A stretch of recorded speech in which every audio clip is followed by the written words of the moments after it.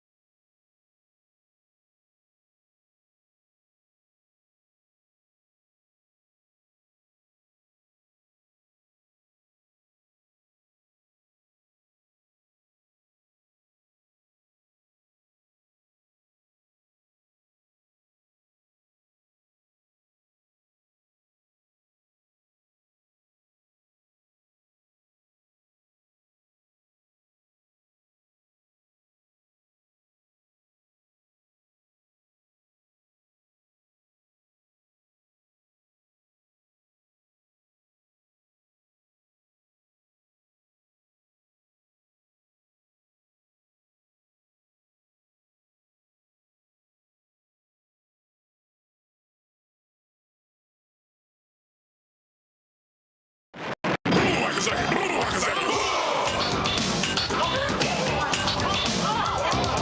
you might pray to God, y'all, but I like Lucifer best of all. Don't keep changing, waiting. Don't keep changing, waiting. Sunday school is a place for fools. It's hot in hell, but the devil's cool. Don't keep changing, waiting. Don't keep changing, waiting.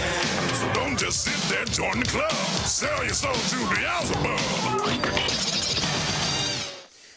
Hello everybody. How is y'all? I hope you are doing fine. I am Count Jackula, your favorite static streamer, here once again on Thursday. Satanically. Really. That's the way it is. So, let's see. What is up in that world today? A lot of fucked up shit, actually. You want to talk about bad news? Let's talk about bad news. But before we talk about bad news, let's talk about good news. Alex Jones has to pay $4 million to the families of the Sandy Hook massacre. Hail Satan. That's a Hail Satan moment. That's pretty good. 4 critically injured after lightning strike near the White House. Why does that happen on Biden's watch? Why doesn't it happen on Trump's watch? One of my biggest...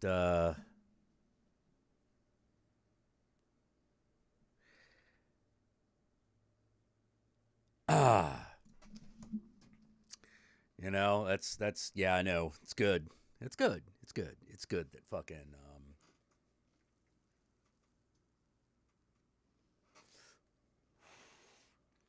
Hell, Satan, Oh, and of course, monkeypox is fucking all over the place. Or, it's not as bad as COVID by a long shot, but, it ain't good. And we had that victory in Kansas. Kansas voted to enshrine Roe into its state constitution, making any anti-abortion, anything in Kansas, in fact, going up against states' rights.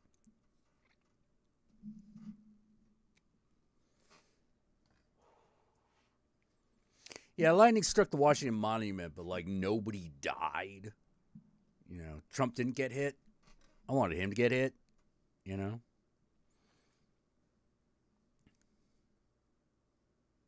Question for you. If you won the Mega Million for $1 billion, would you take the lump sum payment or the monthly payments? I would probably take the monthly payments.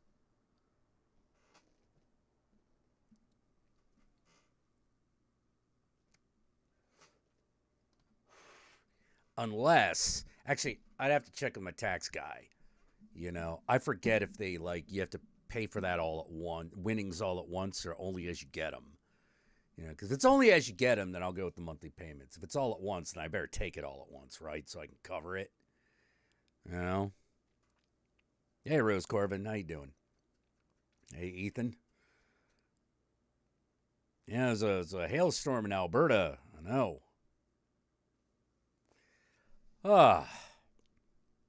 Boy. So, man, let's talk about something in the world of entertainment real quick. So, let's look at that HBO Max.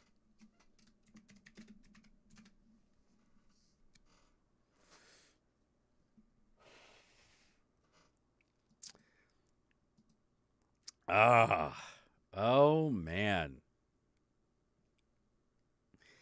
So, for those of you who don't know, HBO Max and Discovery Plus are merging into a single streaming platform next year. That being HBO Discovery, I think,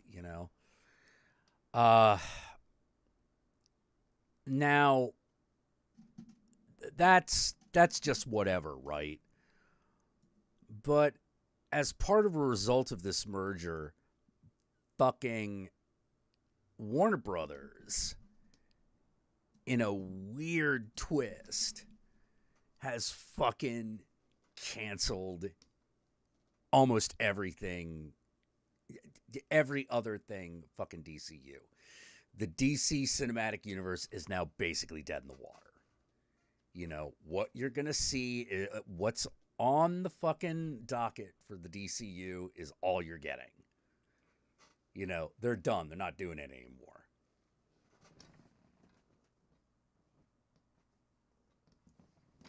They did cancel The Flash, which we kind of all understood why, but they also canceled Batgirl, which is like, huh? You're gonna cancel the one that's got the original Batman in it? What? Blue Beetle was also canceled. Yeah. It's all over. It's all done. They're all done. Is the Harley Quinn show canceled too? Most likely. That one hasn't been fucking confirmed, but it's not looking good. Same thing with the second season of Peacemaker. You know, not officially canceled, but it's not looking good.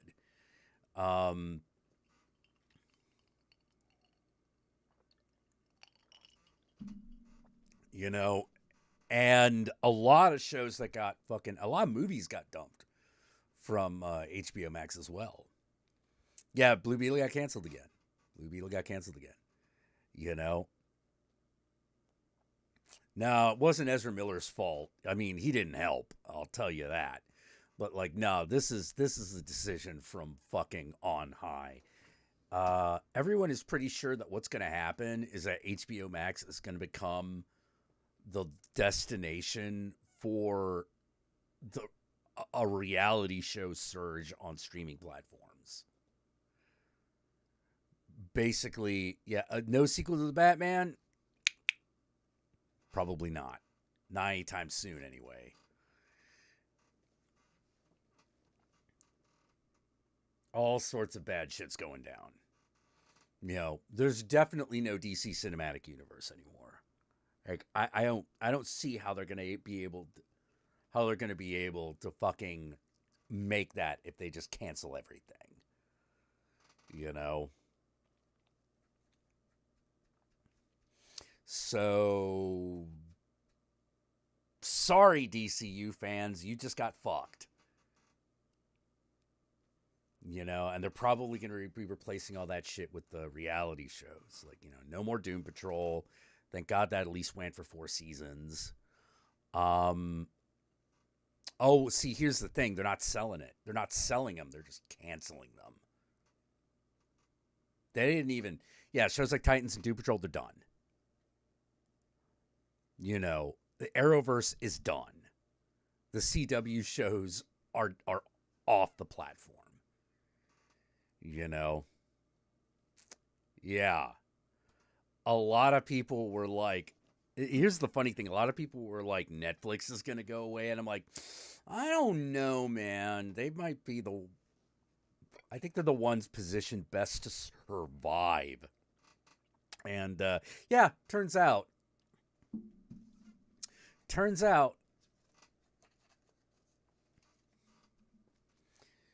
you know, a lot of these attempted streaming platforms are fucking going away because no one knows how to... Because only Netflix apparently knows how to do it. Everyone else is like an idiot.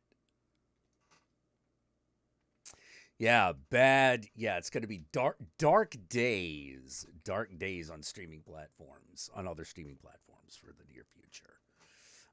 Which is really too bad because, you know, we've gotten a lot of great stuff, but all the great stuff is a lot of the stuff that's getting canceled. And it's like, well, I don't know what to tell you, man. You know, I guess the gold rush is over. You know. Oh, yeah, it's totally cutting off your nose to spite your face. Oh, Stranger Things is still a thing. Yeah. Oh, no, I legit love the Harley Quinn show, but, like, where's it going to go? Amazon and Disney Plus are going to hang out. Like, Disney Plus got Marvel. They're fine. They got Marvel. They got fucking Star Wars. Like, that's the shit that's the shit that's keeping the platform afloat. You know, you would think it would be something like Disney animation, but like they just don't make enough content quickly enough. But don't get me wrong, a lot of those Disney animated movies that they've been putting on the Disney Plus are actually quite good. It's just one of those like, those things take like 5-6 years to make.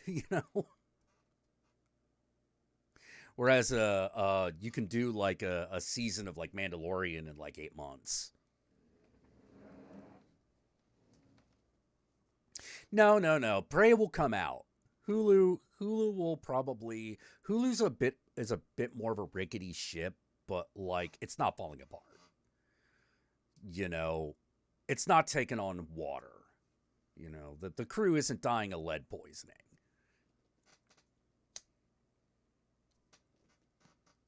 The thing I'm really bummed out about HBO Max is that was the one I was thinking of keeping up until like 2 days ago.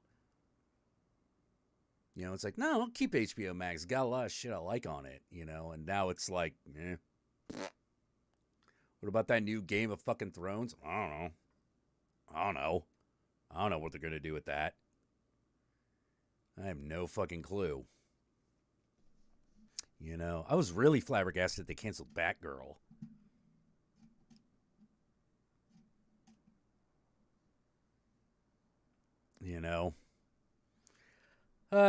Well, I'll be honest. I could kind of see that things were going downhill. Like we had reached the peak because I was seeing a lot more bullshit. I was seeing a lot more crap being put on streaming services. Like even the quality of those like Netflix true crime documentaries has gone downhill. Gotham Knights. I don't think that's them. I don't know. They announced Joker 2 with Lady Gaga.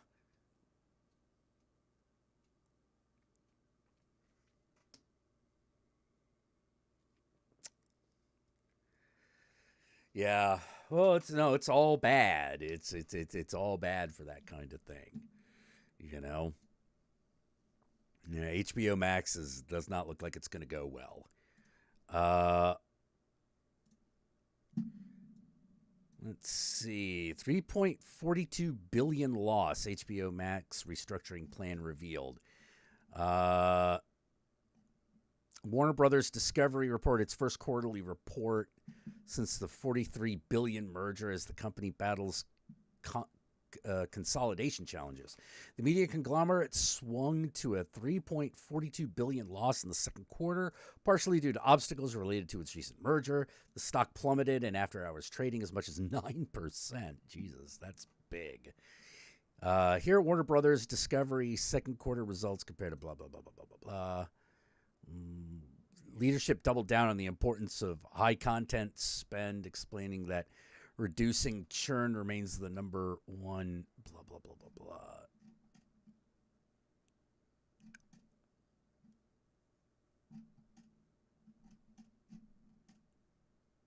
It's really funny because I'm looking at this chart and it's like, oh no, in April, viewership started to go down.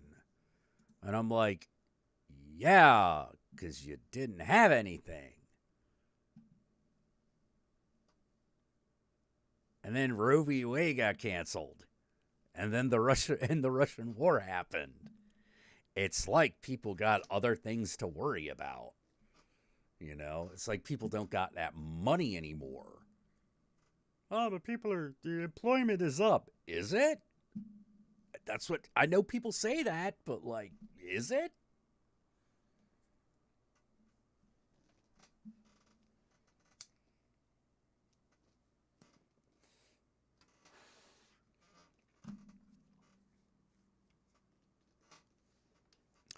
What odds about is that? Oh yeah, you don't know the damn thing about Discovery Plus. Why? Because why would you? That's like it's a platform for people who watch Honey Boo Boo.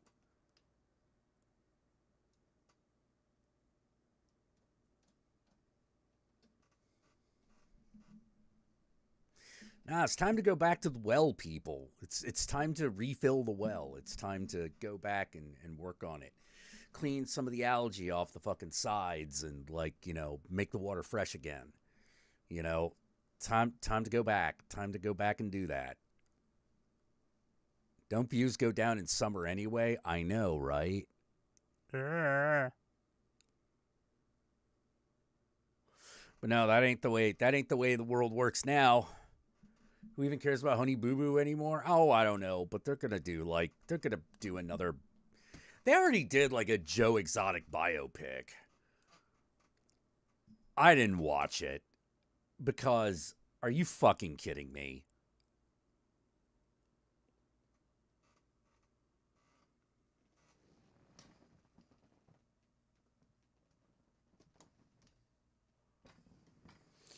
Unless it's Joe Exotic and Carol Baskin fight space cats on the planet Mars, I don't give a fuck. Because that show would rock. I would totally watch that show. You know, fucking have the gods of Mars be Siegfried and Roy, and Roy's just constantly in traction. Or is it Siegfried? One of them. One of them. Uh yeah, TLC used to be a science and education show channel. Yeah, that didn't work so well.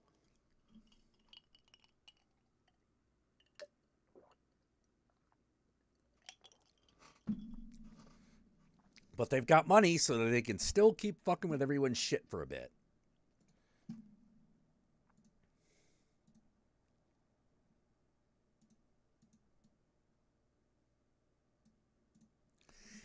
Good news, Shutter doesn't seem to be going anywhere.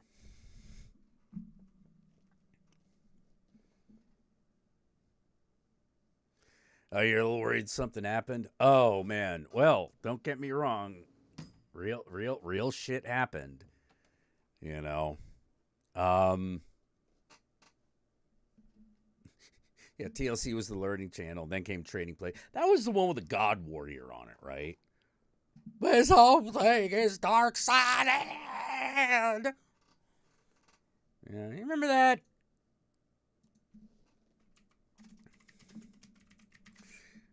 You know, remember that? Remember the God Warrior? Remember that shit?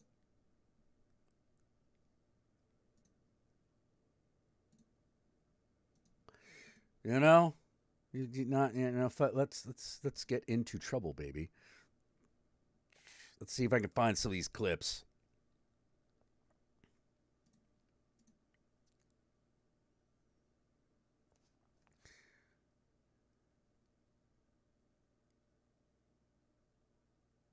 Yeah, and this is her like fucking reuniting with her family. By the way,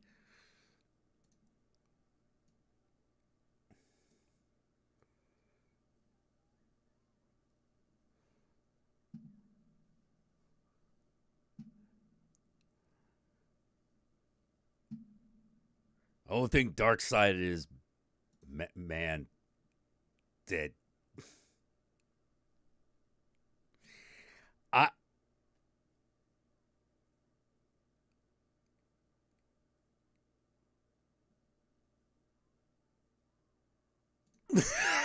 so that bitch. Oh, you can't hear it. You couldn't hear that. You couldn't hear that. Oh shit. Sorry. Hold on. Oh, let's go back. Let's go back. All right. There's.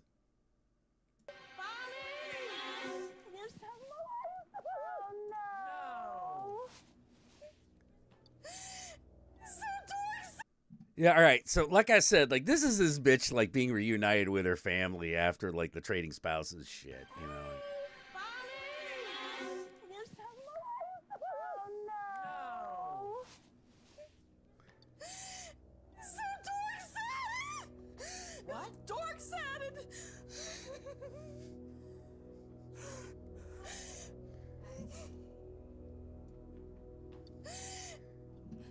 Not of God.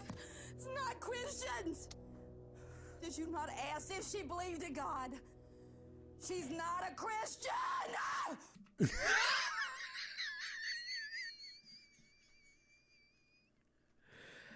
Oh, man. Dork side! You know, you're just like, what the fuck? What the fuck, woman? You know. Bitch! She could be a Jew and believe in It God. doesn't matter. She's tampering in dark-sided stuff. Yes, she did. The entire house is dark-sided. She said her whole house is... She is dark-sided too! Why are you mad at us? This is my house. I want no money. I want nothing. I want my God and I want my family. This is tainted. I don't want it. Whatever it is, it's tainted. Whatever it is, you give it me. I give it up to God. I'm a God warrior. And I don't want someone with tainted anything in beliefs doing anything with my family. So, yeah, the church Karen, everybody, you know. Oh, man, yeah, this thing is infamous. That woman is infamous. Yeah, no, just completely insane. You know, it's just like, no, dude, you got to just shut the fuck, you know, it's a shut the fuck up moment, you know, like, come on. You know, your family's like, hey, how you doing? And this is the first fucking thing you do is you walk in the door.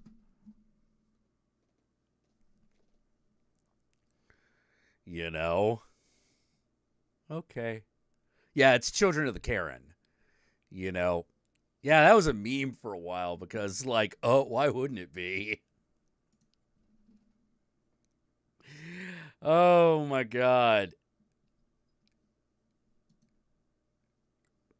Oh, you missed that episode? Oh, dude. Damn. Oh, yeah, her family was totally over it. Like, can I get her for an... I'm not interviewing her. Like, what's that gonna be like? Yeah, we're talking about trading spouses. And, like, yeah, she freaked out. Yeah, basically, the woman was a believer in astrology. That was it. You know, like that was the big dark side thing, you know, because you're like she comes to my house, you'd be like, yeah, okay. You know, it was like animal skulls on the wall, fucking, you know, altar to Satan, you know, like, all right.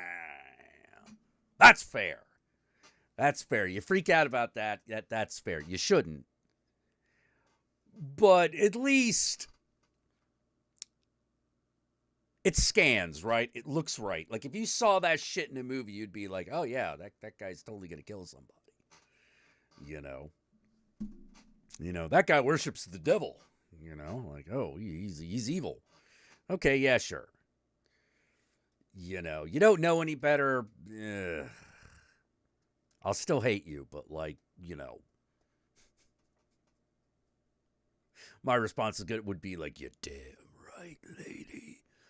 You know, but when you see like the other woman's home, it's just like slightly hippie. And that's it. You're like, that's dark-sided. Little Miss blowing rainbows out of everyone's ass. Oh my God. I wonder if we could actually find...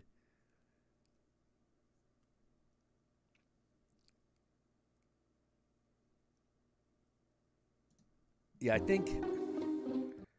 Yeah, let's...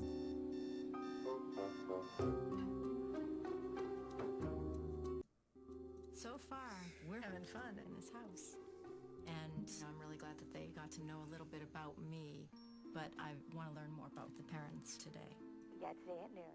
Everybody's pretty excited about this. Yeah, it's gonna be fun. We're going to be having my mother's friends over to the house. They come in probably 2 to 3 times a week.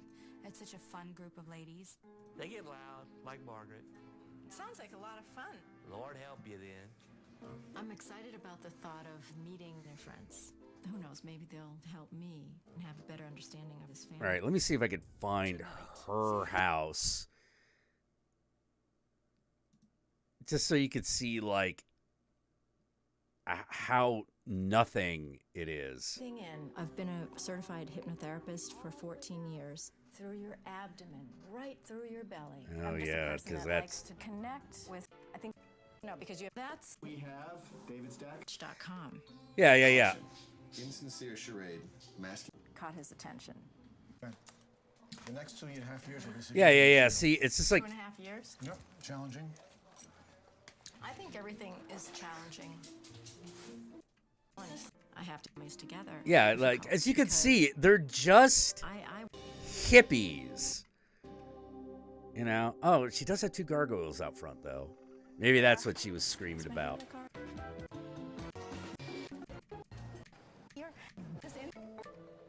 My first new thing. I know they've been. Did it? In the house first, and then we'll come back and get.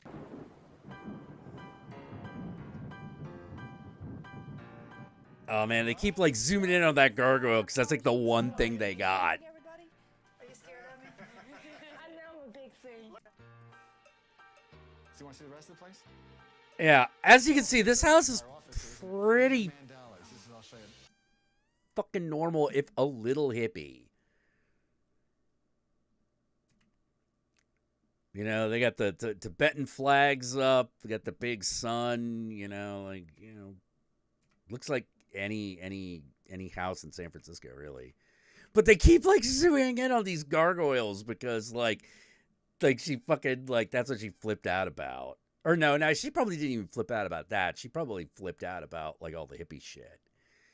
You know, like, because, like, them doing astrology was, like, the big thing with her. Well, yeah, like, gargoyles have been on Christian architecture since, like, Christian architecture existed. Yes, I believe that there is an entire look that we refer to as Gothic that was used to build cathedrals and churches.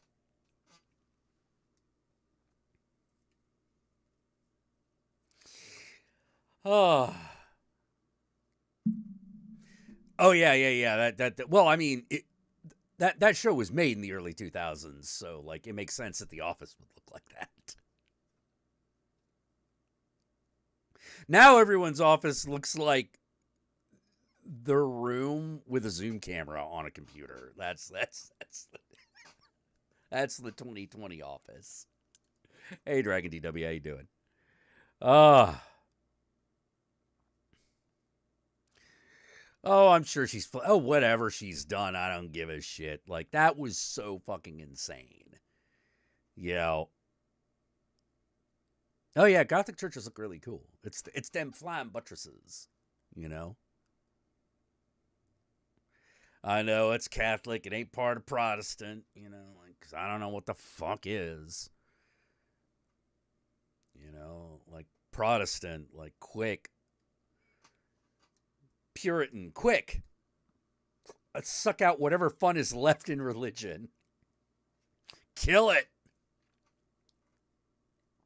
Protestants prefer Baroque.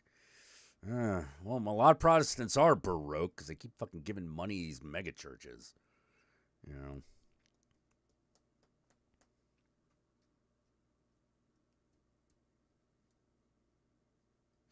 Wait, she's found the gays? Are you serious?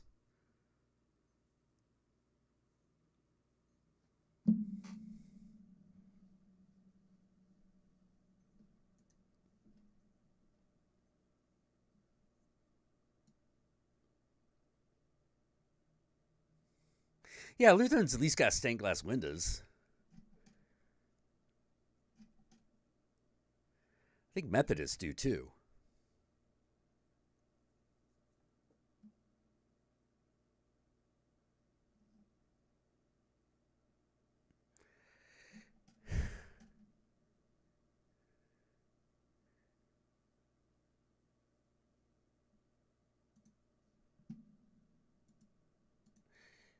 You know, the funny thing is whatever money this woman would have made on the show, you think I would have spent that on replacing my teeth.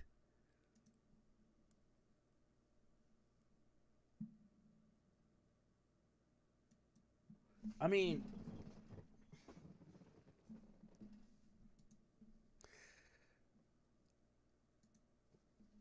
I don't know how much you get for being on a reality show, but like I imagine it's got to be enough to pay for like one fucking dental implant, right?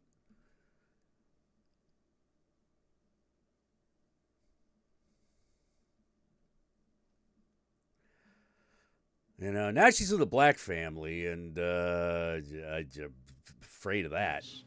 When Abasi says the white folks, it hits a nerve the way he says that to me because I feel Yeah, because, dude. like he's personally attacking me. No shit, he's personally attacking you because you're a fucking bitch. Teeth get in the way of Jesus.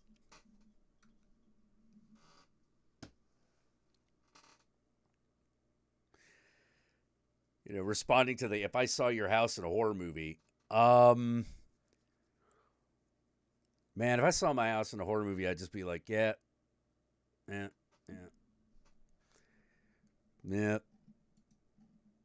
That's about right.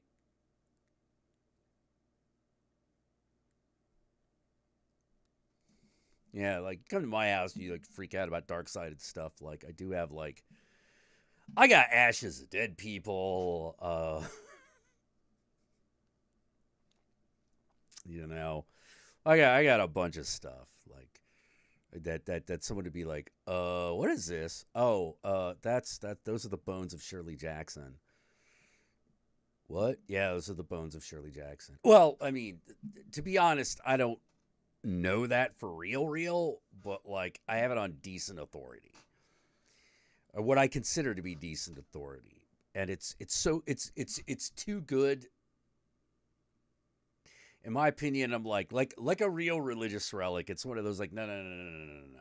I don't care if it's real or not. I'm sticking to the story.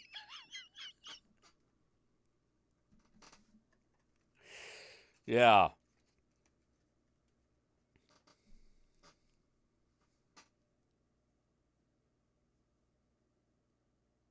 Oh man, what if you were like a slasher in a slasher movie and someone all of a sudden like did a reality show like, oh no, that's the plot of Halloween Resurrected. That sucked. Fuck. I thought I had a good idea there for a minute. You know, like you got like a slasher killer and then just all of a sudden like his house shows up on YouTube and people just keep coming by and bothering him.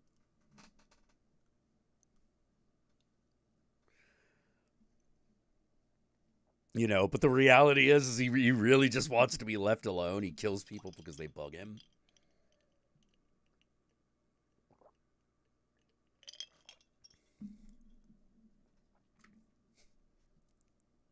You'd watch a mass slasher reality show.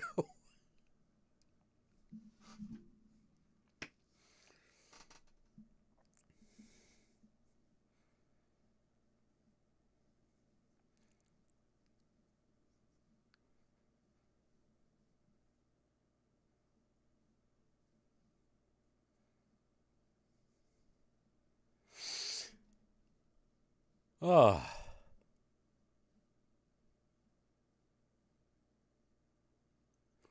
Movie would have been so. Look, I don't know why they put Busta Rhymes up against Michael Myers. Everyone knows if Busta Rhymes is going to fight somebody, it needs to be Jason.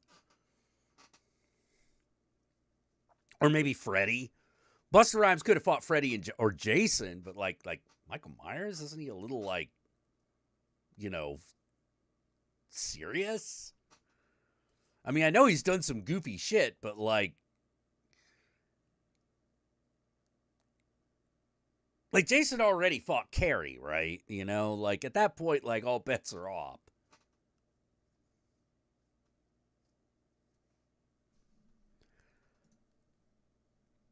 Like that's how I would have seen it.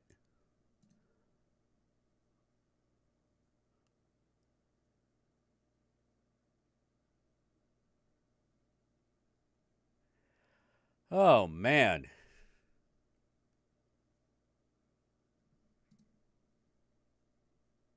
Jason needs to fight a grizzly bear? Oh, dude.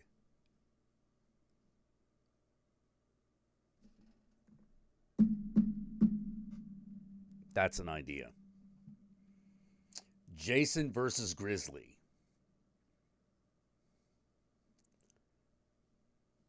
Your nephew has convinced himself he could fight Jason. Please tell me he's like 8 years old.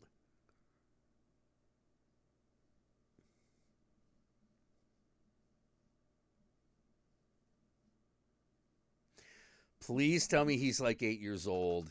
Okay. Actually, better question. How? How is he going to beat Jason? Because here's the thing. It's not like little kid ain't gotten Jason before. He's 10. All right. All right. You know, but like, he sounds like he has a plan. Does he have a plan, or is he just talking shit?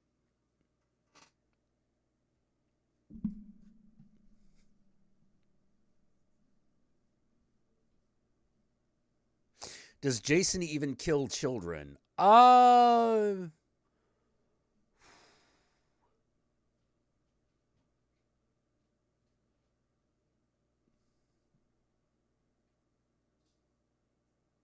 That's actually a good point.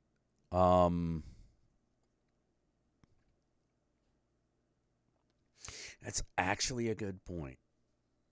Something about being just short enough to be out of stabbing range. Yeah, he came close to killing Corey Feldman, you know, but I don't know if he's... teenagers definitely count, because that's the thing that Jason is most fucking famous for killing. You know, unless we're talking about the age of the actors as opposed to the age of the characters.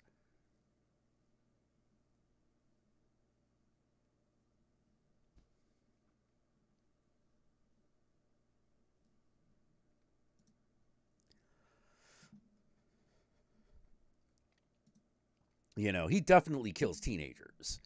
I don't know if he kills, like, little kids, though. Definitely not on the reg. You know? Jason killed an unborn child on Friday the 13th, Part 3. That's true, but I don't know if that counts. You know what I mean? Like, that may count, that may not count, you know? You know, it's one thing when you kill a fetus that's in a woman. You know? It's another thing if you kill, like, a baby that's been born, you know? He's convinced himself he could take Vecna? Oh, boy. Oh, dear. Gonna have to knock that boy down to reality.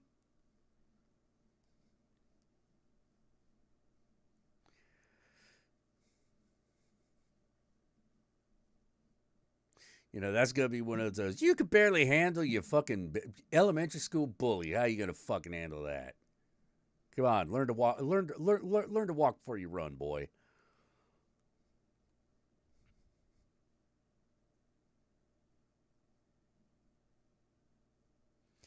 My grandpa is listening to the sound of silence loud enough for me to hear it, and it's weird, helping me stave off a panic attack. Wait, what? He's turning into a little Eddie because of that show? Oh, that's not bad, though. All right, that part's not bad.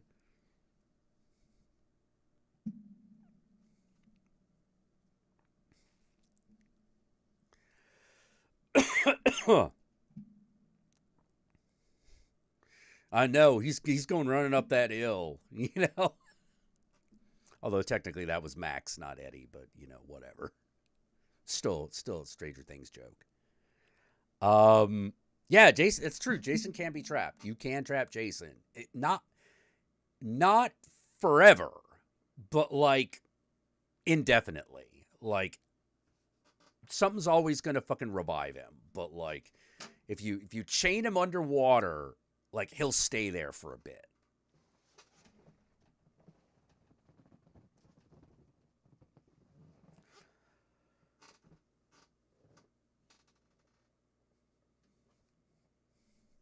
Yeah, they can't even kill Jason when he's in space, man.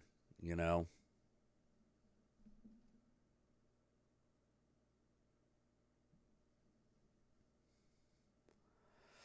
Got him a D&D set so he could leave you alone, go play with his friends.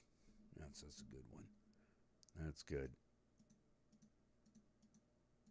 So, Super Anime Girl, how you doing? Do you want to come in and chat, or are you just like, no, not tonight?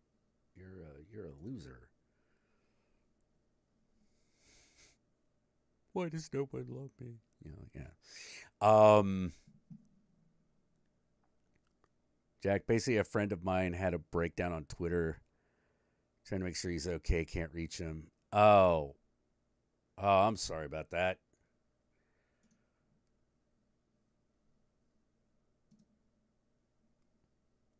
I'm sorry about that. Always bad when a friend is doing badly. Although sometimes, not always, but every once in a while. Actually, it's more like this. In any group of friends, I don't know if it's like this anymore. But it used to be that every big enough group of people, like extended group of people, had that one person that all they were was a drama queen. It wasn't a cry for help. It wasn't it was just a cry for attention. There's a big difference between a cry for help and a cry for attention.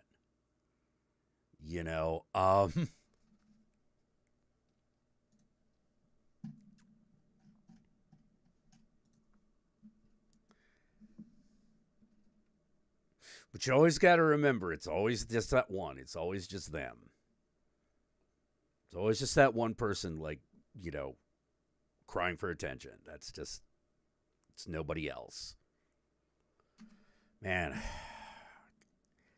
The thing is, I don't know if any, like, extended friend group could survive having two of those. I think people would just go away. Hey, free to come on whenever? All right, setting up the...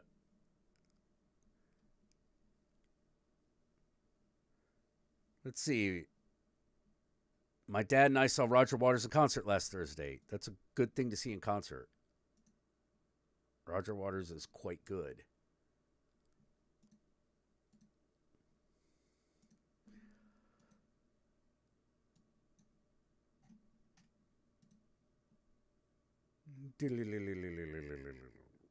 Ah, there she is.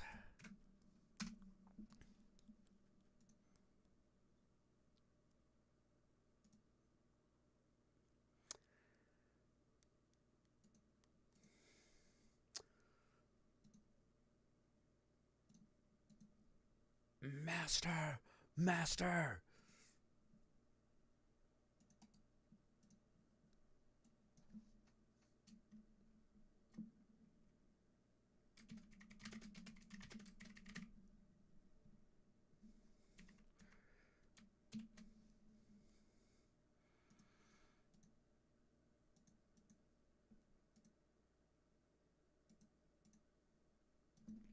Da-da-da. All right, it's all sent off.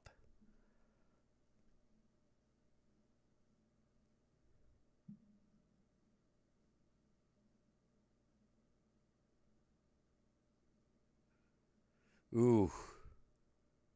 I sent you a stream link. Oops. Hold on. That is not what I intended to do. Participants. Let's try that one.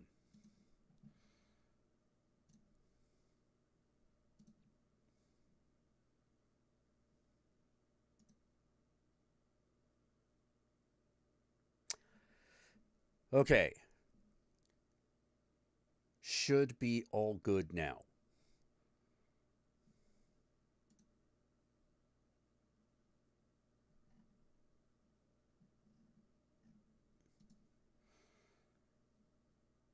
God damn it. Now I got Master of Puppets running in my head.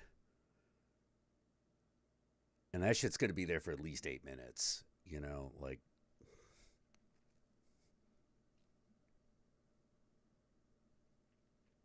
Well, it could have been worse. It could have been 1.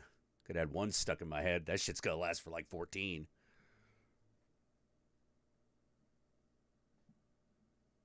Oh, shit. There it goes. Great. Now I got 1 stuck in my head again.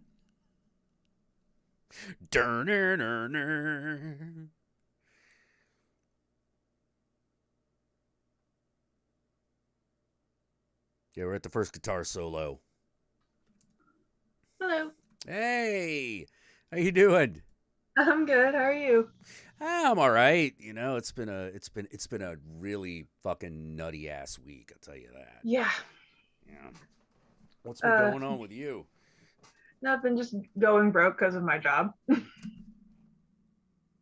Wait, what? I work at a makeup store. I can't specifically say which one. Oh, okay. So you like a Mac or a Sephora or a store that Betty's Discount Beauty Supplies or something. You know. Yeah, I get a 25% discount, and I've spent $200 this week. Oh, dude. We have a bunch of new stuff because fall's coming out, and I was just like, oh, I really want this one palette. It's really pretty, and I don't spend any money on myself. It's fine. It's fine. It's fine. Oh, you know, I felt guilty because I spent like $40 at the grocery store today. Yeah, like basically it was one of those. I was. We have a fancy schmancy foundation that one of the girls, that's like her job is to sell it. Mm-hmm. It's $70, but I got it for $40 because of my discount. Well, that's it's the only reason I bought it. I was just like, yeah, this is cheaper if I used my employee discount, so it's fine. It's really good foundation. Oh my god. Okay, so it's not the most expensive one we have. That's the thing. I splurged and got myself Swiss cheese from the deli. Oh shit, the deli. Living fucking high on the hog, man. Let me tell you. And I'm getting a new tattoo next month, so. I know. My whole life has been fucking stuck since like just before the outbreak. Yeah. Yeah, trying to move forward. And I'm going in. Yeah, it's like got to move forward, but at the same time, it's like I gave myself the pep talk. I was like, yeah, we're gonna be moving forward. We're gonna be doing stuff. Blah blah blah blah blah. And then tragedy struck. Which was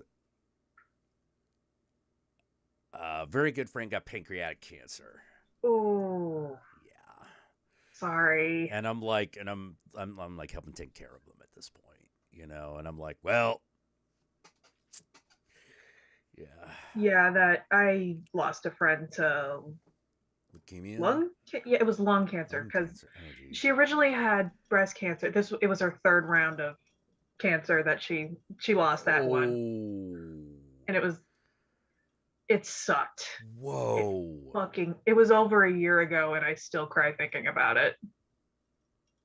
Because she was such a good fucking person. Like, if she was a shitty person, it's one thing, but it's like, she was. Yeah. She had her problems. We all do, but like, overall, she was the only person that. She was my boss, and she was the only one keeping us all from killing each other. Oh. Mm-hmm. Yeah. And it sucks because you can't really do anything. There's only so much you can do. There's nothing. It's one of those like your whole everything is like geared up like, oh my god, I gotta do something. I gotta save this person's life, but you're like, and do what? How? Yeah, exactly. You know, what am I gonna be able to do?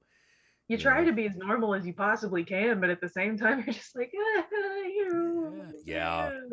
So yeah, I was doing grocery shopping for them today, and it was one of those. Like he's significantly better off financially than I am, and so he's like, all right, go to one of the slightly fancier.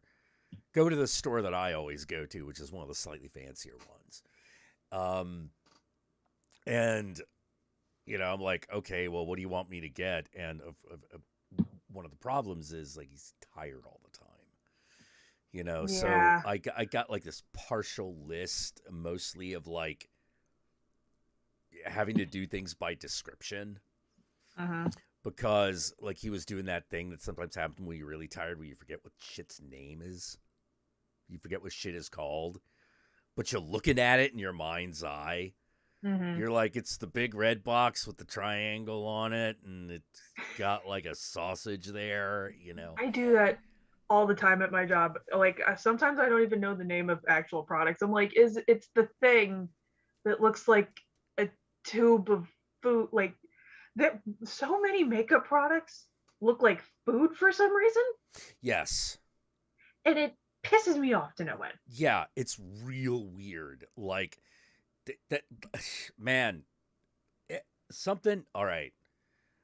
I don't know if this is something that everyone in this stream has done, but every ghetto kid has had that really unfortunate encounter with cocoa butter. Yeah. I grew up poor. Because you just like butter, right? You know? In your brain, you're like, maybe it's like a Nutella-like substance. Yeah. And you're like, huh, it spreads, right? They go, ugh. I put it on toast as a kid because I had just learned how to use the toaster. Put it on there. My mom looked at me like, you fucking idiot. Yeah. Yeah, and you're like, it said butter. I'm 4, you know, like. And my nephew did that when he was about that age. It's like the cycle continues. Oh my God, yeah. I love that kid, but Jesus Christ, sometimes he talks and I'm like, you're so fucking stupid. I love him so much, but he's just like, I could fight Jason. It's like, how? How could you, How sweetie? are you going to fight Jason? He's like, I'm short. He won't see me coming. It's true. He never really technically looks down. I mean, maybe, but like, you're still only a 10-year-old. Like, how are you gonna like, I guess, like, if it had been something like, oh, I'm running up a tree or something, because we don't know that Jason can climb. You know, I'd have been like, that's good thinking. That's good thinking. I love this kid. Or I'm gonna jump in the pool because he's afraid of water.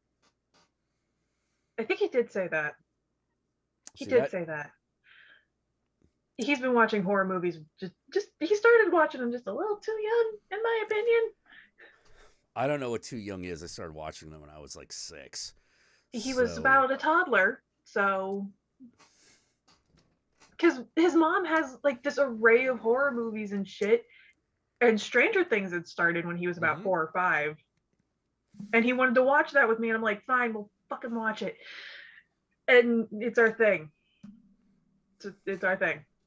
So I bought him a D&D set. Yeah. Oh, see, that's probably why he's like thinking of how to kill monsters at this point. He got him D&D. He thinks he can fight everybody because he thinks he's so smart, and he's thought about it before. Like, he's the first one to ever think these ideas, and it's just like, you're adorable. I have to make him a hellfire. It's like, oh my God, one of the things. Here's something you don't see a lot of in white people world. It's very uncommon. It's not that common in Asian people world either, to be totally fair. But is a dad teaching his kid how to fight, and not like abusive. You know, not like being abusive, but like literally, you know, teaching them how to fight. Jason's kind of taken that role. It's like the best way he described it, actually. My nephew, this is like, I'm Dustin, he's Steve. That's great. Wow. He when I say he's obsessed with that show, he's obsessed with it. And every time he gets like this weird fascination with analog tech because he was born in 2012. He doesn't know that world. Yeah. Because like the thing that's different about analog tech and digital tech is you can see analog tech work. He loves it. You know, yeah. Your brain can put it together. You know, you're like, okay, if a wire goes from there to there, that means those two things are connected.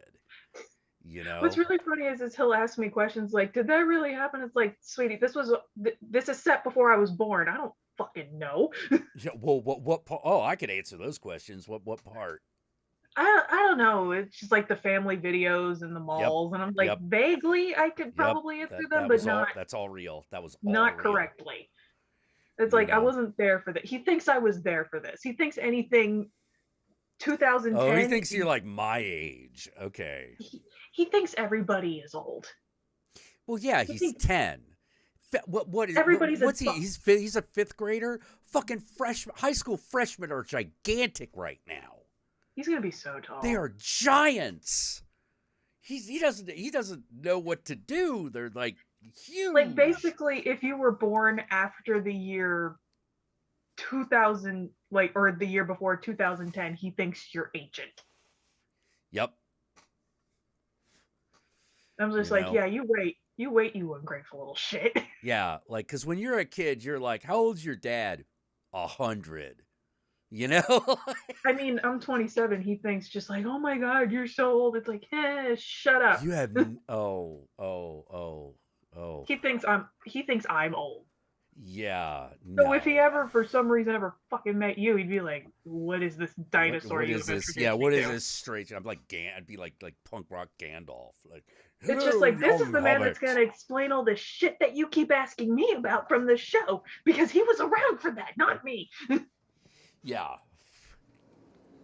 Yeah, but like the mall, the whole culture around the mall, 100% accurate. Like I can vaguely answer that, but only in like a 2000s sense, not a 80s. Yeah, sense like well past the peak. Like to the 2000s is when it like was going into its decline. Like mall culture still existed, at least in my area. Yeah, but it was dying. Yeah, but it's like you could it's like see a the start of it few dying. dozen. It's like a few dozen kids, as opposed to wow, everyone from school is here. No, it would.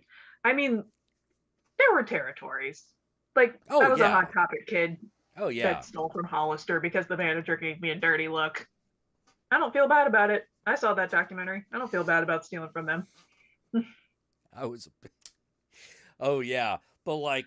But like, if let me put it this way: back in the day, that was a lot closer to gang territory. Like now, granted, it's like suburban white kid gangs, but still. But if you were in Hot Topic wearing Aeropostale, it's like, what the fuck? Oh no, can't do that.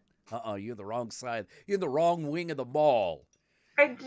You know, like we you know, the Hot Topic kids and the Spencer's kids kind of get along vaguely, you know, like they tolerate each other, but like the Zoomies kids are too busy getting high somewhere. Yeah, so no one's worried about that shit. You're Abercrombie and Fitch, you come near the fucking Hot Topic, nah, forget it, man, fuck you, you know, vice versa. Yeah. Vice versa. They did not like me being in there.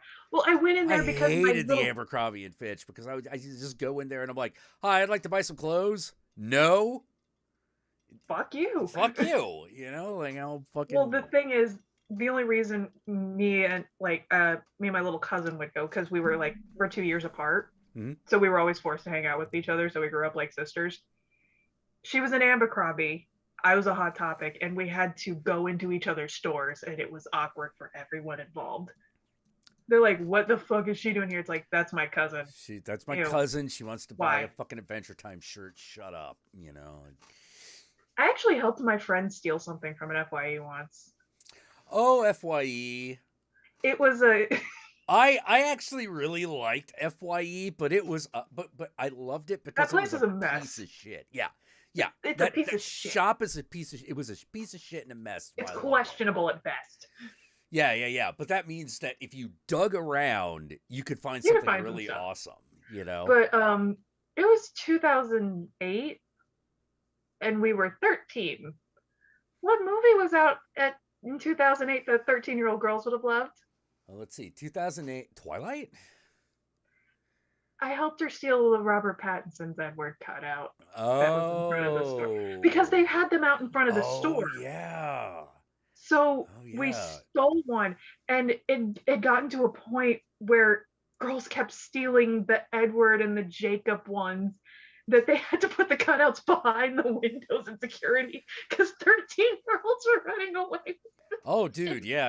I did that. We did that shit all the time. Where it's just She sort still of like, has it. we got it. It's like, whoa, it's a cutout of fucking Sports Illustrated model Kathy Ireland or something.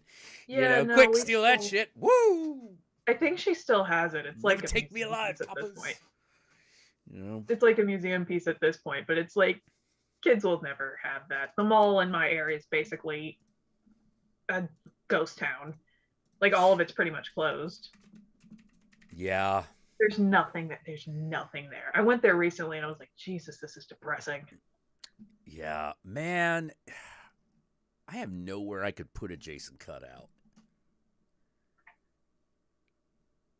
I don't even know where she keeps that thing. I think she put a Batman mask on it when that movie came out. Yeah, like I had a friend who stole like a fucking window display from I think a Tower Records, and it was of 9-inch. It was 9-inch nails, and it was like great. Burn. I think Burn had just come out.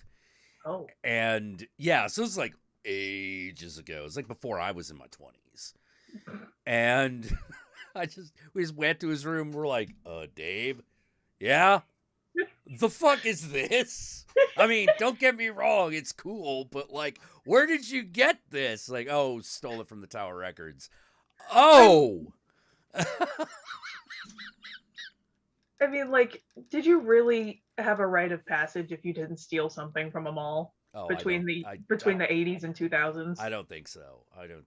Like, I think you had, I feel like yeah, people my age, petty theft is like a kind of rite of passage.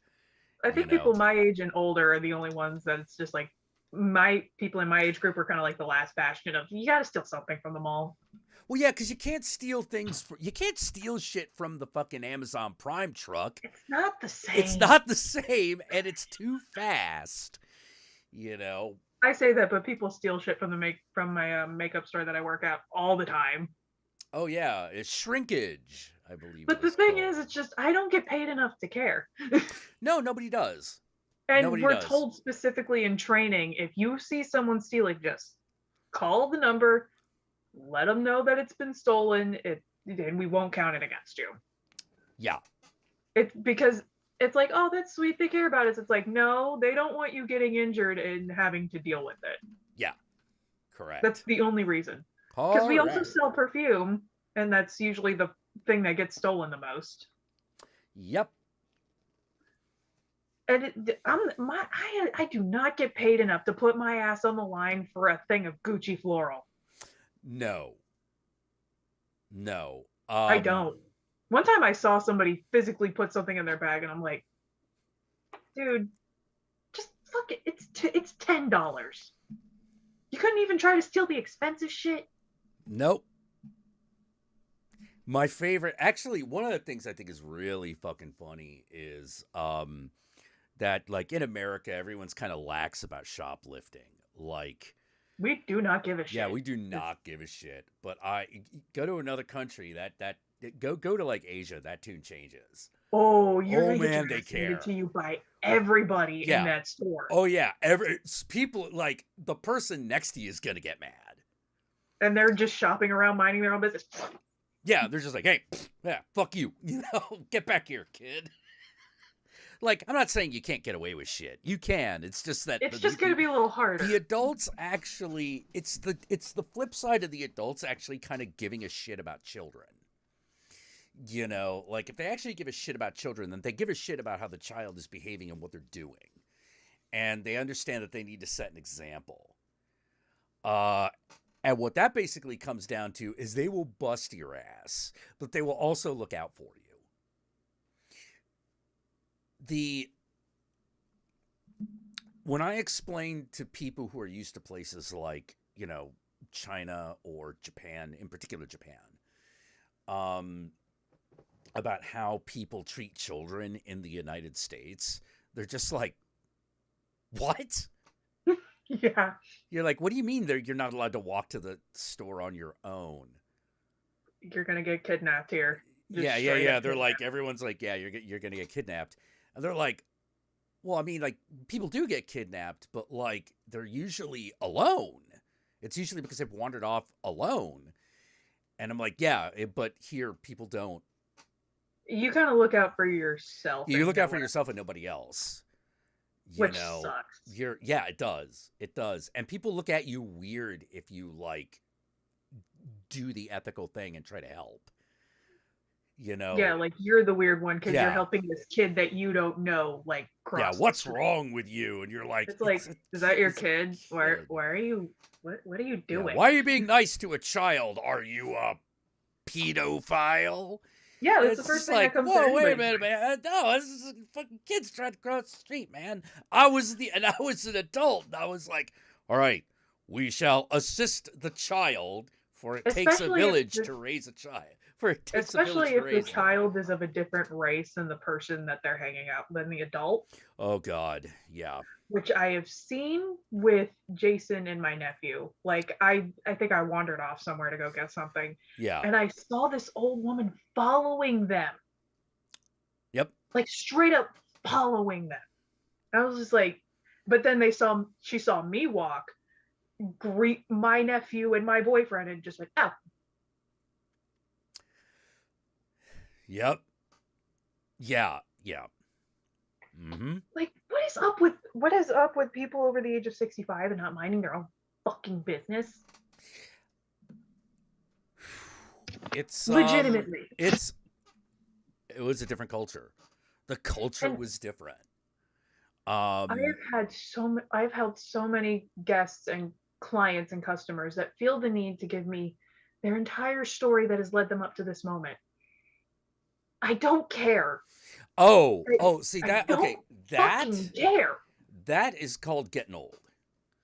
That's called Holy getting shit, old. I don't care. I will tell you why it happens. Now, this is a thing you got to watch out for, and in fact, you're getting to the age where you're gonna need to start looking out for it. Which is, you're gonna start realizing that after a certain age, the world is not set up for you to meet people.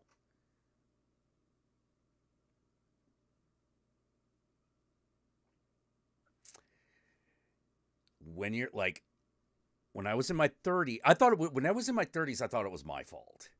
Because I was like, I'm not really meeting a lot of people anymore. I'm not meeting new people. You know, it's like I have a shrinking friends group. Whereas in the 20s, it fluctuated. Yeah. You know, it's like, yeah, sometimes there's a little more, sometimes there's a little less, sometimes there's a lot less, sometimes there's a lot more, you know, but you reach like mid 30s and then all of a sudden you realize, wait a minute, there's nowhere for me to go. I have nowhere to be. Like for real, like you have nowhere to just be that isn't your house or where you're paying rent. And that fucks with you. That fucks with you, with your ability to socialize with people. Because you can get so starved for socialization, even if you are a massive introvert. You can get so starved for it that you start doing that shit and just telling people your fucking life story just so that you're talking to somebody. I don't get paid enough to care. No, you don't. Like, you don't. Shit. And the thing is you're not, no one's supposed to be, there's supposed to be a place where like the people just gather and just chill out.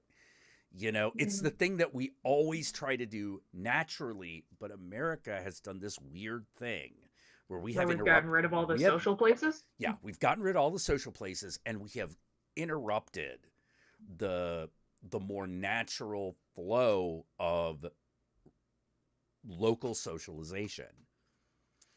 And so we need it, and so we start doing it in places where maybe we shouldn't be doing it. Like a retail store. Yeah. Like where a retail store. Or my favorite fucking Sunday in line at the donut shop. Fucking dude. Hey, could y'all stop like just fucking chatting like right outside my window? It's annoying. You know, Yeah. like, and you were, and I can't socialize with you. You're all fucking coming back from church. I hate church people. It's church people and people looking to make trendy Instagram posts. And I'm just like, oh my fucking God. It's like, I just want a donut, man. Yeah. Would you stop trying to small talk? You're not doing anything for me. You're not leaving party flyers in their window that I can use and go like, oh, hey, I guess something's happening on 15th Street. You know, like, I'm not benefiting from this. You're just in my way. Like, please stop trying to small talk the 17-year-old getting paid $9.50 an hour to be here. Oh, dude, stop trying to small talk each other. It's irritating. You know, God help, it's somebody that they haven't talked to in like 2-3 years, and you're just like, oh. 2-3 years. Try like any amount of time. Like, especially the worst. The worst is when you have two groups of parents that have met each other in a line outside. Forget it. You're fucked. Kids hate it. Those kids hate it. Yeah. Everyone's fucked. Everyone's miserable. The kids are miserable. Yeah. And I'm People like, next to them are miserable. I freak out because I'm like, why is there no place for people to just hang out? There seem to be all these places.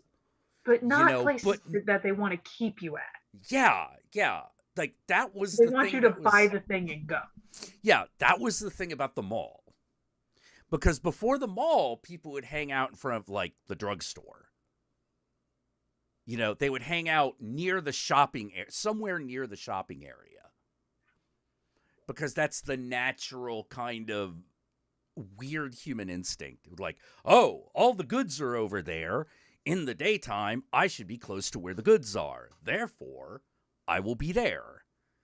Naturally. You know? Yeah, it's you know, pretty reasonable. It's how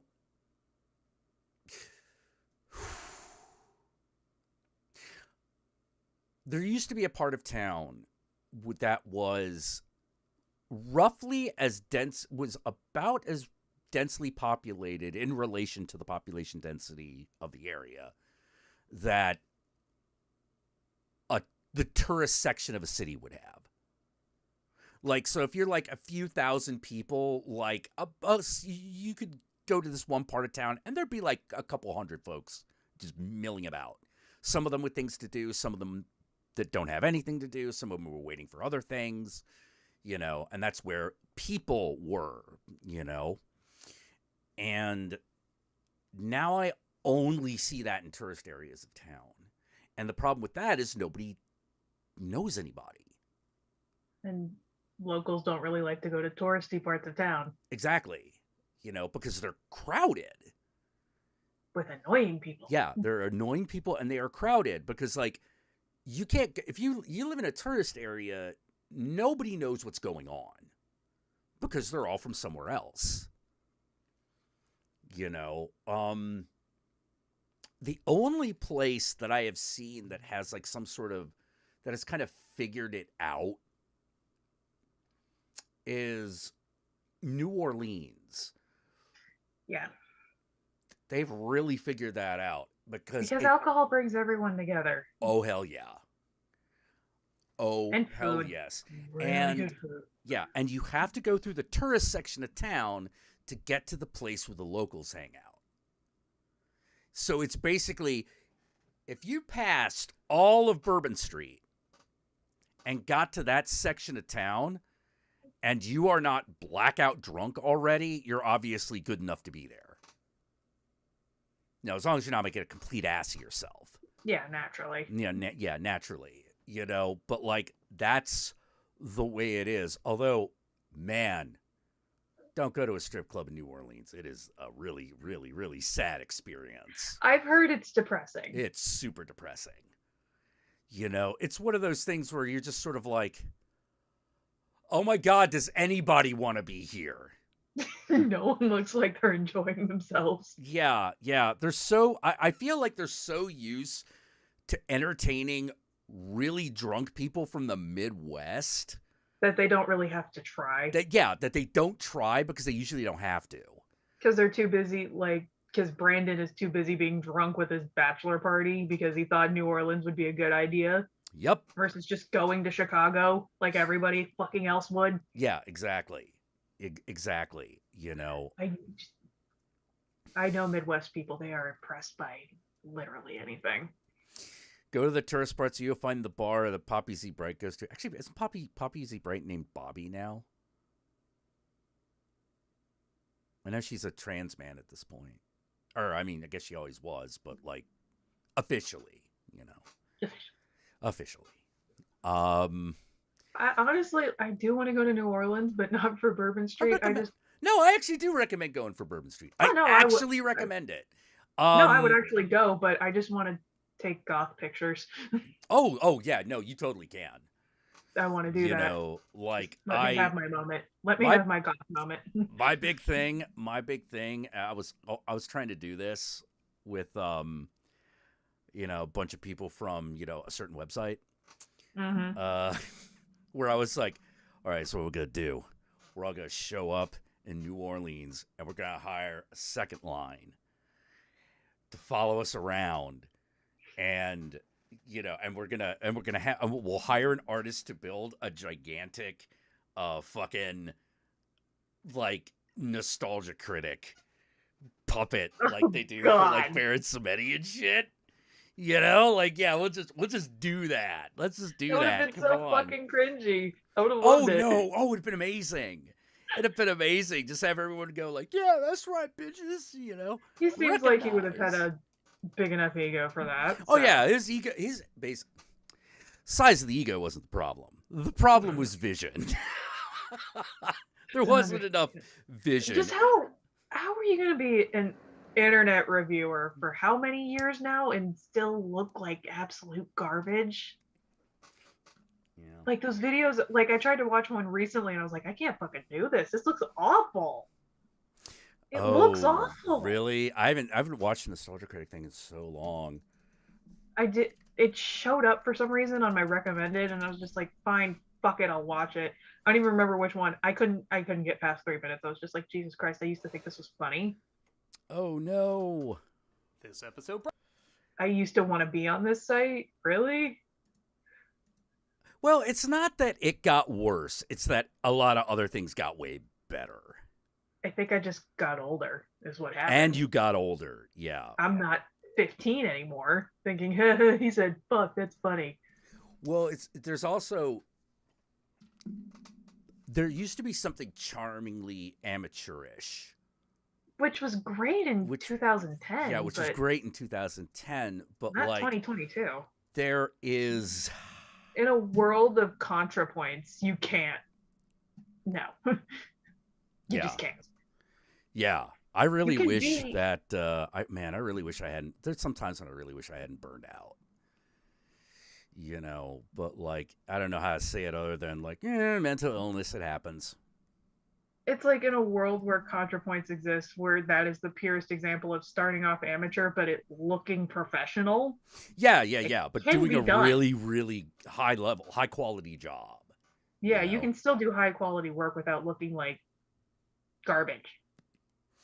Yeah. The problem is, it's like you have all this money, you have people that you pay to do this, and it's not good. Well, yeah, there was a point at which Epic Rap Battles was working with about as many resources as like Channel Awesome. Mm-hmm. But they managed to increase production quality and frequency. You know,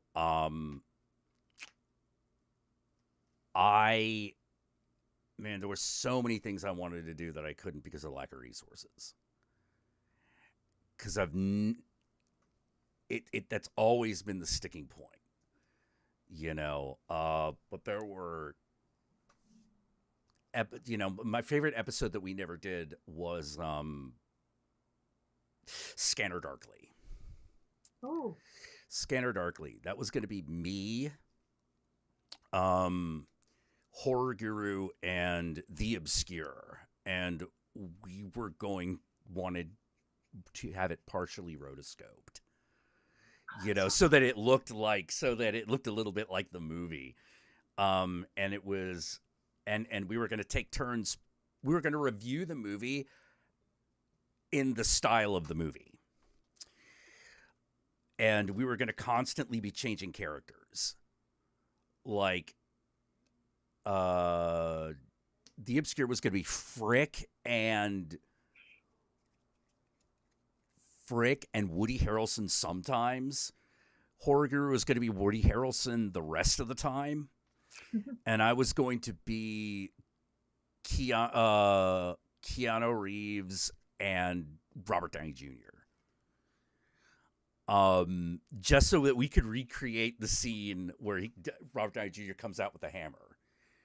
You know? It's like, what you got that hammer for, buddy? Oh, you know, just brought out, took it with me. You know, thought, pick it up. For me, it was just editing. I fucking hate editing so much. I actually really like editing.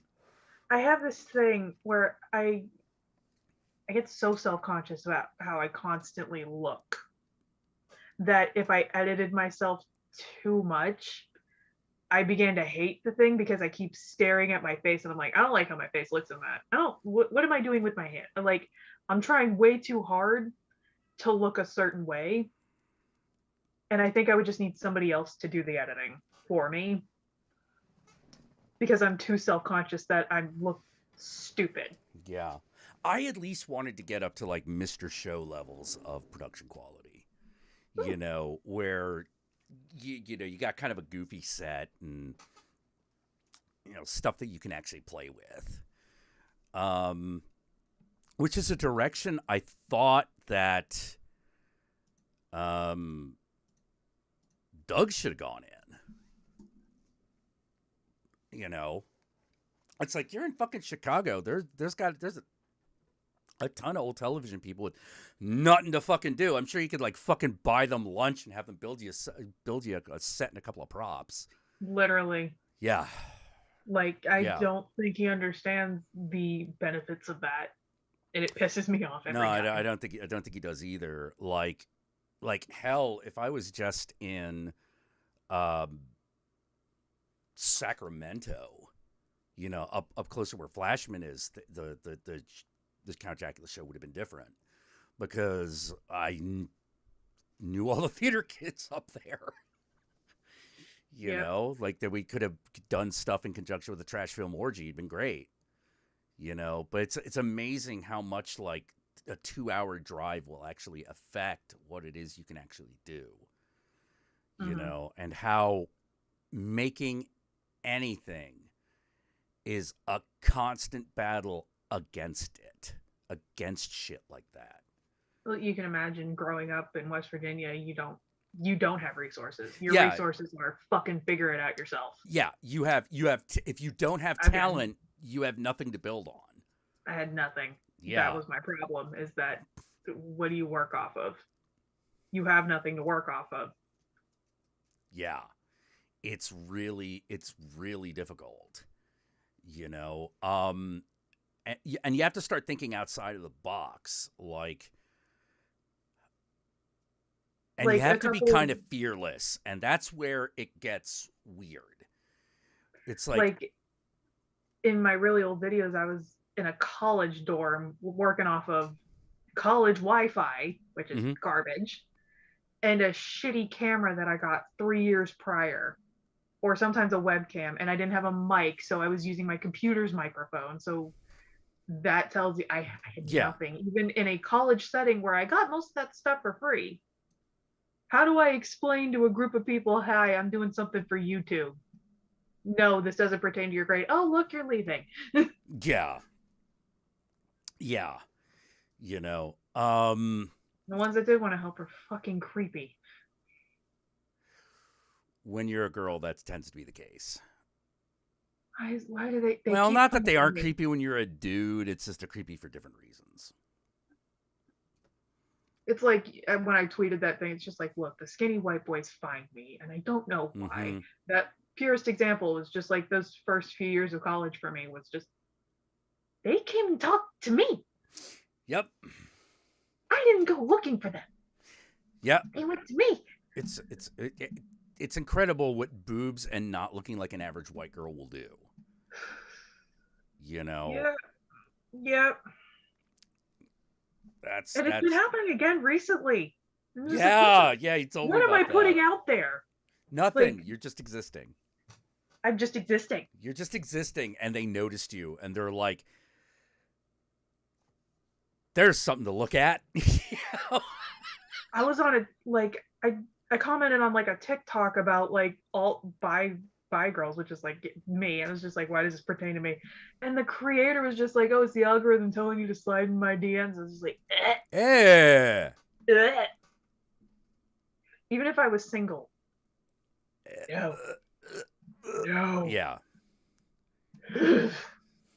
It's like, I wanted to comment, has this worked for you? Has this actually worked?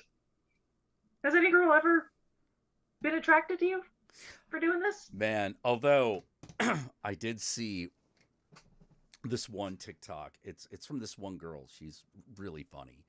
She does a whole bunch of them, and usually she does she plays her own mom. And let me see if I can find it. Let's see. TikTok Hunter Karen. No, I don't think. I'm so fucking. God, I can't remember her goddamn name. But, you know what kills me about that TikTok? It was about all bi girls finding boyfriends with golden retriever energy, and it's like, yeah, no, that's me and Jason. Oh, yeah. Which I didn't know was a thing until we got together. Like that archetype of. Oh no. If you're a really sarcastic, like somewhat gothy chick who's into boys, you'll find like the golden retriever golden boy retriever with ADHD. Boy. Yeah. That's what I didn't realize how much of a fucking cliche we were until. Oh yeah, no, that's a thing. That's positive and negative polarities pulling at each other like magnets. Because I always just look like I'm gonna stomp someone's face in, and he's just sitting around like, I like video games. I like her.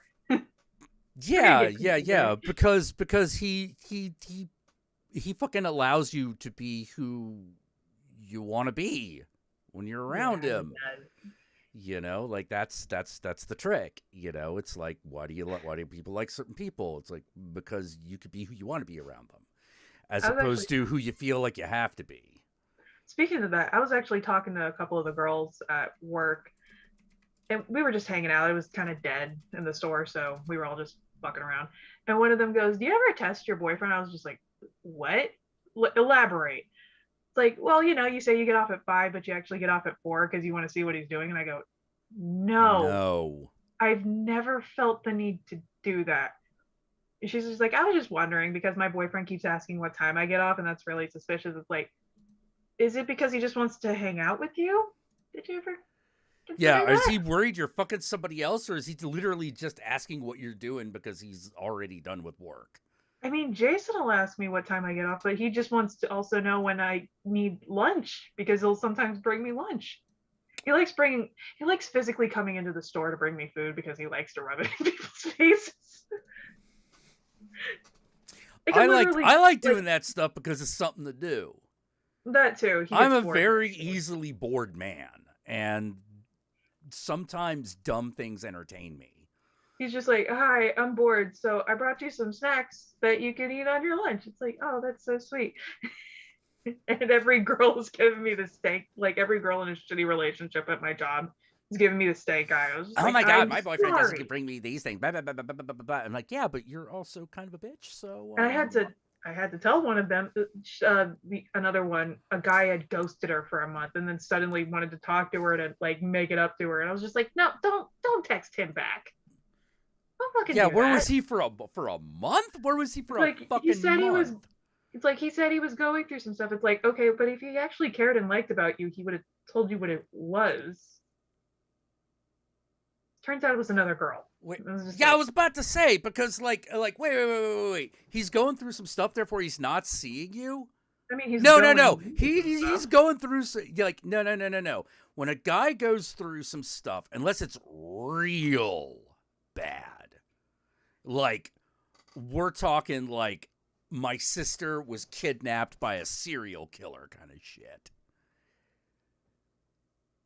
they're going to want to get away and have sex that they could feel guilty about because there's this horrible thing happening later.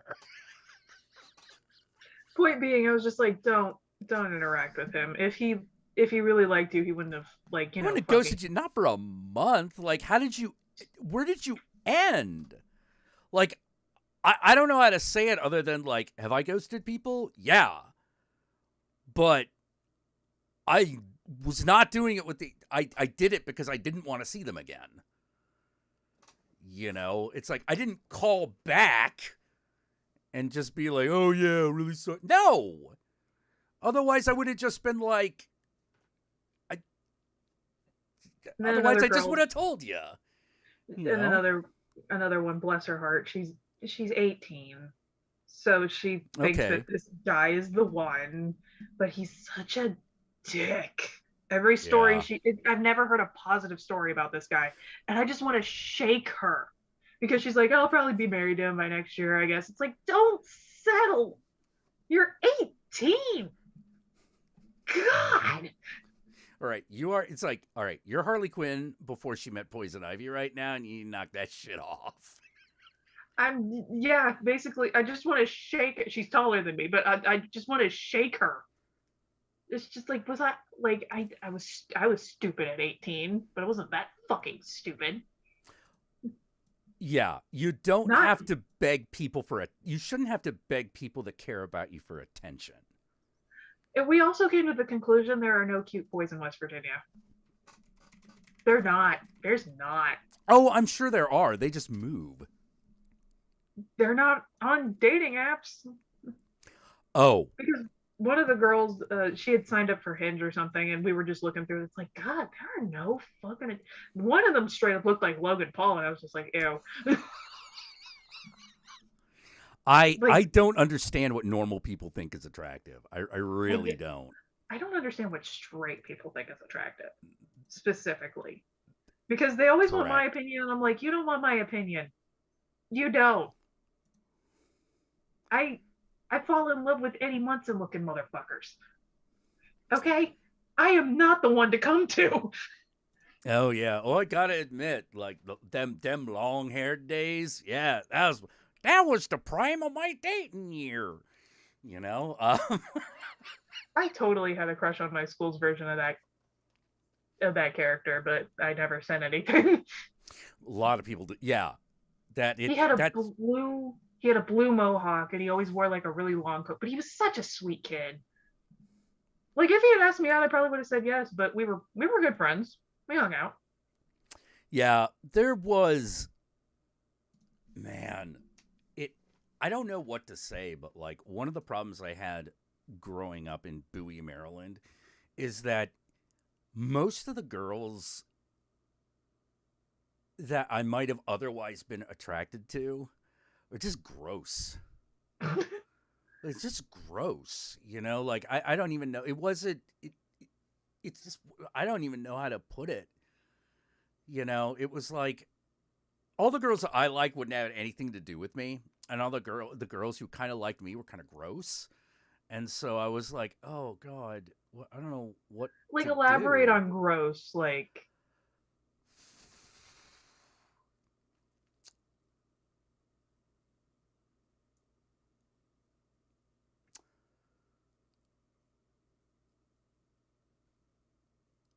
Yeah, trying to find it. I wish I just had pictures. That you'd get it if you saw it, but it's really hard to describe. Actually, pictures might not do it either, but video would. Video would do it. There was something really.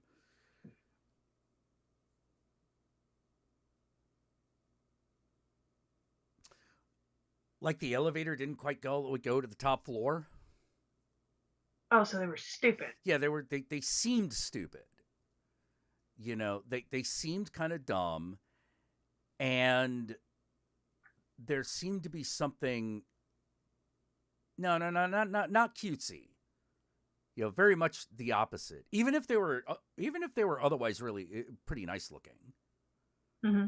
You know, you'd be around them, and all of a sudden you'd be like, I feel like I need to take a shower, and I don't know why. You know, like I feel grungy. You know, I don't know what it was.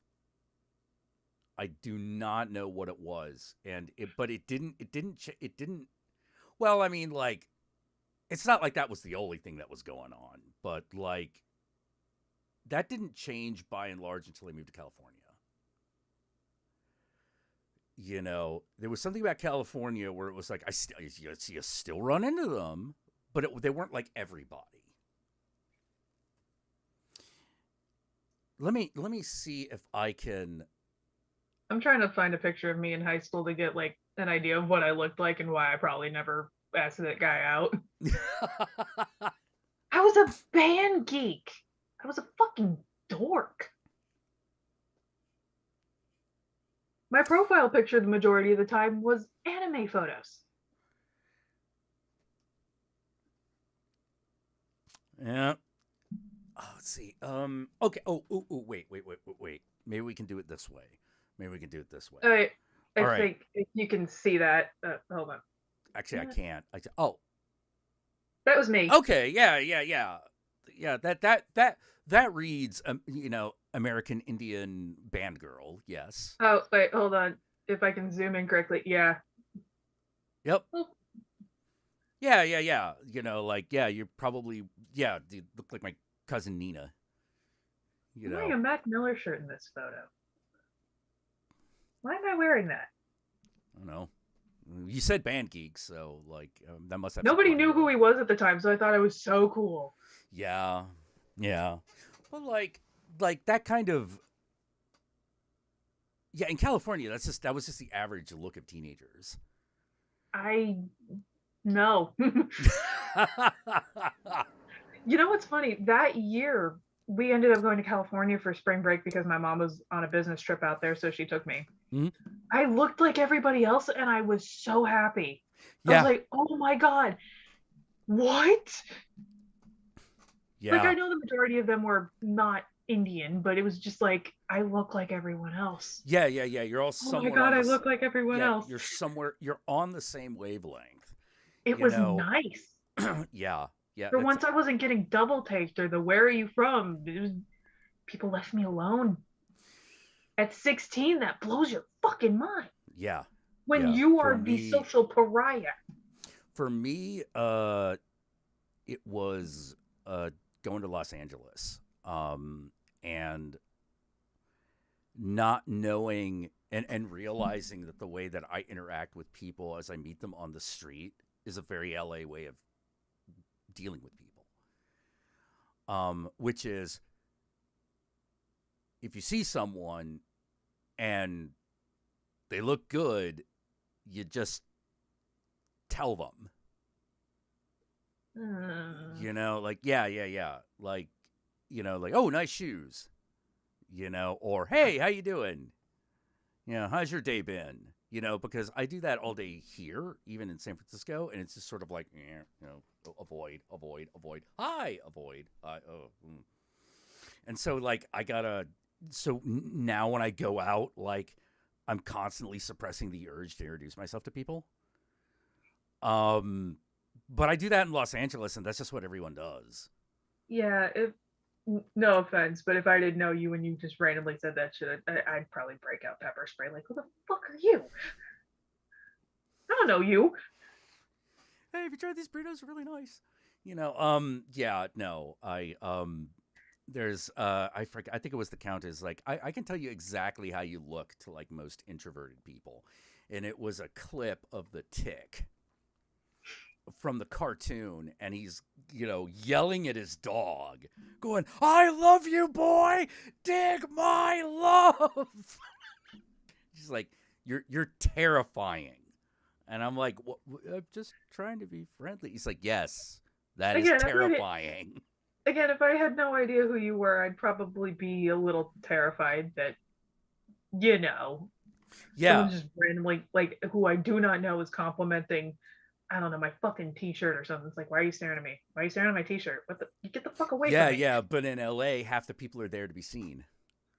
That's why it's why they wear shit. It's just so people That see actually happened to me a while ago. It was my day off and I was just shopping around. I'm in my Hellfire Club shirt that I just got. Yeah. Love it, by the way. Like a pair of ripped jeans. I bought some high tops recently, which is the first time I've done that since like fucking high school. Love them. Yeah. And I was like, I look good. I look good. And then some creepy 60-year-old man told me to smile. Ruined my day.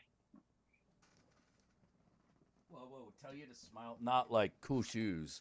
Well, I mean, if you're 60, you're not going to say that, but like 60-year-old white dude in West Virginia, I doubt it. West Virginia, yeah, like he was just like, you should smile. Like he was like, oh, not even like, I love that show, I got a bunch of people say it's like, oh, that's really cool. I love that show. I didn't hate those. I was like, yeah, I got it. Yeah. That's like regular shit, Yeah. But then like the smile thing just completely took the wind out of myself. Like, well, there goes my fucking day. I just wanted to get a coffee. At that point, there's like yeah, fuck you, Like I just got my eyebrows waxed, and I was like, I'm gonna get a coffee. Oh my god, let's see how. And just like ruined my day, man. Yeah, I can see that. Oh, did they actually? No, it's a toddler. Fuck. I got the shirt with the black sleeves. You got the shirt with the black sleeves? Mm-hmm. Let's see. I have it. I can show you. Hold on. All right. I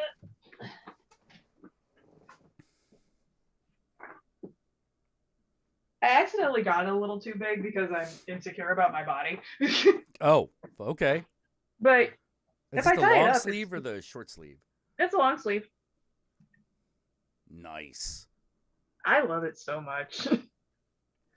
Yeah, I kind of want to. Yeah, I should probably get one and just be a spectacle.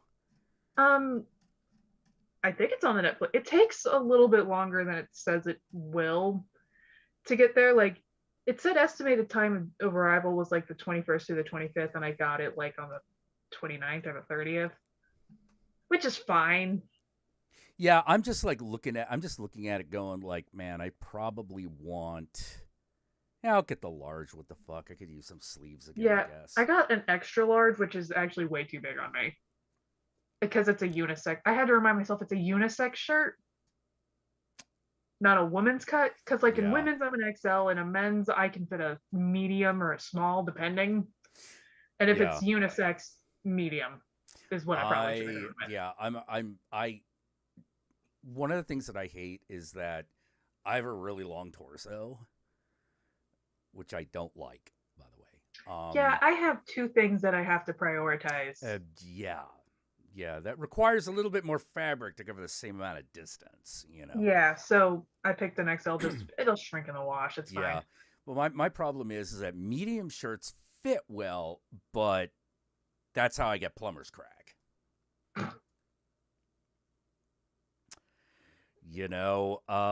So I always have to go for large. I usually have to go for large, which is a little too baggy. And then it bunches up in my jeans. I don't like that. So it's one of those, I have to I'm constantly cutting shirts up. Because ooh, look, Guardians of the Galaxy. Okay, cool. I could fit in this. Cut these sleeves off. Fuck that. It's the one thing that always scares me about online shopping when it comes to clothes, because I could technically. Have I tried a medium tall? Where do they fucking sell a medium tall of fucking anything online? I'll wait. That is a male privilege thing if I've ever fucking heard it. First off, I have never seen that even offered online, and I have a hard time finding that in a store. what's really funny is one time Jason was trying to buy yoga pants, and there weren't any in the men's section, so he's like, "All right, fuck, I'll go to the women's section." Like 3 different brands were all mediums, but they were all different sizes, and he's like, "This fucking sucks." It's like, yeah, welcome to my life. Those also don't have pockets. Have fun with that. Oh, this is big and tall clothing. Okay, here's the thing. I am not tall or big enough for big and tall clothing. You're like a medium. I'm like a low medium. You know, or a Medarge. You know, like not quite. There's no store that caters to you're not fat, but you're not skinny either. I am, when I am lucky, when I go to Asia, I can fit in a XX. I remember once actually in college, we had a friend, he was in the foreign exchange program from Taiwan actually. Mm-hmm. And we were going costume shopping because it was Halloween. Yeah. And he's like, "Oh, I need an XX, like a double XL." Because in Taiwan, he's a double XL. But in America he's a small. That's a small. Yeah. That's a smaller medium. He was just like, "Why is this so big on me?" It's like, "Sweetie, this is American sizes.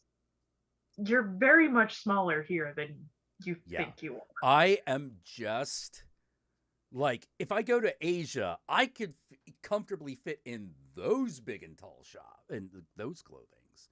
Here's the other thing. The t-shirts are fine. I can cope with the t-shirts because, like, that's great. But if it's a jacket or, God forbid, a pair of pants, I am in trouble. I'm still traumatized going to get a sari once. Ugh. They don't know what to do with this. They don't know what to do with that. So wedding shopping's gonna be fun. Yeah. Burlington. Yeah, I know. Everyone tells me. Yeah, there's just one problem with Burlington. They're never around. It's never around. It's not cool. Doesn't look cool. No. You know. And rich people have fucking ruined thrifting. Fuck yeah, they have. Yeah, fuck yeah, they have. It's like, you guys ruin everything. You know what the purpose of thrifting is, right? It's for poor people. Like me. I can't stand, like, you can tell where all the old trendy places in town were because they all have Goodwills in them. And, like, Haight Street is a huge Goodwill. And apparently no one who shops at the Goodwill on Haight Street is, like, over 5 feet tall, as far as I can tell. You know, so if you're like a short girl or boy, you're set. But if you're like closing in on 6 feet, forget it. I still think about this leather jacket. If you're closing on 6 feet, you better be 300 pounds. I still think about this find. Once I got at Goodwill, it was like in the Charleston area where I'm from. It was a leather jacket that fit me, which is a big deal. That's a big deal, yeah. And it had little, like, some of the studs were missing, but they were like on it looked like somebody's old battle jacket. I was just like, I need this. Yeah. $30. Oh, bitch. Yeah. And it fit me right until it was not wearable until anymore. It disintegrated, you know? Yeah, basically. But like it was already on the cusp, and my mom's like, "You don't need this." It's like, yes, I do. I want this. Let me have it. Yeah. God damn it. I was so proud of it. I wore that thing to school. People kind of made fun of me, but I was just like, I don't fucking care. I love this thing. I want money so that I can buy a new leather jacket. Because they're all the decent ones are like $400 or $500. But they're good. Oh, no, it's one of those. They're worth it. It's just I don't have the money. No one does. Yeah. And you can't really justify a leather jacket unless you like live in a climate that I live in San Francisco. I can justify it. You know, like fall weather here, I could justify it. The warmest it ever gets here is 80 degrees. You know, it's been 90 and muggy all summer. Yeah. Like that wet heat, that gross wet heat. Yep. I remember that shit. It's terrible. I can't wait to move. It's disgusting.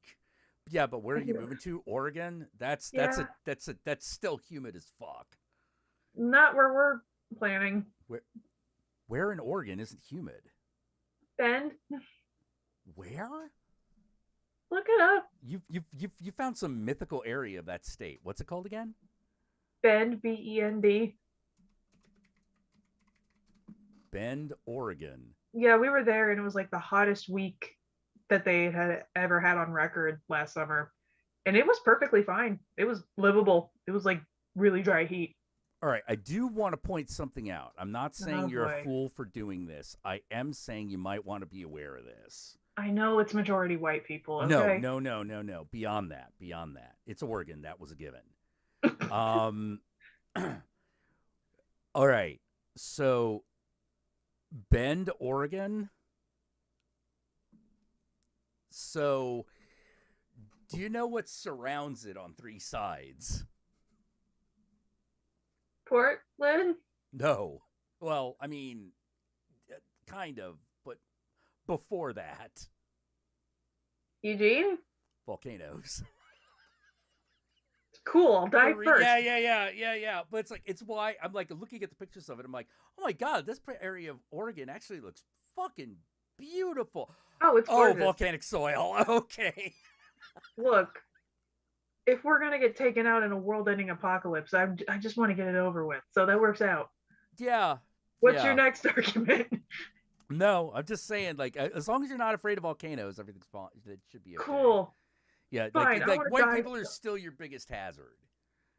You know. They have a weird obsession. Like, we're looking to buy a house, and every single fucking house that we have looked at has a fire pit and a fireplace in it. Yeah. And I just looked at him dead in the eye, and it's like, what is up with white people and the obsession with fire? What is your all's obsession? I can't explain it because, like, I have it too. That's part of my redneck. There's something about redneck and pits of fire. Look, I get it. Believe me, I love a good bonfire party as much as the next person. But literally every house we have looked at has a fucking fire receptacle in it. Oh, that sounds amazing.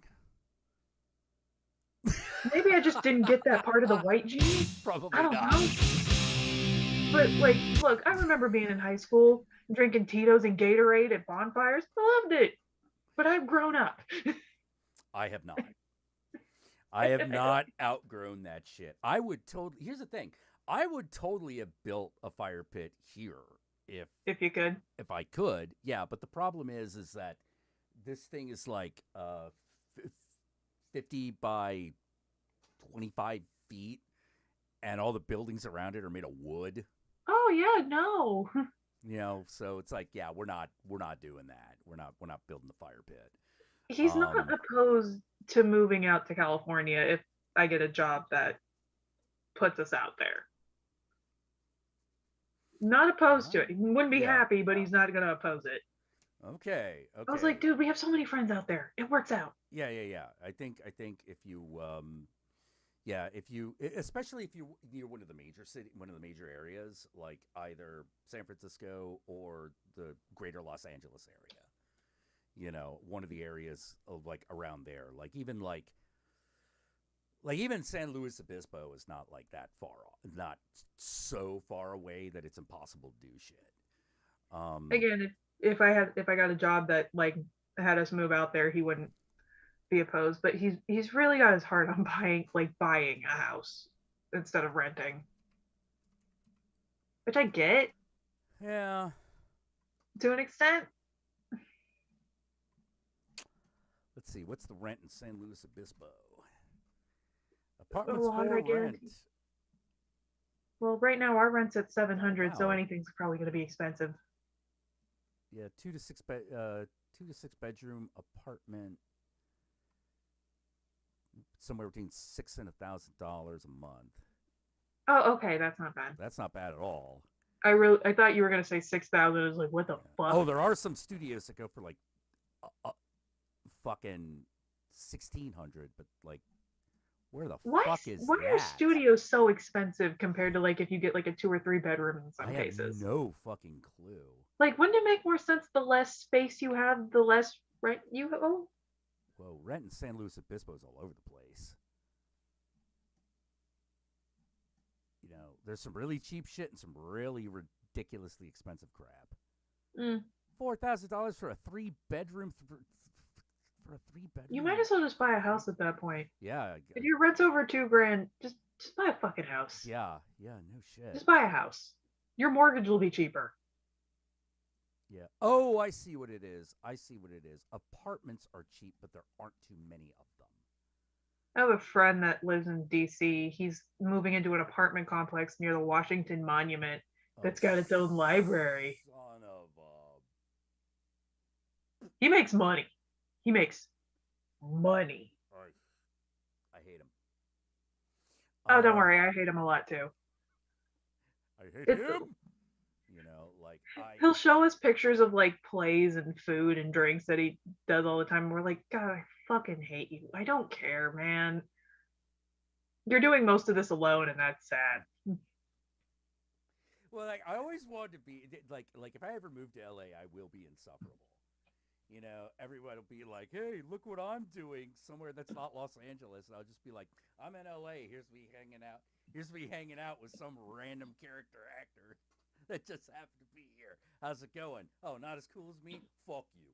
You know? Oh my God. That's actually something I do like a lot about Los Angeles. A lot of Los Angeles, this is where it gets weird. That whole area was so built around mall culture. For the most part, it didn't die, even though the malls have gone away. Like the mall is gone, but the culture is not. Right, because most of them are plazas. They mainly built outdoor plazas in Los Angeles. And so people still, like, I've never seen so many people just hanging around the Panda Express, put it that way. Where you're just sort of like, well, I guess this is just where all kids hang out on a fucking Thursday night, you know? They're saying your mic is low. My mic is low? Oh, it probably is. Hold on. Well, it's also like a dynamic range mic, so if I get too far out here, it starts to, you know, I have to literally, like, you know, give this thing oral sex in order to, you know, keep a steady volume. You know, well, that's the price. That's the trade-off.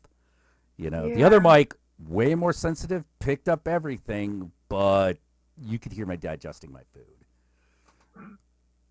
You know, that not always the best. You know, I like the sound that this mic gives, though. You know.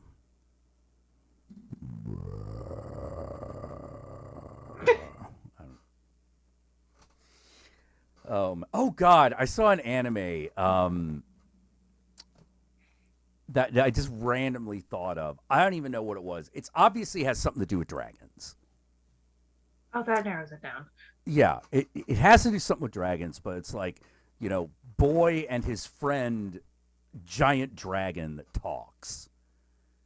You know, it's not like a little dragon. It's like a big one. Is this a recent one? I don't know how recent it is, but this is the bit. I haven't watched any anime for the summer season. I've been so fucking busy. Yeah, I get the feeling this is like an isekai or something, you know. But guy walks up to, you know, and walks up to the castle, and they're trying to get them to lower the gate. You know, and the guy's like, "We demand that you open this gate at once!" And they don't do anything. And the dragon's like, you know, in the civilized world, it's traditional to knock politely before you answer. And then the next thing that happens is the door explodes, and the dragon's like, "Knock, knock, anybody home?" That's great. Oh my God. Yeah, it was a talking dragon. I don't know if like everyone could hear the dragon talk because I just saw that one clip. No, that can't be it. Let's see. What if I look up anime dragon knocks on door? Oh shit! Yep, found it immediately. I think I know which one. If you like show me, I'd probably. Yeah, let's just get this. Yeah, I haven't watched any of the animes this summer season. Just nothing's really popped out at me. Devil is a part. What the fuck? That's Yeah. recent. Yeah. I was about to say. Let's see. All right, let me see if. It is not what I thought it was. I don't want to share the screen, but I will share sound. All right. ああ、ほなこといいね。人様の家に入るときは玄関扉をノックするのが礼儀っちゅうもんや。頼もうAnybody?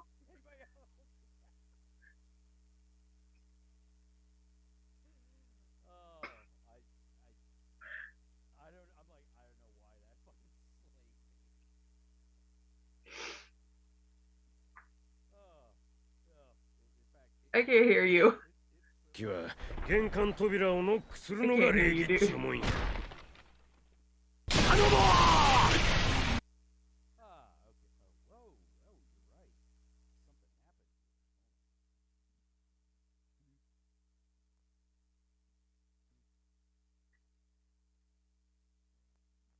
Literally cannot hear you.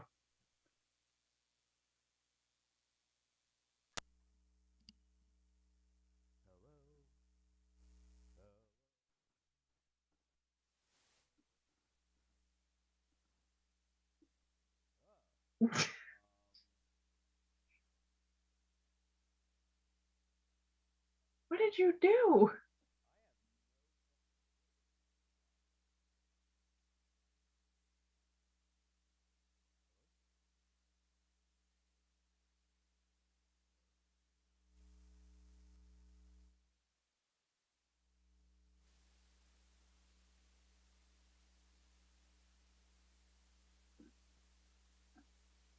様の家に入るときは玄関扉をノックするのが礼儀っちゅうもんや。頼も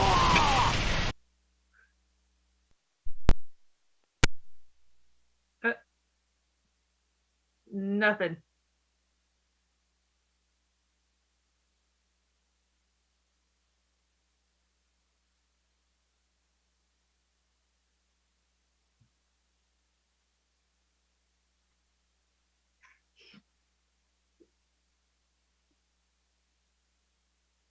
So it's just me entertaining. It's fine. I talk to people all day at my job. At least these people I find entertaining. I give a shit. I don't get paid to be here, but it's fine. Yeah, it's not Jack's stream if something isn't fucking up.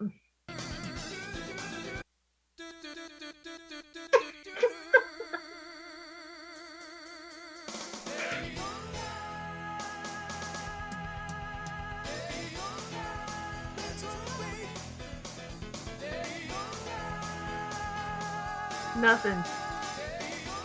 You just look stupid right now.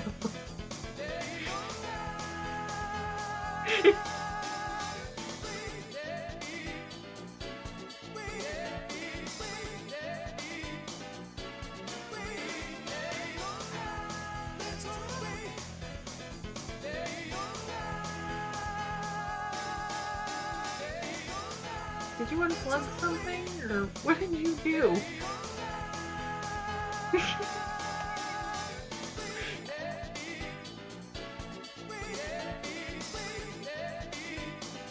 Sad. It's like seeing your dad fighting with the cable.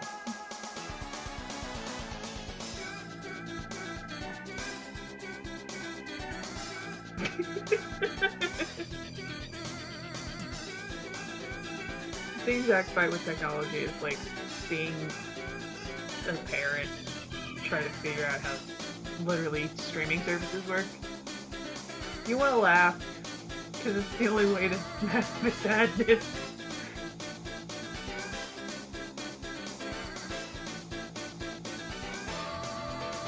Oh no, man. sweater for a little bit.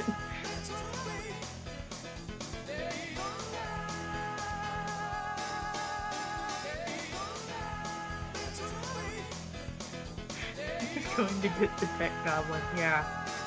I feel like in any house there needs to be at least one pet goblin. You can't trust it otherwise. He just went to go get a fucking beer. Nothing.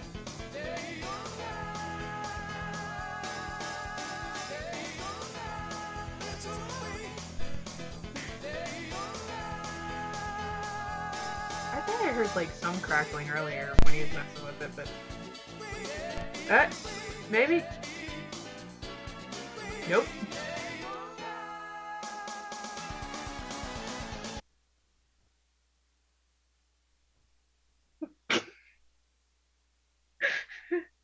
Nothing. Maybe. Oh, bless his heart.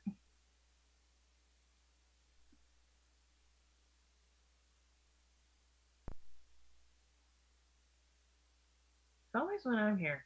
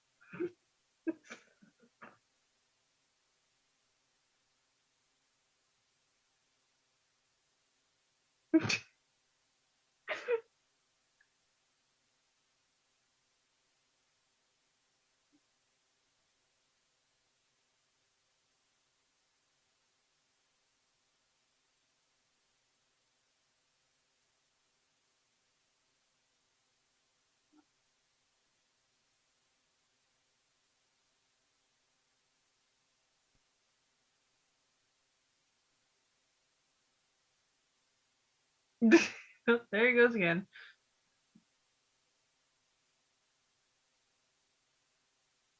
Yeah, you can hear me, but it's something on his end. It's not my fault.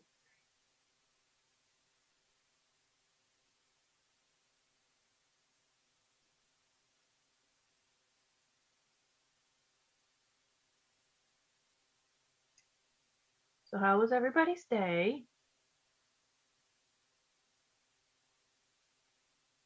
I had to make a phone call with a lady at my job today, explaining to her that the Radio Shack 3 stores down has been closed since 2007. That was fun. For some reason, all the old people in that area think that Radio Shack is still there. It is. It's not been there for a while. So, yeah.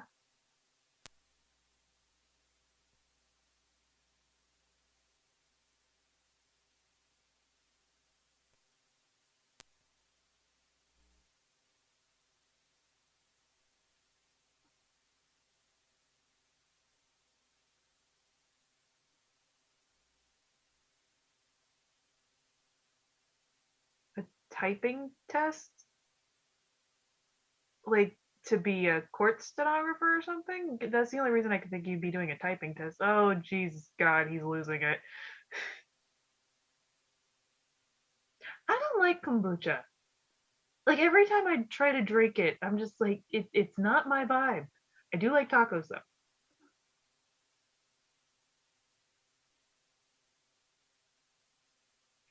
Yeah. We have given so much up to cars in this fucking country for no apparent reason. Um, like it's ridiculous. There should be walking paths for the majority of places because malls don't exist anymore. We rely on like those like plaza strip mall things. And the problem is like especially in the area where I work, it's kind of a strip mall. It's broken up into 3 or 4 different areas, but you need a car to get to all of them. And it's a pain in the ass because it's like what if you don't have a car or you don't feel like driving your car just to for 2 fucking minutes to go to Best Buy or something. It's ridiculous. I won't argue about this Radio Shack. Yes, I'm sure it's not there because I used to work literally right next to the building because it's like in the same area I started working. It's not there. It's not there. What does Onision have to do with kombucha? That is a name I have not heard a very long time. I heard he went like psycho, but I don't know. Oh Lord, there's more chords.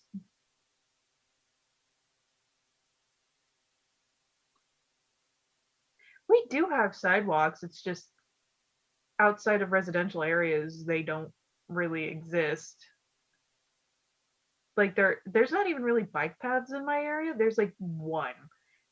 And we called it the hooker path because bikes weren't really used for it, but the hookers in the area used it more than people that had bikes. I'm talking to chat. I'm not getting anything, man. Okay. Ah! What was Yep. the problem? Somewhat solved the problem. Okay. What did you do? What did you do?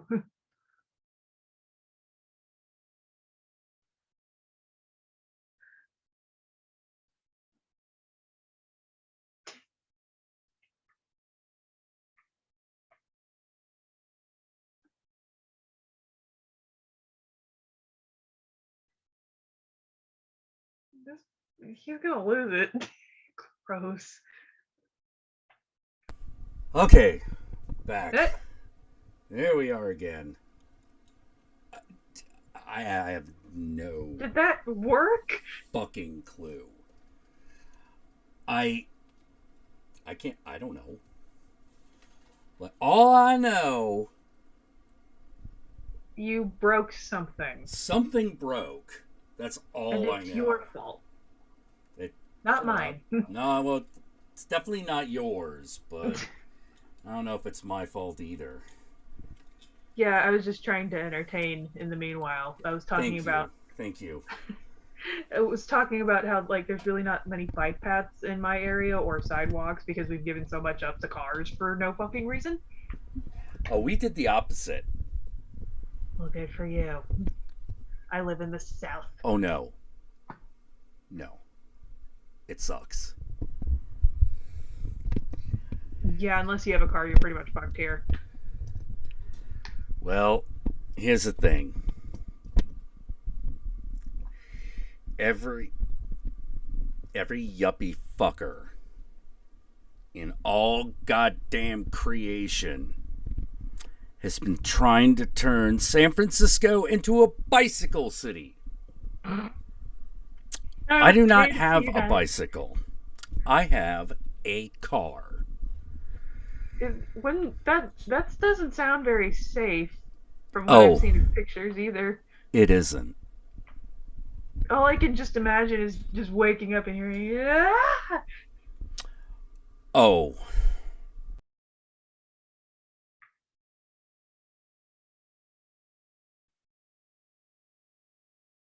Did you lose sound again? Yep. Stop moving. Okay, there you are. There we go. I can hear the stupid noises you're making. Yeah. Yeah. So, how to put it? In the old San Francisco, bicycle works like this. Hey, get out of the way! Oh, those kinds. We have like one entitled fucking pieces of shit. They don't care about cars. They don't care about pedestrians. Fuck them. We have one bike path where I grew up, but we ended up calling it the hooker path because the only people that would use them were hookers because like maybe 2 or 3 bikes would actually use it.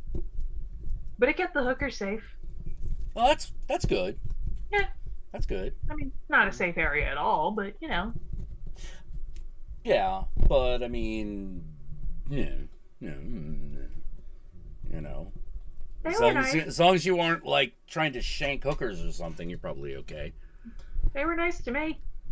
Well, yeah, you know, they liked me. You're a girl, and you're not a judgmental white girl. That counts for a lot.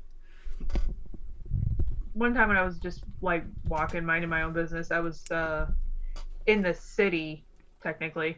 Mm-hmm. I had just gotten off of work. It was pretty late at night, and one of them was just kind of hanging out, just like on the bench in front of the salon. I was like, "Hey, you good? Yeah, I'm fine. You want some water?" She just looked so tired. Yeah. So I like went back into the salon real quick and gave her like a bottle of water.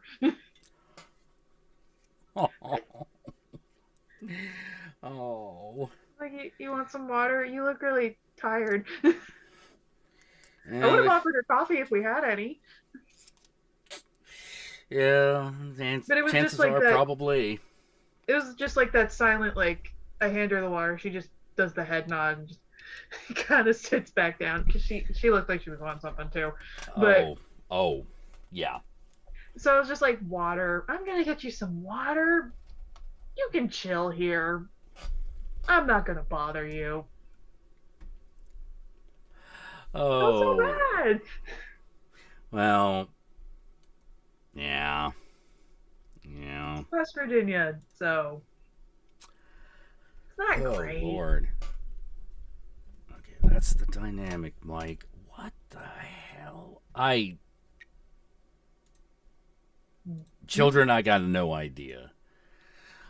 I have no idea what happened. I told her she could just chill on the bench whenever. It's like, don't make it a habit to be here in the morning, though, because our front desk lady's a Jehovah's Witness and we'll call the cops. Can you hear me now? Is it broken? Oh my god.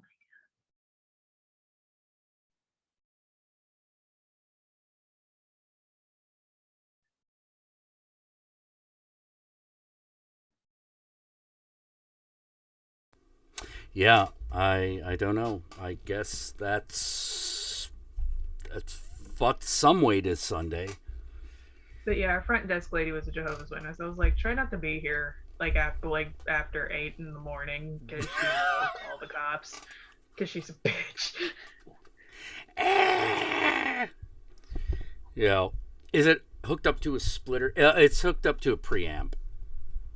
So I'm wondering if the preamp died, or at least the part that deals with the microphone.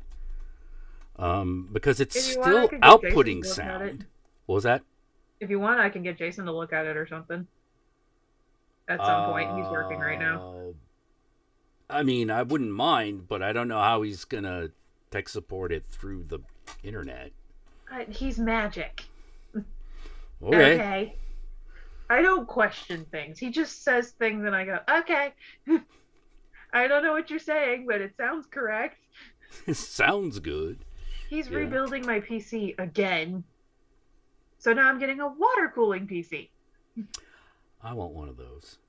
I'm getting one because I deserve it. Shut up. Shut up.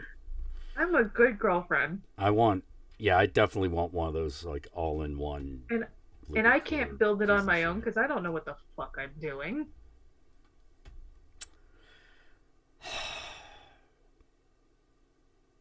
Jason's magic. Like a goddess of love, gotta get the dudes to handle it. Yeah, we went into an electronics store and I had eaten an edible beforehand and it had kicked in when we got in the store. Yeah. And they're talking and I'm just like, what the fuck is happening? I don't know what language you're speaking. Wizards. The language of wizards. Might as well have fucking been. Yeah, so we need a mic with the dynamic range and phantom power. Like, it's powered by ghosts. I have no idea what's going on. Basically, we've learned that I am such a lightweight with edibles. Anything past 30 is a no. Oh. Yeah. It gets, like, even on 10, I'm loopy. Got it. Yeah. Meanwhile, Jason can knock back 2,000 of something and feel nothing. Yeah. He can knock back like the 150s. And I ate a Rice Krispie treat when we were out in Oregon, and it was like 1,000 a square, and I ate a square. What? I was out for 3 days. 1,000?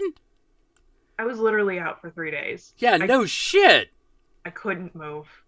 I kept eating because it made the brain sounds go away. Yeah, Flashman's like 30's my starting point. You know, but could you imagine, like, what for one of your first ones, you take like 1,000 milligrams? It was like maybe the third time in my life I had ever eaten an edible too. Whew. And it was like, you know what's funny? It was like, that shit'll sneak up on you if you're not careful, and you weren't. We were just hanging out, and I was like, this edible isn't shit. I'm gonna go get another one. My boyfriend and Jason's just like, wait. No. Just wait. And then, slow down. 5 minutes later, I go to the bathroom, and I was like, yeah, it kicked in. It kicked in. And I was basically a comatose zombie for 2 or 3 days after. Yeah, that's actually the part of it I hate. I don't like getting stuck in a hole. It was fun when, you know, it's happening in the moment, but then it's 3-4 hours later. It keeps going. You know, yeah. Like, I was like, I'm going to sleep, see if I can sleep it off. I woke up, and I tried to take a shower, and I was walking this way. Yep. Just to the bathroom. I took a shower, and I was like, if I stay in here any longer, I'm gonna, like, fall over. So I took, like, maybe a quick 5-minute shower, and I sat on the floor for another half an hour, just sitting in the towel, like, what have I done? Yeah. Yeah, I get couch locked, too. I crawled back. I somehow got clothes on me. I don't know how I did it. I told you about Alex and the Big Green Cookie, right? No. What is this story? Okay, this is the story of Alex and the Big Green Cookie. So, Alex was one of the comic artists that I hung around with Anthony and folks. And they went to one of the last Burning Mans where they knew they could make it. Mm. So, here's how this goes down. They get out there, and Alex is like, well, fuck it. I'm at Burning Man. I'm going to get high for the first time. So they give him an edible, which is a cookie, but he doesn't pay attention when the guy tells him, all right, this should last you the weekend. Oh, no. The cookie is so saturated with pot butter, it is green. It's not dyed green. This is the way it came out. Alex eats the whole thing in 10 minutes. Oh, Lord in heaven. He gets so wasted that they have to take him down to the tents. No. To the medical tent. Where he's sitting there, where he's like, no, man, I gotta get outside.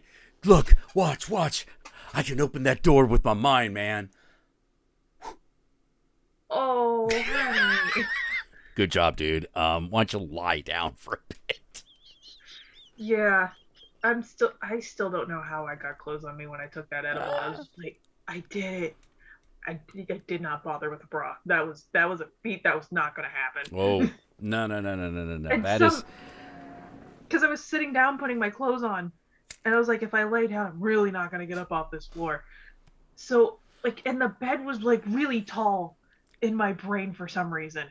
So I'm, like, desperately trying to climb, but I'm also trying to climb over Jason. And he's just like, what the fuck are you still high? Yeah. Oh god. Yeah, I don't like it when the bed is taller than my knees. See, I might as well have climbed Mount Everest in my brain. I went back to sleep, and like when I woke up again, it was like a little bit better. But now I was just sick. Like I felt sick. Yeah, who doesn't try to use psychic powers when they're high? Nobody. Everyone tries to have psychic power. The weird thing that happens is when you figure out a psychic power that actually works. Like it's not telekinesis. You can't make fire. Well, I mean, you can with a lighter, but but you can't do it with your mind. But there is one thing you can do, which is mess with your own perception of reality. To the point where everything around you kind of, I don't even know how to say it. Everything becomes like sand. And when you blow on things, it ripples. And this includes like bricks, walls, your hand. It's weird. And that's when the fucking voices start talking to you. Oh, yeah. The voices. Mm-hmm. I probably shouldn't have watched Doctor Strange in the middle of that. That's not an altogether incorrect example. Like that whole thing where he like he's being pulled down by hands that then become him. Yeah, on enough acid that'll happen. It's weird. Basically, the moral of what everybody learned that day from Jason's family was don't give me anything over 30. His brother felt so bad. He felt terrible. He's like, I didn't know that was going to happen. It's like, neither did I. 1,000? What were you fucking thinking? I was thinking I've only done edibles like twice. Well, no, I mean, like, what are you doing making them that strong? Holy shit. They are a very high tolerance family. That is super high tolerance. Jason ate 2 and felt nothing. Oh my god. Does he just like bong rip constantly? Mm-hmm. Okay. All right. Fair. It's his ADHD. He has an excuse. Yeah. But it is like, I'm ADHD and I can't do that. That's all he did when we were in Oregon was play Minecraft and smoke weed. I'm just sitting there with his mom like, what's up? Who is this random child sleeping on your couch? I am just, like me. That's why my drug of choice is always like acid. I love ecstasy as well, but I'm like I haven't done it in a long ass time because I'm like, okay, that one I got to slow my roll on because I do that. And all of a sudden I'm like going up to people and like, let's have sex with demons right now. Jack, are you okay? I'm amazing. We were talking about cocaine recently because like one of our friends was like, how do you feel on it? I was like, I've never taken it because I have anxiety and I feel like it would make it so much worse. Like I get really bad anxiety. So I don't know how I would react. I feel like your anxiety would go through the roof, but you would feel really awesome about it for like 4 hours. I don't want to take that gamble. Yeah. No. That is the like punching a cop in the face danger zone. I mean, I'd do that sober. Well, then you're really in the danger zone. I've never felt the need to do anything higher than weed. That's my thing. Like I've just never been interested. I've never had a curiosity or feeling like no, I'm good. That's perfectly fine. I think it's because fine. I've seen what it I've done does. Some stimulants where I am just like, yeah, we're never doing that again. I think it's just because I've seen what my friends act like on it, and I'm like, yeah, no, I'm good. I'm fine. Yeah. It's not like a drugs are bad thing. It's just like I don't really want to. It's not drugs are bad. It's I don't really want to be screaming while shitting my pants. Yeah. You know, like I've seen that happen. I saw that happen, and I'm just sort of like, thank God this is for that person. This is in the age before cell phones. I totally would have recorded that shit. Where I was just like, wow, I didn't know that could happen. Like I get loopy on fucking 10 of an edible. I don't need to be on anything higher than that. I really don't. It's all about your personal boundaries and tolerance, you know, and where you're willing to go. I mean, Jason is like, if we ever go to a festival or something and you take edibles, I'm gonna need a leash because you are going to get lost. Yes. Like those leashes they put on children, that's what he would need. Oh no, I've gotten lost in a backyard. I've gotten lost in a public park. I've gotten lost in the city, you know. I believe that. Yeah, it's not hard. I don't even really like drinking all that much either. Not anymore. Not like I used to. Oh God, not like I used to. You know, I hid out in a dumpster for like an hour because, like, you know, they know, you know, like. Who knows? You just like anybody, just anyone you see. They know. The other thing that's really okay. The weirdest thing that happens when you're on drugs and you're not at like a rave or a party where other people are high is when you're high in public and you run into another high person. It's like this weird Matrix moment. Yeah, it is. It is like because you know it's you can notice each other. Like they know and you know that they know and they know that you know. Yeah, and you're like, how is this happening? How do I know this guy is also on acid? You know, but they often are, and then weird shit starts to happen. That happened to me at a convention. It was obviously just like weed or something. We just looked at each other and I was like, "You want a donut? There's donuts that way. Let's go get a donut." I don't even remember what her name was. We just hung out and ate donuts for 30 minutes. Jason comes over like, "Hey, how you doing? Who's your friend?" I don't know. We were in San Diego? No, not San Diego. What's the other San in California? Santa Barbara? No. Santa Cruz? Yes. Were you in Northern California or Southern? Southern. Okay, Santa Cruz is North California. That was so. Okay, never mind then. There's probably San Diego. So yeah, it's probably San Diego. I was so hammered that weekend. I don't go to conventions.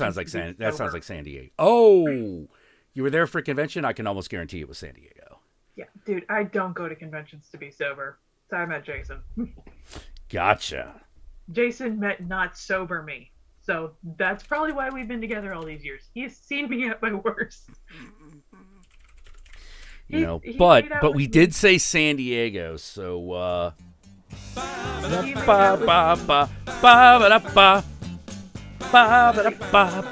convention we met at, when we made out, I was 3 Long Islands and 2 vodka cranberries in. Oh, someone said Santa Monica. Was it Santa Monica? I don't know. It was a TwitchCon. That's all I remember. That was San Diego. It wasn't San Diego. What about San Jose? Oh, was it San Jose? Yes. Oh, it was San Jose. That's in Northern California. Look, all I know is I was in California being drunk with a bunch of Okay, other do you remember seeing a gigantic feathered serpent statue somewhere? Just hanging out in the middle of the street. Why was that there? Okay, yeah, that was San Jose. It's sitting there and it's like, it never fails, but every time I'm on the West Coast, I am not sober enough to remember the trip. Just bits and pieces of it. Every time I'm either in Oregon, California, like anything past Texas, I'm just like, I don't remember shit, but I remember everything at the same time. Yep. I'm a little afraid to visit you all. Oh, dude. California's a cool place. I like it. Like, okay, we just hold come on. visit and I'm just like, I don't plan on being sober. I don't know why. Let's see. Open image in new tab. There we go. When we went to Colorado for a 3-year anniversary because he wanted to go on a snowboarding trip. The first thing he did, we didn't even check into the hotel. He went to a dispensary. I was just like, "You're just gonna leave me here?" No shit. He left me there because we couldn't check into our room yet. And I was just like, "Are you fucking serious, dude? This hotel has no bar. What am I supposed to do?" Yep. We were originally there he is. There's old Quetzalcoatl. Dude, I was so high that trip. Yeah. No. You get high enough, that thing starts talking to you. I thought it had wings. It does, but they're carved into its side. Oh. They're not like spread out. It's legal in California. It's fine. In Seattle. There's a gigantic. There's in the middle of the downtown near where the convention center is. There's one lamppost that has like a gigantic bronze Lilith on top of it, and she just looks at you. She's just nude and she just looks at you, kind of judgmental. You know what's really funny? We had to take a plane, and our connecting flight for some reason was LAX. Oh yeah? Yeah, and the whole plane was it's barely a 30-minute plane ride.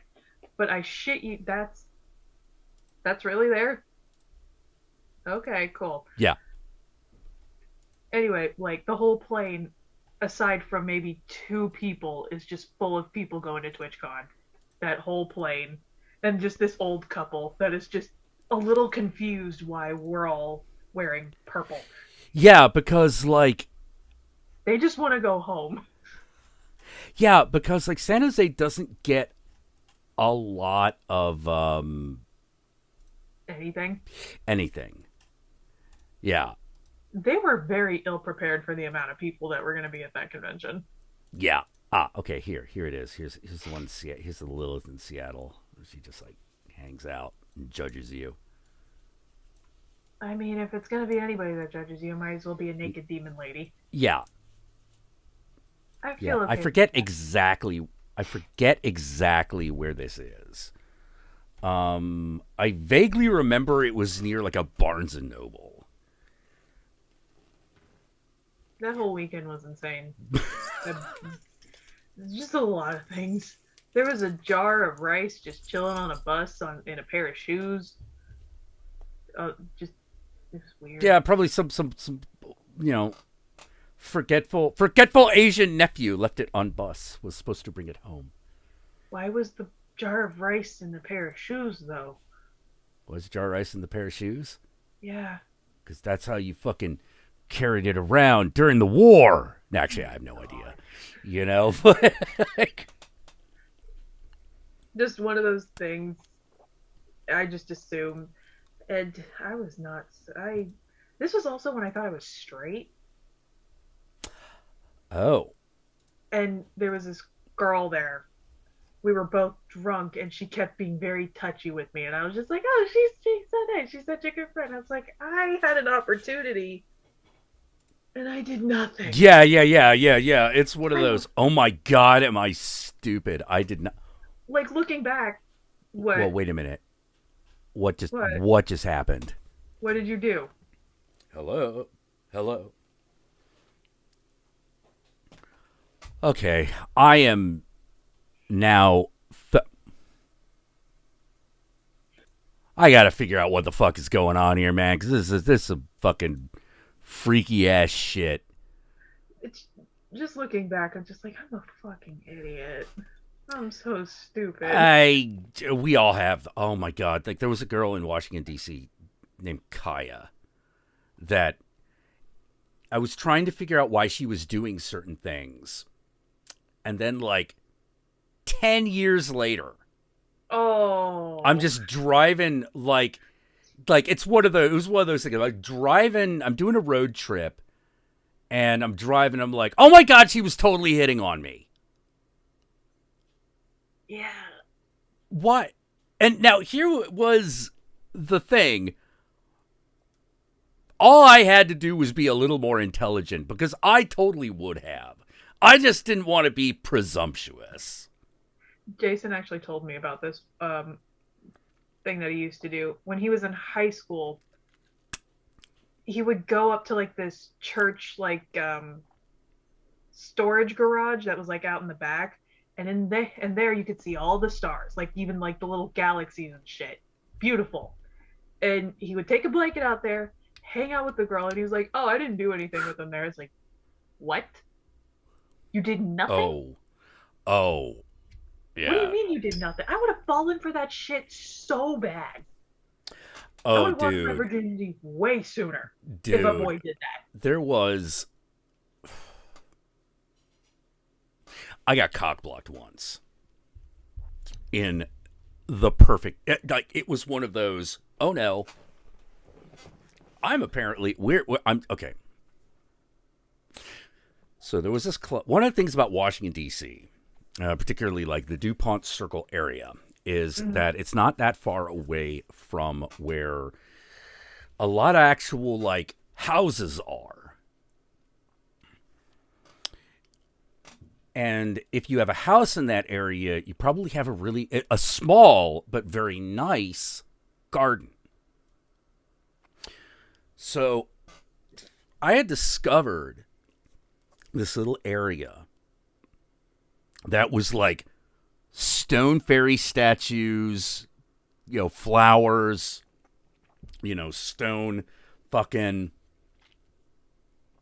bench, And I was like, this is a goth makeout spot if there ever was one. Oh, yeah. So there was this girl I was interested in at the time. Her name was Robin. And we walked over there from the club. We walked over there. And it was one of those things where it's like, am I going to fuck this girl outdoors? in after having broken into somebody's garden? I think I am. All right. All right, that's fucking all right. We're gonna do this, and then like as soon as we like start because there's some things you have to handle first, right? If you're gonna put a condom on, you gotta put it on. So I'm fishing for the thing, because I've got like a big coat. It's a '90s. I had a big black coat on. So it's like, oh shit, which pocket I put it? What did I put the little like condom package in? Because I actually had like a little case, because if they just rub up against your pants pocket, like things go wrong. They need a little protection. So I had a little case, and I was fishing out for that. All of a sudden, fucking Nathan shows up.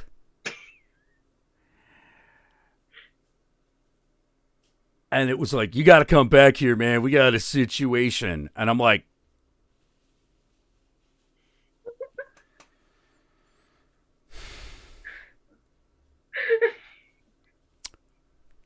thanks, bro. You could have been a real bro. And it was like something stupid, like a mutual friend was like having some sort of emotional meltdown. Oh my God, that could have waited. Yeah, and I'm like, this could have waited. This definitely, like dude, this could have waited for it. This could have waited like an hour, let alone 10 minutes. Could you have at least given me that long? Wouldn't have been my personal best, and I wouldn't have been too proud of it, but we would have at least crossed the finish line. I could have just made it I just could have made it a one and done. But no. Old Nathan gotta fucking come in and fucking like tell me, oh, it's important. Then when I find out what it is, I'm like, I'm gonna punch this guy. I'm gonna fucking punch this dude. But no, because this certainly won't be the last time I see this girl. Mm-hmm.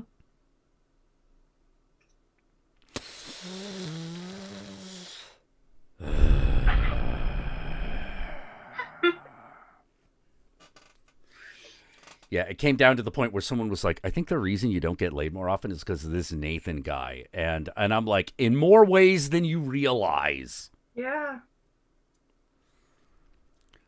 You know, fucking. But I got my revenge on... I did eventually kind of... There was some vengeance in the universe. Well, apparently my reputation was pretty good.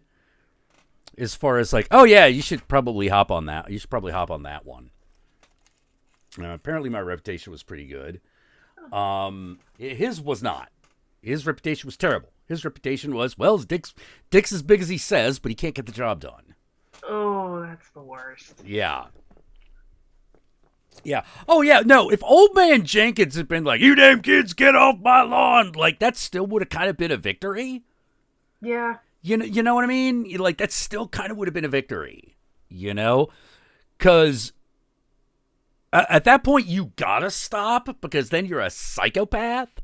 Yeah, because that's their property. That's fine. Yeah. Yeah, once you caught, you gotta split, you know? Yeah. Because now you're... Before I was breaking in, now you're being an asshole, you know? Like... I feel like if that happened in our backyard, it's like, just please let them finish. Then we can yell at them. Yeah. It's like, I mean, they went through all this effort. Oh, dude. One, yeah, don't make me turn the sprinklers on you. Well, it was actually, I got into this one argument with like some online gossips a couple years back where they were really mad because like some girl was doing like fetish photography on top of like the catacombs in New Orleans. And I'm like... Or the mausoleums, rather. And I was like, that's nothing. I mean, that's nothing. She's doing sexy pictures on top of gravestones in New Orleans. Oh, no. I want to do that. Terror. Yeah, they're like, but a real goth would have respect for the dead. They wouldn't do anything like that. And I'm like, I had sex with a girl on top of her grandmother's grave, okay? Like, I cannot, yes. So specific. It was. Mm. Now, we're not talking like a fresh grave though. Like it had been several years. Yeah, but still, that is a new definition of hate fucking. Jesus. Yeah, it was. No, it wasn't hate fucking. I was genuinely in love with this girl. You know. She clearly had some vendetta against her grandmother. I think a little bit more than she would be willing to admit. Yeah. Yeah. I mean, I hate my grandma. I wouldn't do that shit. No. I hate her. I actually genuinely hate that woman. But she's one of those people that she will blame everybody else for her problems that she caused. Oh, don't that sound familiar? Yeah. She got kicked out of her hospital physical therapy place because she refused to do any physical therapy. Seems reasonable. And we found out she was hiding an alcohol addiction. So she's on kidney dialysis 3 times a week. How do you hide an alcohol addiction? Well, when everybody else is worried about your uncle who's got rampant drug addiction, you tend to not notice somebody that drinks a lot. But he's dead. So guess who we focus on now? Right. It's one of those like, oh man, we were too busy with fucking granddad's fucking coke problem to notice grandma's alcohol problem. Well, on top of that, like, it's pretty normal in my family to like just drink at events. But she would physically hide her drinks. And she wouldn't drink a lot in front of us. Oh. So we never put 2 and 2 together. Oh. So when we were telling my grandpa, he's like, yeah, you didn't fucking know this? She used to down 3 bottles of vodka before noon. Oh my God. How big bottle? I mean, like, you know, like we'll travel, like. The flasks? Yeah. Yeah. Okay. That's still like 2/3 of a fifth. So that's a lot. We just assumed she was like too busy with her pills. She loves her pills. Oh man. You see why I never do anything harder than weed? Yeah, I can see that. Life, like, not into that. Yeah, it's like why Guru doesn't do anything. He doesn't drink, he doesn't smoke, he doesn't do drugs. And I'm sort of like, why not? And then, I meet his family. I'm like, oh, everyone has an addiction problem. Oh, okay. Yeah, when we went to my uncle's funeral, probably not the greatest after party of taking his ashes and then just hanging out with him drinking beer. It's like, are we really? He died due to health problems with addiction. Why are we doing this? Why are we doing this? This seems sick. Although the problem is that's something I would totally do. They cremated him and put him in a urn designed to look like the American flag. Was he a vet? No. Oh. I'm like, no, don't do that unless you were a vet. If you're a vet, that's cool, It's just the addiction took over so much of his personality, we kind of forgot what his personality was, so it's kind of just... Well, at that point, you fucking bury him in a Folgers can. He wanted to it. It was the one thing he wanted, so we were just like, yeah, okay. He wanted an urn with an American flag on it? No, he just wanted to be cremated. He never said anything about it. Oh, okay. Well, who picked the urn? My mom. My mom was in charge of everything. So she picked the American flag even though he wasn't involved in the armed services? My family's weird. And when Jason finally met all my extended family, he understands why I want hardly anything to do with most of them. Yeah. He's like, I can see why you are the way you are. Yeah. That reminds me, I need to buy like a Star Trek urn for my buddy Seth's ashes, who I have. Lovely. And I need to get a special one for Jace too, but I don't know what. Maybe like a Captain America, because he loved Captain America. Captain America. I think I'd want to get buried and be planted as a tree or something. That's nice. actually I didn't want to be. I actually don't want to be cremated. I actually want to be just put in the ground, but standing up. But I don't know if you were on Twitter that one day, but I took a video. It's just hanging out with my uncle, and he's in the urn, and I was just like, I'm masking the pain. Hi, Uncle. How you doing? Last time I hung out with you, I was yelling at you because you tried to pawn my PlayStation. Let's see. RLM. By the way, Jack, remember the movie Stick at Death that I showed one stream? The actor that played the villain passed away. Oh. I'm sorry. Death sucks. Yeah. Oh man, yeah, it. Yeah, it's been for me. It's been a year of dead and dying people. Oh, last year I went to 3 funerals in the span of 6 months. It fucking sucked. Yeah, how many were COVID related? None of them, actually. None of them. Oh, geez. The first one was my boss and my friend, cancer. The second one was my uncle, health problems that have been prolonged for a very long time. And the third one was a failed bypass surgery. Oof. Mm-hmm. Oof. Yeah. Oh, and man. I was just like, I'd like to... Because someone was like, what's your New Year's resolution? I'd like to stop going to funerals. You'd like to see... Yeah, I'd like to go to... Yeah. I'd like to go to less of those, please. Yeah. I'm hoping I can make it past the year mark on this latest one. But who knows? Just might not be that much time. Once November rolls around, it'll be a year since I've done anything funeral related, which would be great. Oh man, wouldn't that be great? For me, it'll be next May. And I'm not expecting to make it. Yeah. One of the other funny things is that almost everyone I knew named Chris was in the hospital last week. I know it was weird. It was weird. The one guy named Chris, who didn't end up in the hospital, I always called Clark. Because his girlfriend introduced him as Clark. Because she was already dating 2 Chris's. Oh. And so she was like, so this is Clark. I'm still friends with that girl. She's actually really cool. She is now married and monogamous, and is just sort of like settling into becoming an old lady, an old California witch lady. I want to be that. It smells so much like they always just look like they're having the time of their lives, just baking or crocheting. They got cats. They're fine. Yeah. Hello, kitty. You know. I just want to live in a house that looks like the one in Practical Magic and be left alone. I want the Addams Family mansion.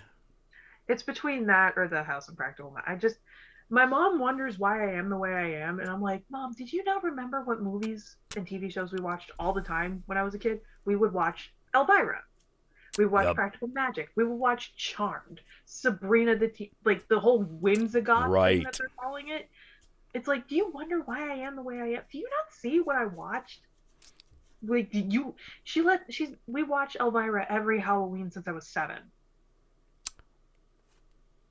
Mistress of the Dark, or the movie, or yeah. If I want your opinion, I'll beat it out of you. That woman is my patron saint. Her and Dolly Parton.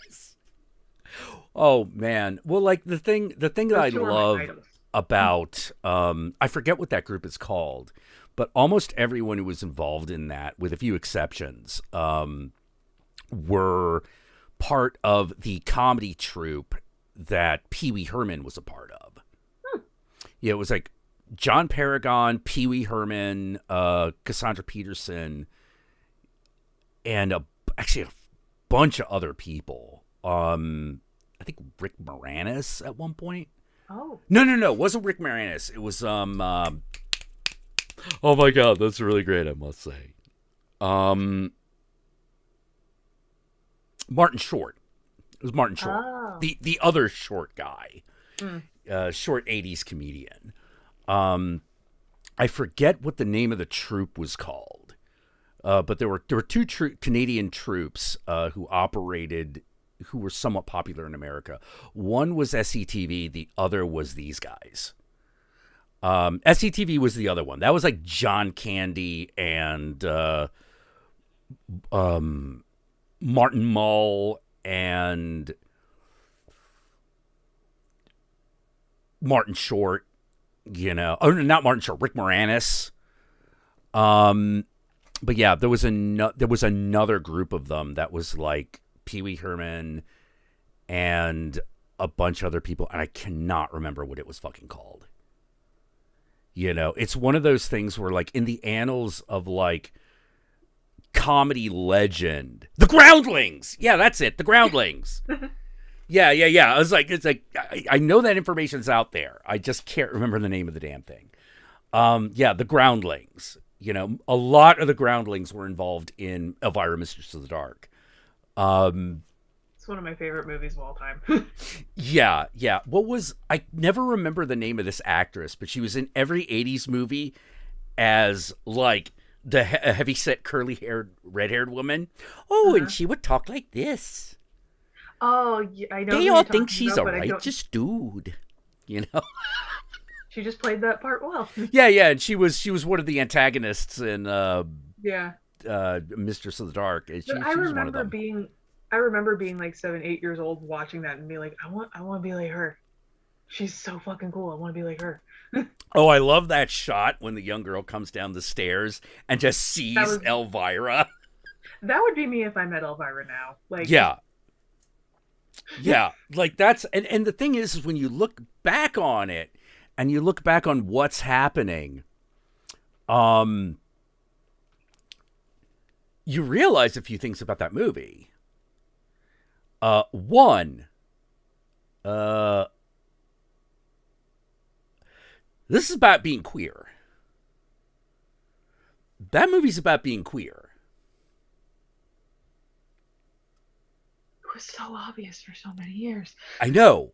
It was right there and nobody noticed.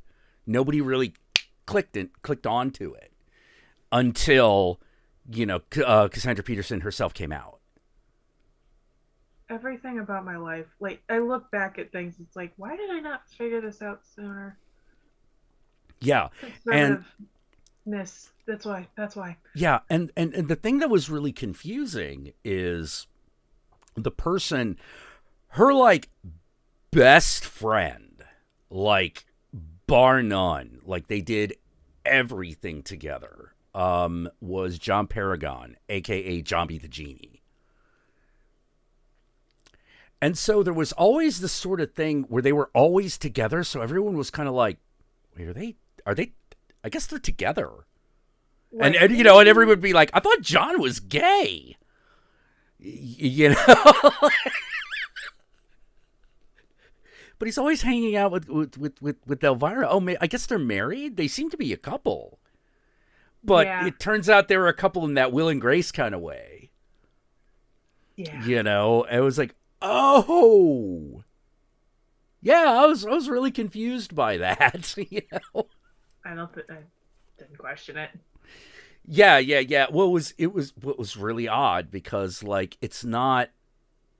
You don't think of a lesbian as banking on her sex appeal to straight men.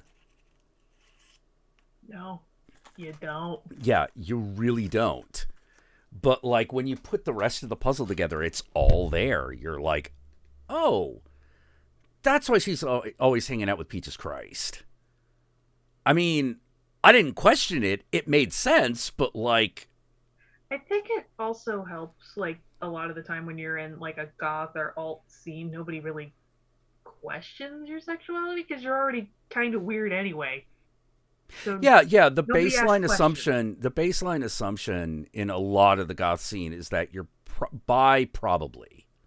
We're not going to ask because it's... Yeah. So if you're getting, like, really handsy with a girl, that's just like, if your girl is getting really handsy with a girl, you're just sort of like, yeah, okay.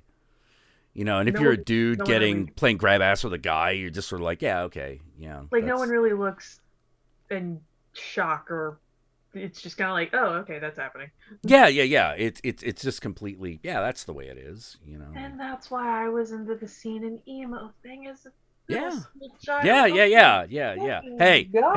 Hey, who has more internal pain to complain about and turn into music than queer youth? Oh my god. It was so... This is why everybody around me was like, yeah, no, that makes sense. Yeah. What?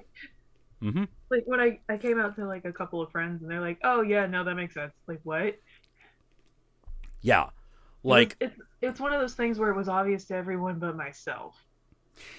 Yes. Like one of the things that I'm hoping isn't gonna be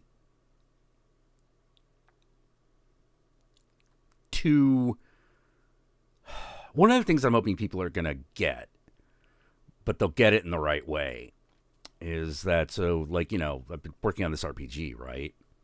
Mm-hmm. Well, that whole thing is about being goth and or queer. You know, it's what the whole damn thing is about. You know, even though it's about monsters that eat people. You know, it's all about the way that world and that society works and where it intersects in a way that is hidden. That where people don't really pay attention to it, you know, because it's not the sort of thing that you're supposed to look at. You know, you're not supposed to look at the criminal element. You know, you're not supposed to look at the queer element. You're not supposed to... the euphoria is not supposed to be a real thing that happens. Even though euphoria is totally based on real shit that happens. Oh, yeah. You know. But there's this sort of... Because you've been, like, put in this outsider category, this outcast category, you're part of this culture and this society that works by different rules. Everyone still agrees on the big shit. Yeah. You know, murder is bad, rape is bad, stealing is bad, you know, like that kind of stuff. But whether a person is bad is not so cut and dry. You know, because if you live in that world,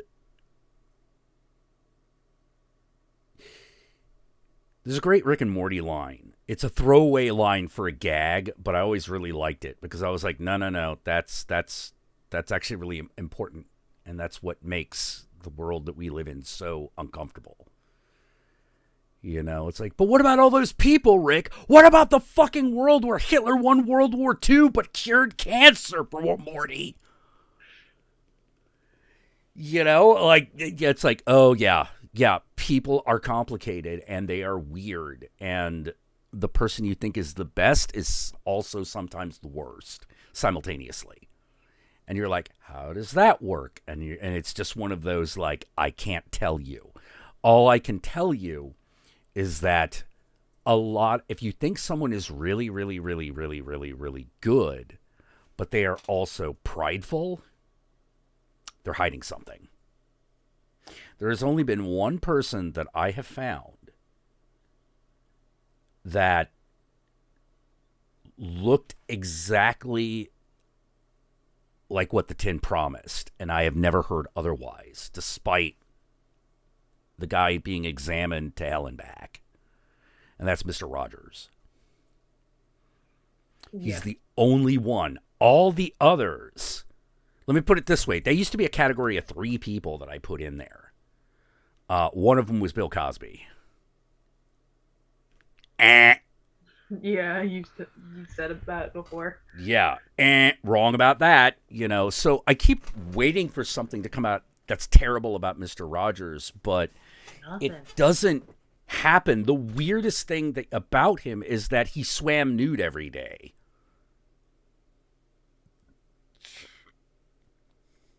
I mean, as long as he wasn't like forcing other people to watch that, like. Oh no! This is just like part of his exercise routine. All right, go off. You know, so like, so far so good on Mr. Rogers, but like, he's the only person I've seen who seems to have very few vices who actually seemed like a good person. Everyone is... Steve Irwin seemed... Okay, here's the thing about Steve Irwin. Steve Irwin is nuts. He was nuts. He was beautifully, fabulously nuts. You couldn't look away. Yeah, you couldn't look away. But here's the thing. His son's turning the same way. Yeah. Like, here's the thing about Steve Irwin. You never were sure how safe you were around Steve Irwin because of the dangerous shit he did. Like, take his child, his very, very newborn child near a crocodile. Right. You know, which... People seem to forget that. Oh, I remember that shit. I also remember going like, yeah, because he knows what the actual risks are.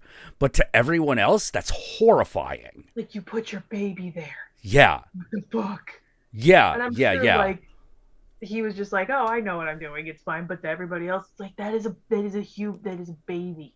Yeah. That is your son. Yeah.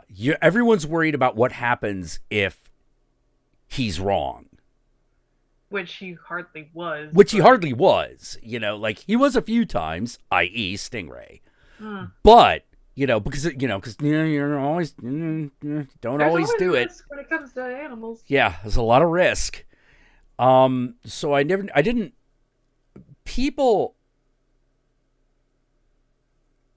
my opinion was, look, if you're going to call that child abuse, rather than say case closed, you need to put that down in a little book and wait for the next thing to happen.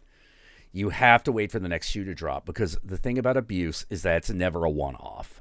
Mm-hmm. It's habitual, and it is in everything. You know, when people are like, I didn't know this person was... You weren't looking. The reason you didn't notice is because you weren't looking. And sometimes they hide that shit. You know, in fact, often they do. And it is hidden behind respectability. I was like, look, if Steve Irwin was an abusive dad, I think we'd all just know. Yeah. Because no one's going to fucking think twice about throwing the accusation that the crocodile hunter is a bad dad. Like, that would have been an easy sell. In fact, it was an easy sell. Even when it was wrong. So, like, people aren't hiding shit.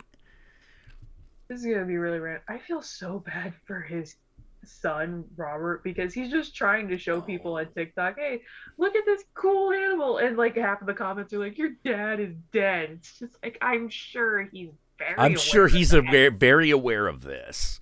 Like, can we just enjoy the Irwins that are alive and just wanting to show us the cute little animals? Well, one day, young Irwin, is his name actually Steven? It's Robert. Robert. Okay. One day, Robert Irwin, if he keeps with it, one day he'll do the thing that makes everyone remember him, and not his dad. That his dad. He looks just like him. It's fucking. I know. Like, he's never going to be able to completely come out from his shadow, but he will be able to cast his own. Like, Bindi kinda has, but not really. But she has the advantage of already kind of being a personality in and of herself. When her dad if you're a girl, it's already different enough. And the problem is he looks like a carbon copy of his dad. Yeah, it's going to be a little harder. Bob Ross is super, super interesting. Like, fascinating. Yeah, he was a good guy, but he was complicated. Like, he's a person you could look at and you go like, oh yeah, he had character flaws. You just look at him and you're like, there's something about you. Yeah. You could tell he's a really nice person, but he did have weaknesses. There were times when like he fucked around a lot. I just remember being a kid watching that like on public access, and I was like, why are you watching this? I don't know. I just am. I know. Didn't Jacques Cousteau's son manage to have his own thing? Yes, until he was eaten by a shark. Okay. Yeah, no, like for real. For real. Like, Jacques Cousteau's son was starting out very promising career. Looked like he was poised to step out from his father's shadow, and then he was killed by a shark. Well, that's one way to be remembered. Yeah, but it was one of those like, have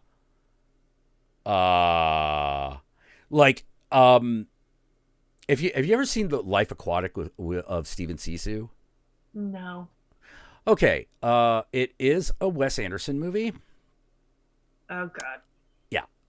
So if you don't like Wes Anderson movies, I don't hate Wes Anderson movies, but I definitely have to like be in a mindset of not. I don't know how to explain it. I have to be used to forced whimsicalness. My feeling on a lot of Wes Anderson movies is that I feel like I'm watching a film about humans being made by a human who is autistic, looking and trying to understand non-autistic people. I mean, I like Grand Budapest Hotel. Yeah, that's the one that's kind of different from all the others as far as like the characterization is concerned. But it just feels like it's trying so hard, like early 2010s indie, like indie scene, which I was fully in because like there's this weird track of you were emo in middle school, a little bit through high school, but you were getting really tired of being made fun of, so you went into like the indie Tumblr track. Yeah. And then you dived right back into goth like 3 Yeah, years like later. a lot of people basically really got into Wes Anderson because they didn't realize that there were two guys that were doing that, and one of them was named Michel Gondry. Michel Gondry was a lot closer to where I was, where his whole thing was fucking with perception. Like he did Eternal Sunshine of the Spotless Mind. That was his big film. I love that movie. Yeah. That was Michel Gondry. But you can see a lot of similarities between what Michel Gondry does and what Wes Anderson does. But it's clearly different. What was the Wes Anderson movie where it was like a girl and a boy? He was like in the Boy Scouts and like ran away or something. Bill Murray was in it. Which one wasn't Bill Murray again? I think the answer is the Royal Tenenbaums. I think that's the only one he wasn't in. Oh no, wait, he was in the Royal Tenenbaums. What am I thinking? let's see. Bill Murray, Lost in Translation. Boy I always Scout. forget he did No. Lost in Translation was Sofia Coppola. Moonrise Kingdom. Moonrise Kingdom. Okay. That was like my first introduction to Wes Anderson. And I thought like that blew my 17-year-old mind. Yeah. Run Lola Run is a great movie. You know. God, I went deep into the indie shit. Well, it's the shit that was worth it. Here's the thing, during that period of time, like late 90s, early 2000s, that's where all the action was. That's where all the interesting shit was happening. Because everything else, don't forget, this is also the era of like Steel and Kazam. Oh yeah. You know, like, so there was a lot of bullshit. Yeah, I'm just trying to figure out the resurgence that happened like in the early 2010s though. Like, oh, where they tried to revive that? Yeah. I was really in that scene because I was 17 and trying to find myself. Yeah. And so you're watching movies like The Notebook. I hated The Notebook. I hate The Notebook too. But I would watch pretentious, like I would go to Ohio, like drive 3 or 4 hours with my friends because that's where the good movie theater was that showed the indie movies. And we went to film festivals, and I had this army green jacket that I would ironically. Oh yeah, you're doing the Daria, yeah. I was trying so hard to be Daria, and it's. Yeah, thank you, RL. The Twee 2010s. Yeah, I hated that shit. Called, but that's what it was called by everyone outside. Twee girls made fun of me. Yeah. And I don't know what happened. I got into college and I was like, okay, cool. I'm going to go back to being goth. I enjoy that. Yeah. You know, let's talk about that. Oh, Beyond the Black Rainbow. No, Beyond the Black Rainbow is great. It's slow. The thing that freaks me out about Beyond the Black Rainbow is it's only a 90-minute movie, but it feels like just short of fucking forever. What got the movie that weirdly got me out of the indie scene was Lady Bird. It's a fantastic movie. Lady Bird. It's the one about a girl and her mom, and they have like not the greatest relationship. And she's like wanting to go to college on the other side of the country, and she's kind of pretentious and she thinks she's like, that's how I acted. Okay. The dynamic between her and her mom it's the exact same one as me and my mom, and that's not a great thing. Yikes. Still kind of like that. What is the name of that one fucking female filmmaker that everyone hates? Oh, that narrows it down. Like, she's an indie film director. I think she did a show called Girls on HBO at one point. Oh, fuck her. Yeah, was it Kathleen Dunham or something like that? Leah Dunham. Leah Dunham. Yeah, that's it. She can go fuck herself.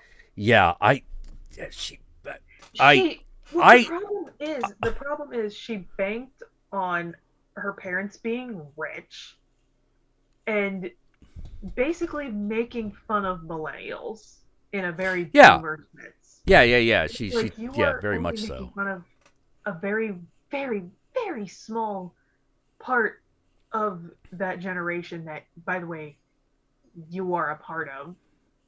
Oh, absolutely. You come from privilege. Don't act like you have done anything. You bought your way through everything.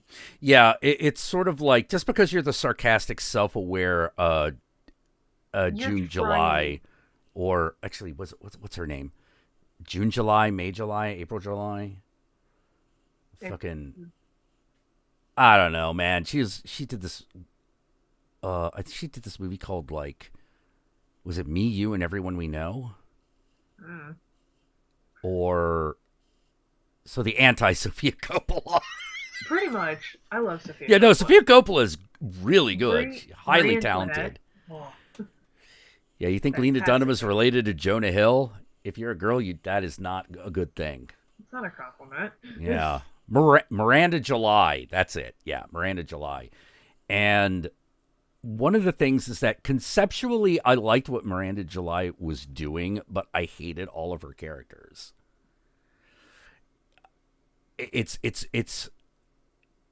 And I could never tell whether I was supposed to or not.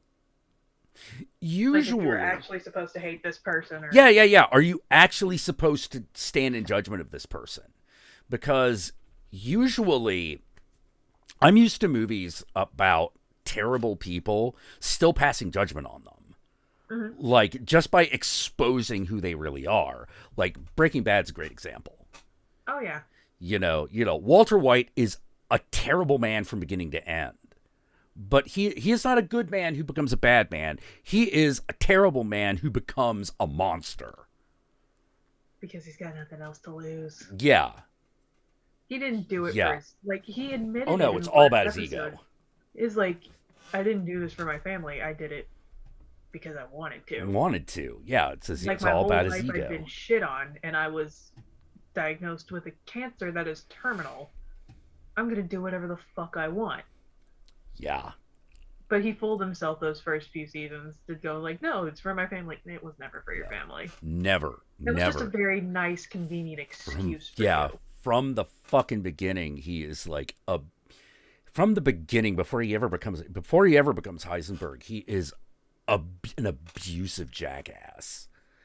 He's just not the kind of abusive jackass that hits you. Not in the beginning. That comes later. That one who knocks monologue, I think everybody's just like, oh. Yeah. Okay. One of the other things I really like about that show is I felt that it really exposed how poorly we deal with addicts. Yeah. So poorly. That and Euphoria, I think, depict addiction the best human way possible.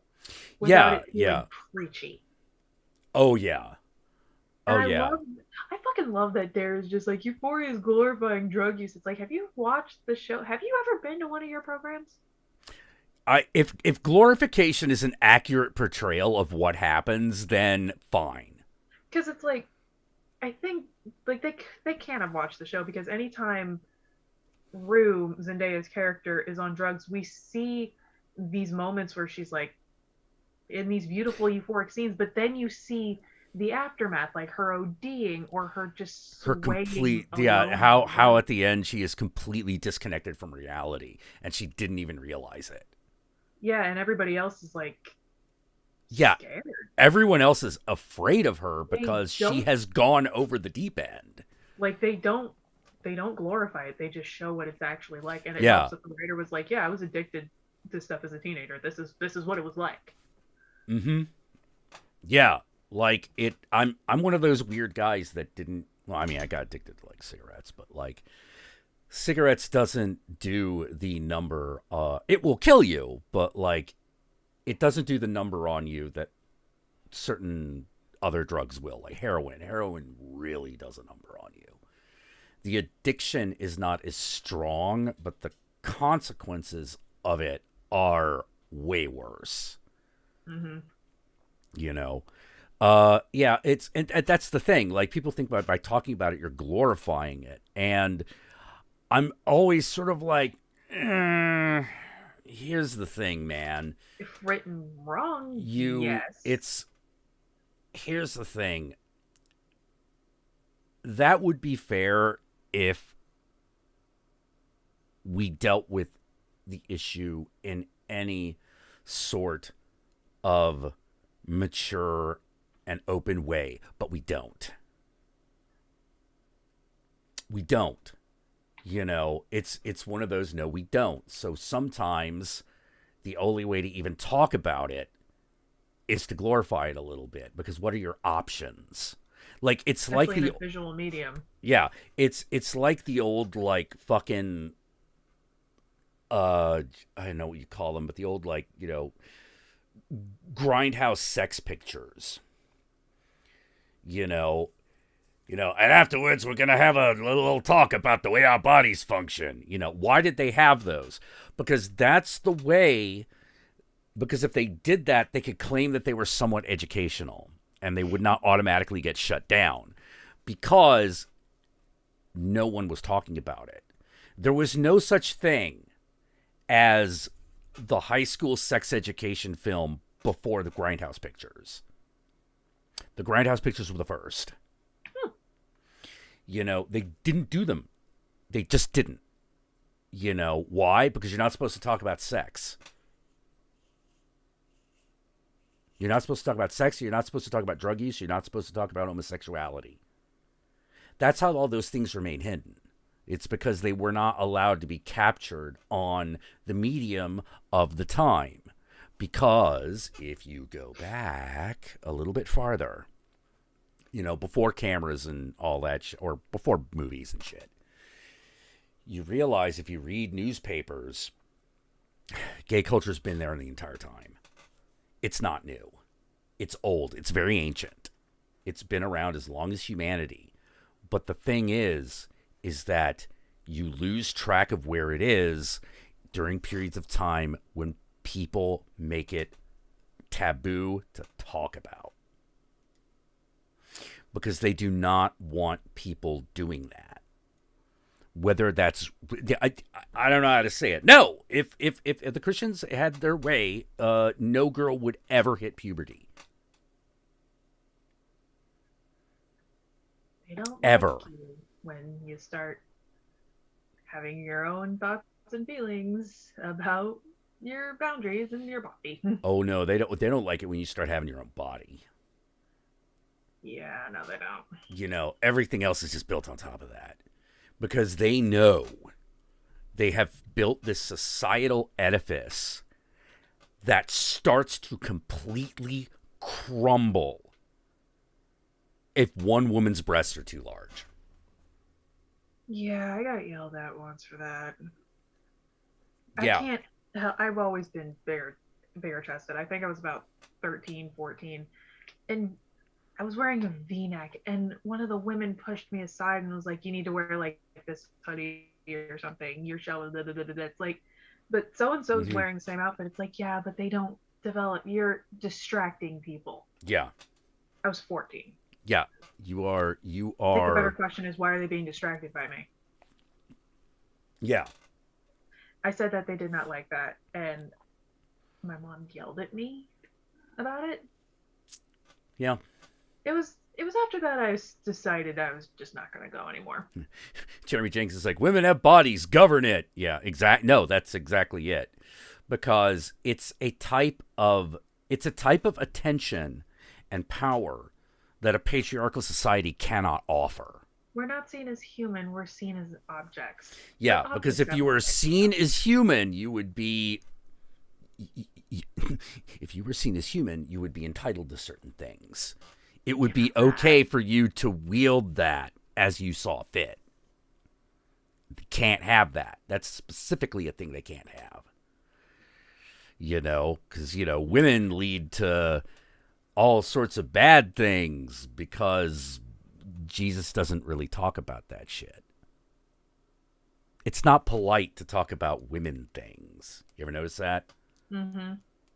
You know, even though it's not polite to talk about your nutsack, it's not specifically taboo either. Yeah. You know, they don't go out of their way to fucking make that a problem. You know, but if you're a girl, they make you developing into a woman a problem because like it's almost shameful.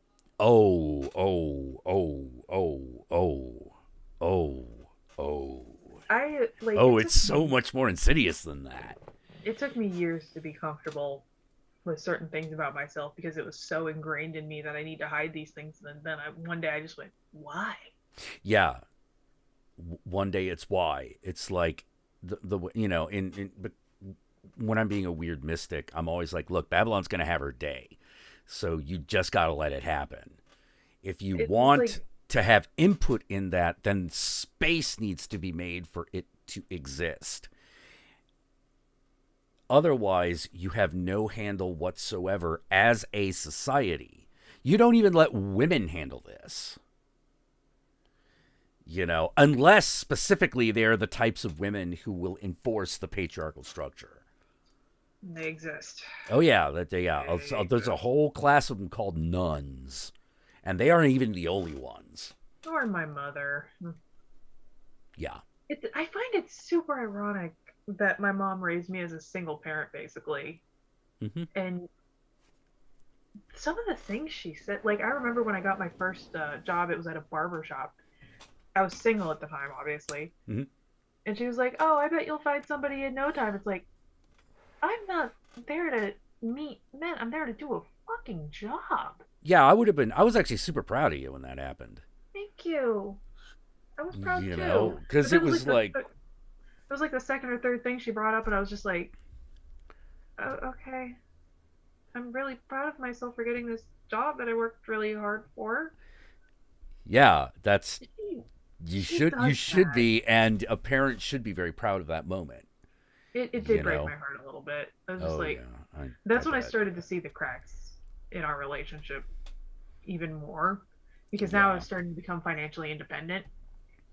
Yeah, can't have that. They might not just listen to your bullshit anymore.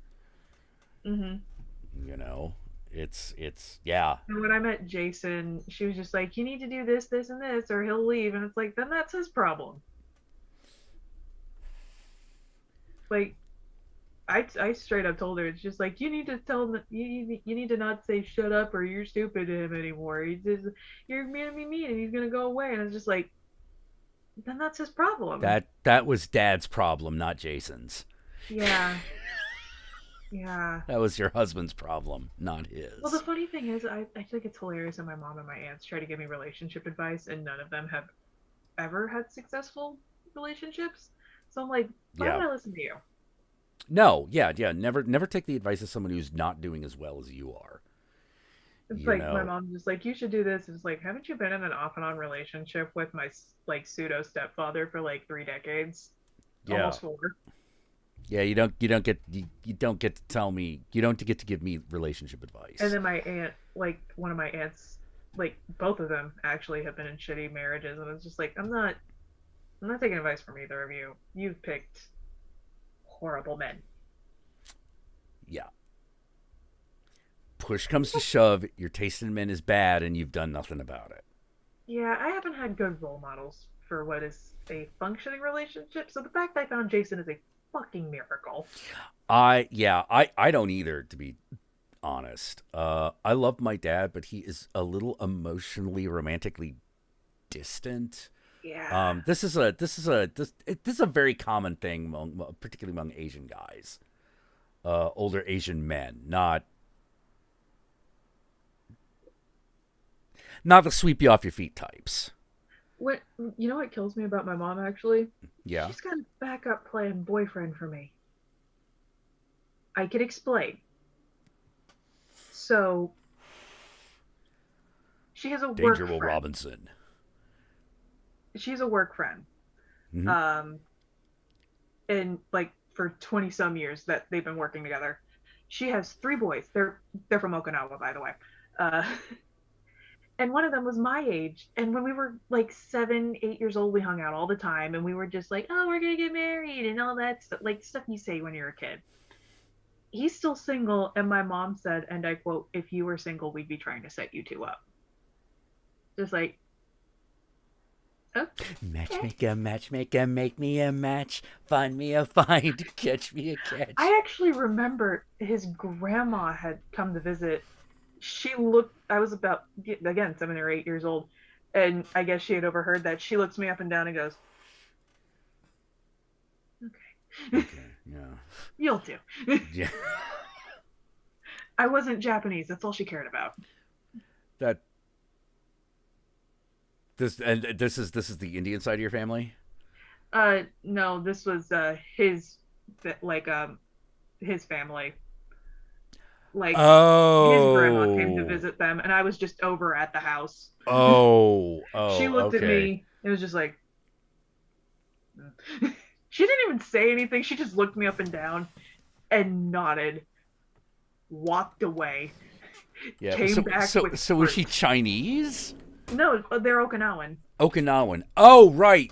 God, you said that. Sorry. But I just find that hilarious. She just looked me up and down, kind of did that nod thing that all Asian grandparents do. Yeah. Left the room and then came back with fruit. Yeah. You get to be part of the family at that point. You don't have to be, but the option is open. And we just looked at each other like, what just happened? Because we're both under the age of 10, so we're just like, look, island people gave you fruit. That's a big deal. They were cute little sliced apples. We just wanted to play Pokemon. Oh man. But just like, it's one of those things. It's like, Mom, are you setting me up with a backup plan if this shit doesn't work out? Yeah. Mom. Yeah. And she loves Jason. But it's just one of those things. She's like, oh, you'll never know. It's like, I've been dating Jason for 5 years. It's safe to say that things are probably we're good. If they chances are better than otherwise. Like if this was a year in or something like that, I'd be like understanding. But yeah, I did have a friend who like got married to someone he met after 6 months, and I was like, I don't think that's a good idea. That doesn't sound smart. Yeah. I was like, I don't think that's a good idea. I think you should give it 2 years. Of course, some of his friends were like, "Oh my God, that's way too long." I'm like, "No, it's not. 2 years is easy. If you can't do 2 years in a relationship standing on your fucking head, don't get married. Because you are not in it. You cannot. You're not going to last." It's so funny. We're past the point of we want to get married because we love each other. We want to show the world we've been together so fucking long. Yeah. It's like, I want to get married so that everyone shuts the fuck up. I want to get married so people buy us things. Because we need some stuff. And we're practically married at this point. Yeah. I just need the shiny thing on my hand. Yeah. The ring it's a big deal. It's really weird. Like you find yourself, it's really weird to have this thing, talisman, this artifact that basically reminds you that you're in a committed relationship. Not that you would normally forget, but it's just something about it. Yeah, there is something about it, and the weirdest part about it is it becomes part of your hand. I believe that. Like if I have to take this off to use the shower because me and rings, they fall off me. I've had them properly fitted. Don't fucking tell me what to do. They just eventually will fall. They will just fall off. Yeah, I get that. So, but if I fucking go more than like 2 hours without wearing it, I notice.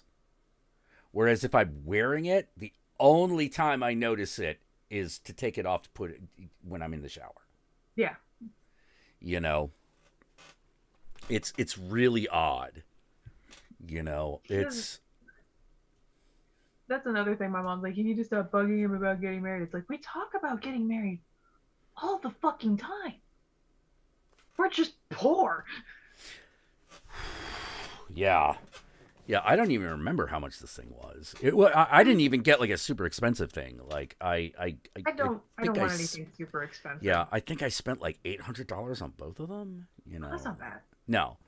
No, because I was like, I'm not gonna make her wear like a diamond ring. Those things are a bitch. Like those things are a bitch. I don't even want like a crazy engagement ring. Like honestly, something simple like an emerald or like a little fucking moonstone. I don't know. I don't care. Yeah. Like it's so funny when like before we started dating, I used to care about all these specific things for an engagement, for a wedding, and now I'm just like, you want to go to Vegas? We're at that point. Like I don't care as long as we're married at this point. A ring, a photograph. Married by Elvis, like well, that's not by Elvis. I have some standards. You're not gonna go to the Elvis chapel? We've actually come on. I totally would have done that. What, you want to officiate? Be my guest. Oh, It would piss my mom off. I'll do it. I will absolutely do it. Yeah, it's like, real, should I wear the Satanist outfit, or get an Elvis outfit, or Elvis Satan outfit? That's the best of all worlds. Hey, whatever will piss off my mom the most. Yeah. My wedding, I can do what I want. What? Shut up, Ma. Like, actually, the Countess's mom was actually really supportive. My mom doesn't care about the marriage part. She cares how she looks. I was just like, thanks, Mom. Oh my God. Sorry. Speaking of less than stellar moms, one of my friends.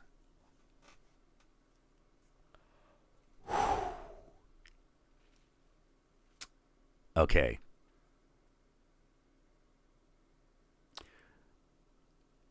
If you buy property, make sure it's your name. Obviously. Make sure it's you on that motherfucker. Naturally. Very important. I had a friend. She not only bought a house for herself, but she also bought her parents a house. But they bought it under her parents' name. So they are suing to repossess the house that she lives in and are going to throw her out. Wow. Yeah. Yeah. And I've been friends with her husband for like a long time. And he just fucking called me up and just fucking like, it's not that I've never seen the man angry. I've seen him get mad, but I have never seen him to the point where it's like, are we going to have to fucking dig a shallow grave? Because you sound like you're going to kill them. And I'm not entirely, hang on.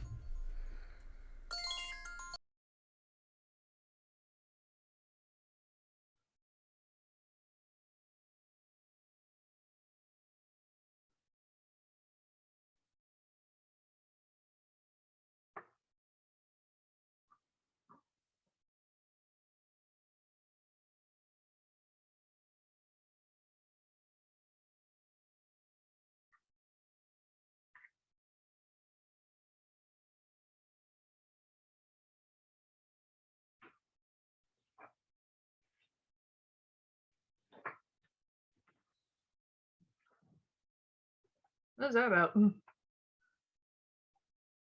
was that about? Oh, that was about my landlord's cat. Ah. If you see the cat, let him inside. Like, oh yeah, sure, no problem. That makes sense. I probably would have anyway. But some people like to make sure that their cats are good. Yeah. But yeah. I can't imagine doing something like that to your own kid. Doing that to my own kid. I'm like, what? No. I could never do that. That would be my mom's horrific. Not perfect, but she wouldn't do that to me. Yeah, I'm like, that is way beyond. I'm like, it's one of those, do we have to dig a shallow grave? No, I don't think so. Are you sure? If you change your mind, let me know. I said I look very comfortable. Yeah, I'm wearing My Hero Academia pants. I didn't even know they sold those. Hot Topic, man. Hot Topic. Oh. And also a Mothman shirt. I bought it in Parkersburg. But wait, Mothman? Man. It's just all right. Because I've talked about Mothman. I don't get it. I live like 2-3 hours away from the Mothman statue. So. Oh, that's right. You live in West Virginia. That is Mothman territory. It's fun. You should go. It's actually really fun. I like the idea of Mothman. I just don't understand how he's supposed to work. It doesn't matter. It's fun. Like Bigfoot, I understand how Bigfoot's supposed to function. It's a giant moth in the shape of a man. What more do you need to know? Yeah, but he warns you about whether or not some guy 2 towns over is going to get struck by lightning. What? Look, my guy, it's West Virginia. We have a lot of weird lore. You ever heard of the Grafton Monster? No. It's fucking. There's a reason why they made Fallout 76 set in West Virginia. Okay. We have a lot of monsters and a lot of lore. All right, so what's the Grafton Monster? Look it up, man. It's okay. But I got the name right? Yeah, we're home to a lot of abandoned and haunted asylums, too. The Grafton Monster of Taylor County. Whoa, that's specific. Mm-hmm. Stalks the forest outside of the town of Grafton, West Virginia. It was huge. It has no visible head and a slick seal-like skin. Yeah. We're home to a lot of abandoned mines and asylums. Like, basically, if you want to do a haunted, like, cryptid tour of West Virginia, it could very easily be done. And you can spend the next 3 weeks having a lot of fun. Oh, Fallout 76. That game had so much potential. It did. It being from West Virginia and knowing really the lore. Like, they were like, oh, we're using a lot of West Virginia haunted, like, lore, like real life lore in the game. And it's like, oh, cool, that's really fucking awesome. And then that game was absolute garbage. And I was so upset. Mm-hmm. I was really upset, too, because one of my friends was like, oh, yeah, I went to the Greenbrier because he was a game person in Texas. It wasn't Joe. But I was like, you were at the Greenbrier and you didn't fucking come visit me? I don't live that far from it. Well, I live a good minute away, but, like, you know, like, you could have come see me. Yeah. I could have driven, you know? I could have gotten there. Yeah. But my favorite thing to explain to people about West Virginia is Bridge Day. Do you know what that is? No. It's a day where there's this really big bridge in West Virginia, and you can pay to jump or scale it. Yep. Wait. So you pay to like bungee jump off this thing. Bungee jump, free fall, scale. Okay, and so people like line up to do this? Mm-hmm. Just look up West Virginia Bridge Day. That's why you can't say if you jump off a bridge, like if your friend jumped off a bridge, would you do it? It's like, I don't know, what day is it? Oh, it's that bridge. Mm-hmm. Okay. All right. Yeah, I'll put a picture up for context. For the people at home. West Virginia is beautiful in the fall. Oh yeah. Nothing fucking wrong with West Virginia that ignoring all the fucking people won't fix.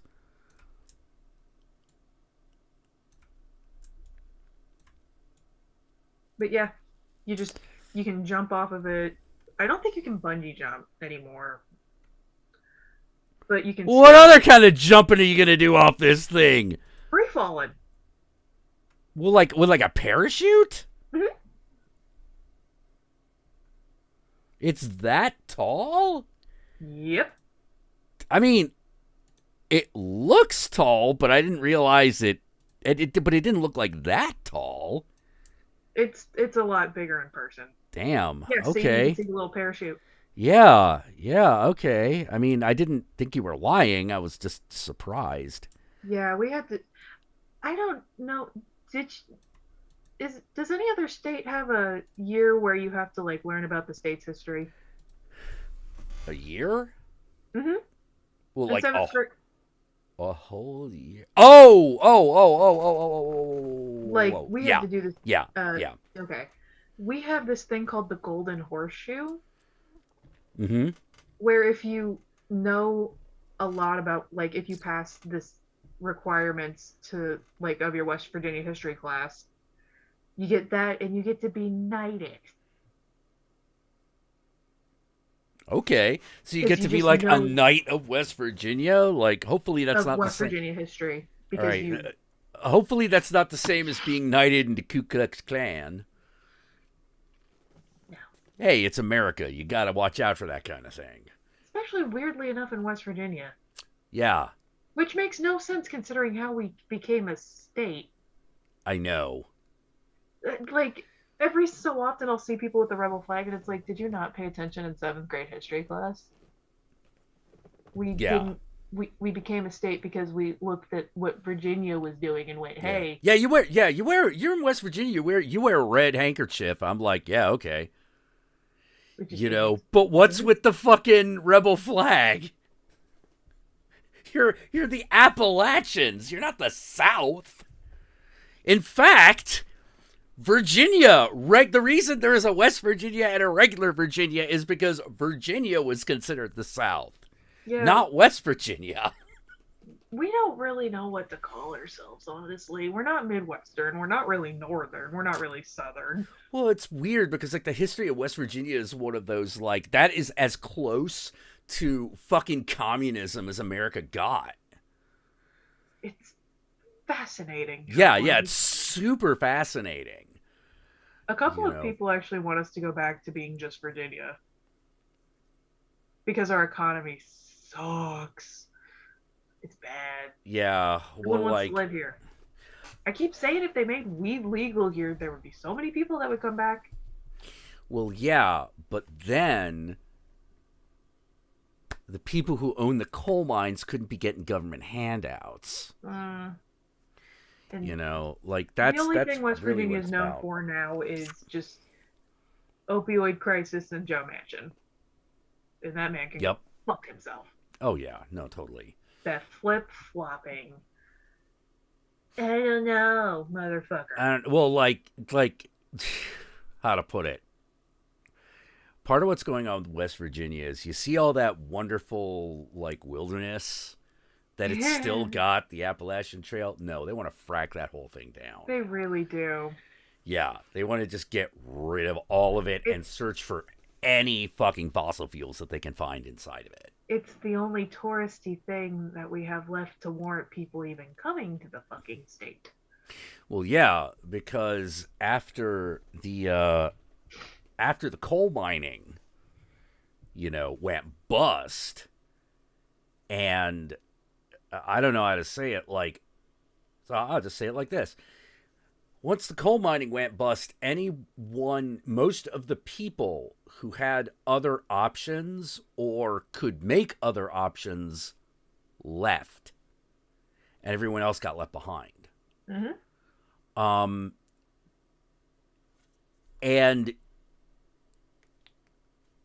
people are like, "Wow, why is West Virginia so bad in education?" I'm like, I don't know about its educational system, but I'll definitely tell you that the population is a lot dumber. I can speak on the education system firsthand. How is it? Not great. Yeah, I had a feeling. But then again, I've been out of the public education system for almost a decade now. Yeah, unfortunately, it doesn't change very quickly. I was I went to a school where, the population wasn't rich, but it wasn't dirt poor either. Mm-hmm. Perfectly middle class. But we still had to fundraise a shit ton if we needed. My local high school, the year after I graduated, they started busing kids from out of town, but not from the poor neighborhoods. They had to start busing in kids from the richer neighborhoods. And all of a sudden there was all this money. Of course. Mm-hmm. The school was falling the fuck apart. And then that happened. And all of a sudden there was a theater department. Because mommy and daddy want their kid to just have the best experience ever. Mm-hmm. We definitely had rich kids in our school, but West Virginia rich. Yeah. Mom and dad helped funded whatever their kid was in. And normally that was the football team. The football team used to make fun of the band kids, and it's like, hey, look at this. This is a trophy. You wouldn't know what that is, would you? Yeah.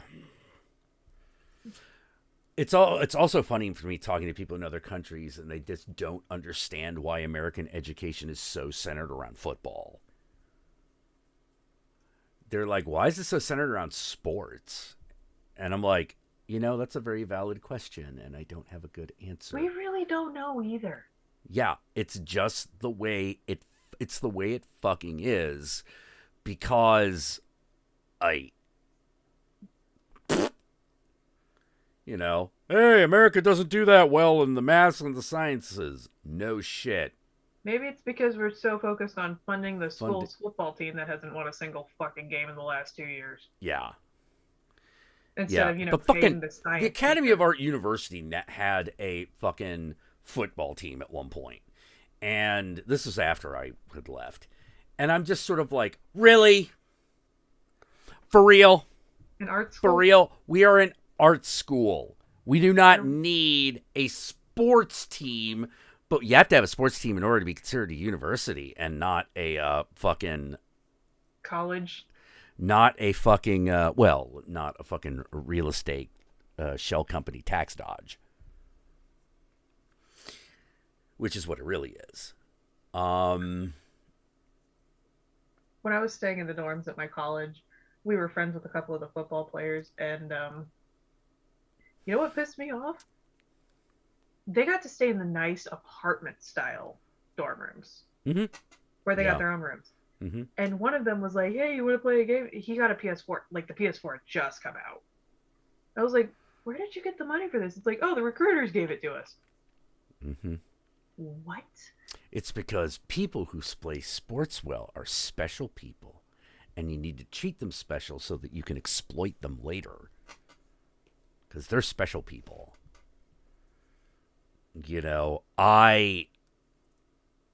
It's really funny. In all my fucking time, I've only seen one piece of media really discuss this, and that was Doom Patrol. It's like when they make a hero out of you, they don't tend to reconsider that. They really, really, really need those people as an excuse to do anything. I find it absolutely hilarious, though. Like, they were given all this stuff, and Marshall University is not known for its football team. Not really. They're known as the football team that died in a plane crash. Yeah. Yeah, sports teams bring in alumni money.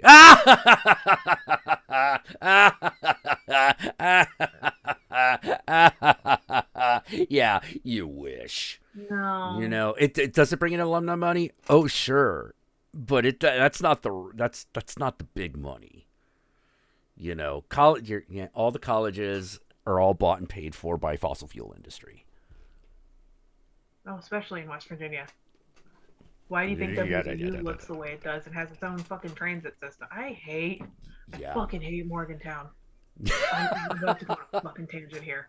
Holy fucking... We went there last year because my cousin was graduating from there. I had spent a weekend. Thursday to Monday. And I wanted to die. Yeah. Everything was hilly. You couldn't get anywhere just by walking. It sucked. My tattoo was still fairly new at that point, so it hurt. I didn't know her fucking graduation was going to be outside. Oh. So I'm in an all black outfit. And mask restrictions are still a thing, but no one's wearing their fucking mask. Because West Virginia. And just... I was, like, basically when we got home, I was hungover, my legs hurt, my body hurts, and I looked, and her apartment was sketchy as fuck. I genuinely didn't want her living there. I was just like, why do you live here? Honey, what are you doing? She told me she got into a fist fight with a soccer player in her bedroom who was, like, trying to make it with some guy on her bed. Just like, yeah, that sounds about right. Oh my god. She spent 6 years in this place. I spent 4 days and I wanted to kill myself. And my aunt's just like, oh, I bet you regret not coming here. No, I don't. No. I may regret a lot of things in my life, and this ain't one of them. Yeah. It's like, I'm looking at my mom, it's like, I'm 26, and I'm hungover like I'm just rushed a sorority. What the fuck am I doing here? Oh God. What's worse is that her dad, my uncle, would not leave us alone because we just wanted to hang out, just us. Because, again, we grew up like sisters. Right. And just, we wanted to hang out, go to the places without him. But he just wanted to hang out with her. And I was just like, dude, you're fucking ruining this. So annoying. Yeah. Oh my God. I hate Morgantown. I hate it. The culture there is the worst. Kids are stupid. This stupid girl was wearing heels, having to walk up a hill because See, you're complaining about this, and yet you were still fucking mad at me for jeans and high heels. You gotta let it go, man. You gotta let that go. Fucking shit. You gotta let that go. I'm not having this argument with you again. You gotta let it go. You have to accept that it happened. But Never. Don't fucking Google that thing again. Never. I will never accept this. It's an abomination. Anyway, my aunt parks at the Walgreens down here. Mm-hmm. And where she's graduating is all the way over there. I had to walk that with a tattoo that was still healing. And I was just like, I want to fucking kill you. Oh. I didn't even walk back down the hill. I just laid on a patch of grass and went, go get the car. I don't care anymore. Yeah. We're not doing this. We're not doing this. Forget it. All this to see my cousin graduate in 0.2 seconds. I was like, great, cool, we saw this. Can we go home now? And what's worse is she was in like a STEM. She's like in a STEM field technically. Oh, okay. So it was a lot of Patel, just like. And her last name starts with a Y. So it was just like, I'm dying in the sun. And I had ripped jeans on, so I had these huge tans on my knees for a fucking year that did not match the rest of my legs.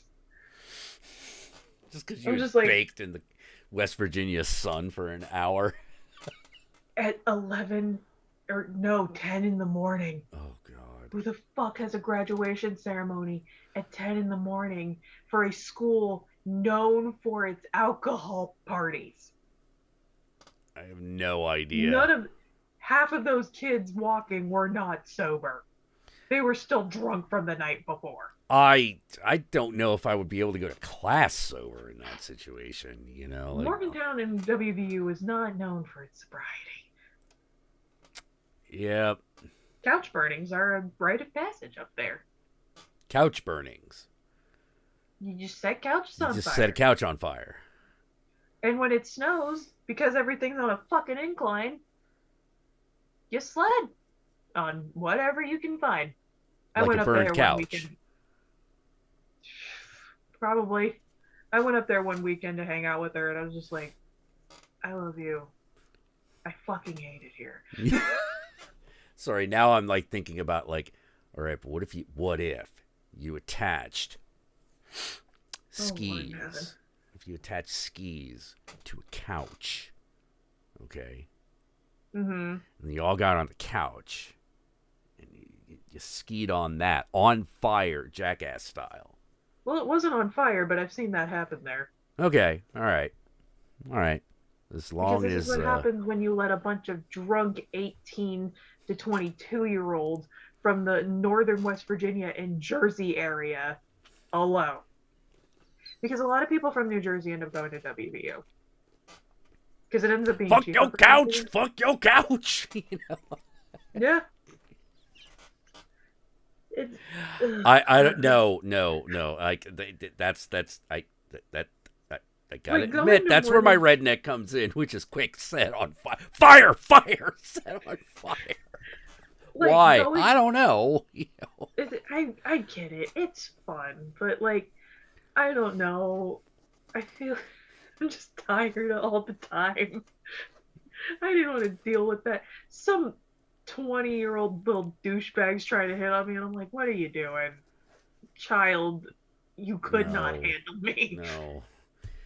No, you don't know. I don't even trust you to know whether you're circumcised or not. You're not putting that anywhere near me. Get away. Well, like, I was 24 when I went to go visit her, and like, I was clearly dating Jason. Right. But this kid, he's just like trying to hit on me, and it's like, oh, sweetie, you could not handle me. You sweet, innocent little boy with your cute little accent. Have you ever? All right. I do want to point. I do want to say this. I should probably go somewhat soon, but I did want to say this because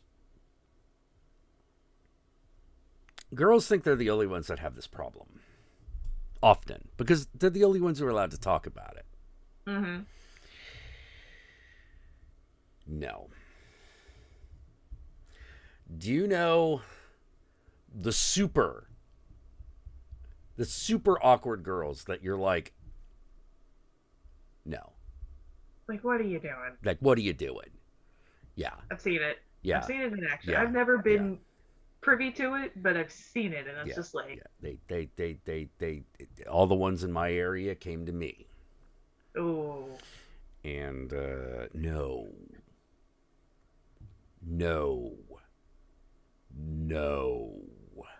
Holy shit, no. It's like, this goes back to that thing that I was saying. It's one thing to be, we're not talking funny looking. We're talking, ew. Like, you know how girls complain that guys smell? Uh-huh. All right. So when a guy complains that a woman smells, and we're not talking about like private parts or anything. We're just talking her. Yeah. It's like, honey, you need to take a shower because like 5 days worth of cologne ain't cutting it. And I doubt a 6 day worth of cologne is going to make the difference. Oh, Lord in heaven. Whoa. Yeah. Oh, yeah. No. Bad. It's one of those like, oh my God, are you melting? You know, like, are you a slime? You know, like, what the, did you get attacked by the blob? What's going on? You know, yeah, like you see it happen and you feel so bad for everybody involved. Yeah, and the funny thing is that I see that occasionally. I still would see that occasionally at like anime shows when I still went to them. And it was just one of those like, oh, yeah, could you not touch that arm? I don't want to. I don't want to have to go get a shower. Yeah, I already had one today. I've also kind of noticed they're the girls that really emphasize that they like this thing, but they're also a girl, and it's like, I'm a girl that also likes this thing. Calm down. Yeah. It's one of those. Yes, I get it. It's also just a weird. Anime shows became a really weird environment. Like, they were always odd, but like, it's not pick me energy, but it's pretty close. It's pretty close. Like, it's something else is going on, and you're not entirely sure what. It freaks me out, man. Yeah, it's a little odd. You know, most people. Like I'm still friends. Like, I'm still friendly with Mars Girl. Mm-hmm. So I still shit comes by my feed of the shit she deals with sometimes because I still follow her. And whoa, that shit gets weird. That I'm sitting there going like, wow, these people have really convinced themselves that she has some sort of power over the anime industry. And I'm like, no, No. not really. She None has of no us- she has a lot of she has some soft influence, but not like enough to determine who gets hired and who gets fired. No, nobody that talks about anime does. No. Like, even if you talk about, like, the Trash podcast with, like, Digok and the Anime Man and what's-his-face. Yeah, there's still nobodies in the industry, in that industry. Nobody listens to them. Like, No some of one the does. people, some of the anime people who work in that industry probably listen to them, but that's not the same as them calling any shots. No. You know? But, man, the Trash Fire 2 weeks ago was called Anime Matsuri, which was a fucking Texas-based anime show. Sorry, you hot mess. Yeah. So okay. So this thing is like known. This is a known quantity because like I said, I've been gone for years. So what's the deal with this show other than it being like an anime show in Texas that like seems really Texas? It's an anime. It's one of the last anime conventions of the summer. It's weird, and there's something about anime fans from Texas. They are a different breed. Yeah. Really fucking weird. Yeah, it's like even like anime fans from like Georgia I can generally handle. But Texas seems like a different beast. They just take this whole anime industry just a little too seriously. Yeah. Yeah. Specifically cosplayers from Texas. Oh, really? They're all just a little touched. Yeah. That's a nice way of putting it. Okay, I did notice that there were more cosplayers at this show than at the normal run-of-the-mill anime festival of its size. Yeah, if you meet an anime, like if for some reason you're ever at Anime Matsuri and it's a cosplayer in some kind of Hero Academia cosplay, run. Just why? Why specifically? Especially if they're the vampire one. I didn't know there was a vampire one, but all right, I'm starting to get the picture. A little touchy when you don't want them to. Oh, is the vampire a male or a female? A female. And it's still a problem. Oh, it's very much a problem. Uh-oh. That's not great. It's not good. It's not good. But okay, so basically it's one of those, let me guess. It would be a lot of it's a lot of like really sexually overactive 15-year-olds. Yeah. Even when I was 15, I thought that shit was cringy. Yeah, it is. I mean, I'm not gonna act like I wasn't cringy as fuck at anime shows when I was a teenager. Oh yeah, of course. When an adult told me to stop doing something, I listened.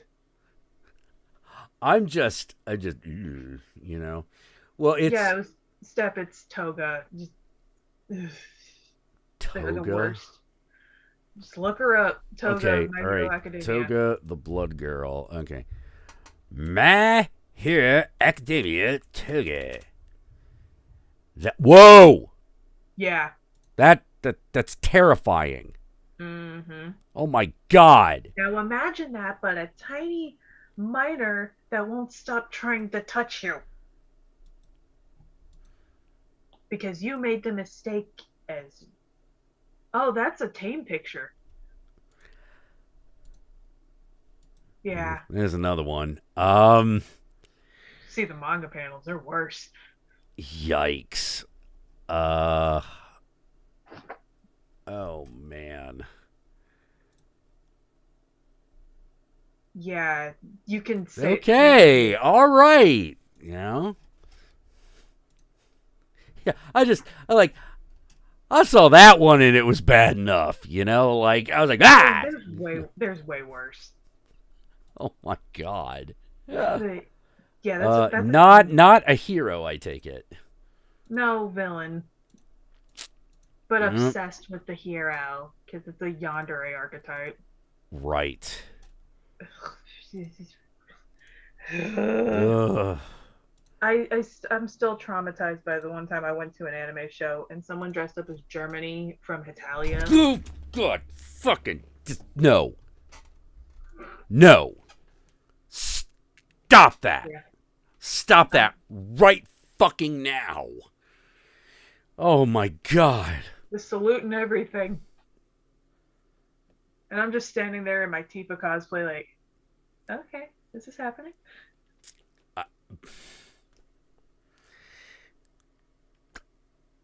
Yeah, and they keep trying to bring Hitalia back, and we're like, no, please stop trying to bring that back. I gotta tell you, every time you just thinking about that makes me want to dress up in America, even the shittiest Captain America outfit, just beat the shit out punch of them, and then just America, fuck yeah. Maybe not punch the 15. If they dressing up like that, no, you can be tried as an adult for doing that shit. Meanwhile, I'm just like here 16, 17 in my Tifa cosplay like, okay. Is that guy looking like a Nazi? That is fucking horrific. Because I hadn't watched Hitalia at that point, and I was just like, oh my God, yeah. If you had like no context and you see that shit, you're just like, I had no context. It almost looked like a Full Metal Alchemist cosplay because it wasn't a very good one. And I was just like very confused and just like, I don't feel safe. We should go home. God. My friend explained it and I was like, oh, that doesn't make it better. No, that actually makes it, that basically you've just confirmed that it is bad as I fucking thought it was. You know, like, oh my God, because yeah, he's literally dressed up like an SS officer. I remember showing one of my friends my Tifa cosplay that I did, and they're like, oh, you look really good. I would have hit on you. It's like, you would have gone to jail. I'm a minor in that photo. Ah! Well, I don't know why in my brain at like under the age of 18, I was like, I'm going to pick the worst cosplays that I know I'm going to get hit on. And then they're all going to get scared because I'm a minor. I thought that shit was funny. I thought it was funny. Hey, it's just the way nature wanted it to be. Because 80% would do the right thing and immediately walk away. Yeah. But then there's that other one that just... Yeah, that's always the problem. It, like, telling them my age made it worse. The one... Yeah. Oh. Yeah. Like, I'm gonna go now. Like, someone tried to blame me. It's like, well, that's what you get for dressing up as fucking, I think it was knee socks from Panty and Talking. Oh, okay. Hating everything. Okay, well, they're the demons, right? Yeah. The devil girls? Yeah. Yeah. Like, looking back, I was 17 or 16 or 17. What the fuck was I doing dressing like that? Yeah, you were trying to figure out what your boundary was. I found it pretty quick.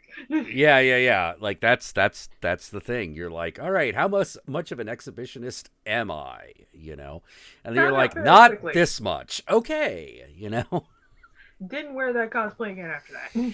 Yeah, oh God, sorry. One of the last shows I went to. Non-horror shows, because the vibe at a horror show is very different. I want to go to one. It's a much. First of all, it's an older crowd, and it's a very different crowd. Particularly if you go to one in like California. I believe that. You know, there are a lot of kids, but when I say kids, I mean like 10-year-olds. So, like, if I took my nephew or something. Yeah, he'd fit right in. He loves horror movies. Totally cool. So. Yeah. He'd get to meet like people like Rick Baker, and run into somebody who was in a movie he liked. You know, they're really, really cool. But it is a different vibe. Dark, and he wants to watch that. He wants to watch what? He wants to watch Near Dark. I don't know if I should let him watch that though. Should I? Well, it's mainly it's mainly bloody. Yeah, he'll be fine then. It's a bloody movie, you know. He's really not fazed by that. They do set a child on fire, but he's a child vampire. Oh right, I forgot about that. Yeah, I actually. Yeah, he might be able to. He could probably handle it. Like, has he Yeah. already seen like Aliens? He's seen Aliens. He likes Jason Jason X. Jason X. Yeah, he should be fine. Yeah. Like, he should be fine. Like, I think my personal watermark has always been like, what about John Carpenter's The Thing? I don't think he's seen that. I don't know. Okay, because if he can handle The Thing, he can definitely handle Near Dark. I think he's seen John Carpenter. Like, again, I don't know what movies he's seen or hasn't seen because I don't really like him watching horror movies when I'm around. Like, it's fine Why? now. It's fine. Oh, well, now. I mean, like, yeah, he's like 10 now, you know? Yeah, but like 2-3 years ago, I was just like, I don't know how I feel about you watching Saw 2 in my house. No, see, I'm a little different. You know, I think actually what I would have gone is like, you're going to watch Saw 2? No, son, we're putting on the Abominable Dr. Phibes. You're going to get yourself a real education. Sit down. Stop crying. You know? My friend did give me her Shudder account information, so I might like show him a couple of movies on there at some point. Yeah. It's like, you ever seen The Ring, kid? You know? That was my first horror movie. Ring is a really good one. I was like 7, 8 years old, and I was just like, why does everybody think this movie's scary? This is scary.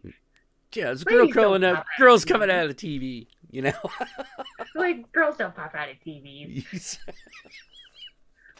Yeah. It's like that Patton Oswalt joke, you know, like the doggy's wearing a shirt.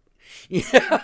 It didn't faze me, because like, the reason I watched it was because my babysitter, she was like 16 at the time, was with her group of friends, and I was like, I want to watch it. I want to be with teenagers. I'm cool. Yeah. Oh man, no. Pan's Labyrinth is if they're willing to deal with subtitles, it's a perfect one because it's a dark ass fairy tale, you know, but it kind of has a happy ending. Open to interpretation. Yeah. My opinion is that no, she reaches the land of the fairies. Yeah. You know, I think he would like it. He's seen Hellboy, so I think he'd like it. Oh yeah, if he liked the Del Toro Hellboy movies, he'll probably like Pan's Labyrinth. I introduced him to that one. I'm proud of that. It's just like, let's watch this child. Oh man, I fucking loved Hellboy. Not the new one. The new one, oh man. Okay, so the guy who played Hellboy in that, who also plays Hopper on Stranger Things, he has a poster of the 80s movie Masters of the Universe. This is his prized possession, but it's not like an old one, or rather, it is, but he didn't get it as a collector. It was given to him by Frank Langella, the guy who played Skeletor in that movie. And it's signed, "Congratulations on being the best thing in the worst movie, Frank Langella." The thing is, it's like, I watched it, it's like, it's not bad, it's not good, but it's like, you're like, that Masters of the Universe movie, it's like, not bad. Not good, but not bad. You exist. Yeah. There's a lot of shit about this that is not so great, but Frank Langella is fucking Skeletor. So fun. It's like, oh man, yeah, hell yeah. All right. This is what YouTube is made for. Clips, baby. Look at that. Right. Look at that fucking makeup. Look at that. I have so many questions. I'm so fascinated. I can't look away. Oh my god. It's Let's see if we can. My lovely prisoner. My prisoner at last. Ah, He-Man. It's the fact that he has human eyes and you can see them moving. It's putting the whole thing off. Yeah. The dog can embrace. Like if they were just black, soulless nothing. Oh my god. Like you could. Wow, guys. Even by 80 standards. Oh. That mullet. so fun. Yeah, yeah. Check out that shit. Yeah. You know what? I blame Stranger Things for my nephew wanting to fucking like live in the 80s. I'm just gonna show him that it's like you really want to live in that world. Yeah, yeah. Oh, no. Hey, don't say that, because that world actually is awesome. It makes no sense, But a world but where it is your awesome. only option for fucking movies. Yeah, this is your Masters of the Universe movie. You know, like actually, I really like the Kevin Smith Masters of the Universe cartoon that they made. I've heard good things. It's really good. Like if you like He-Man like at all, it is great.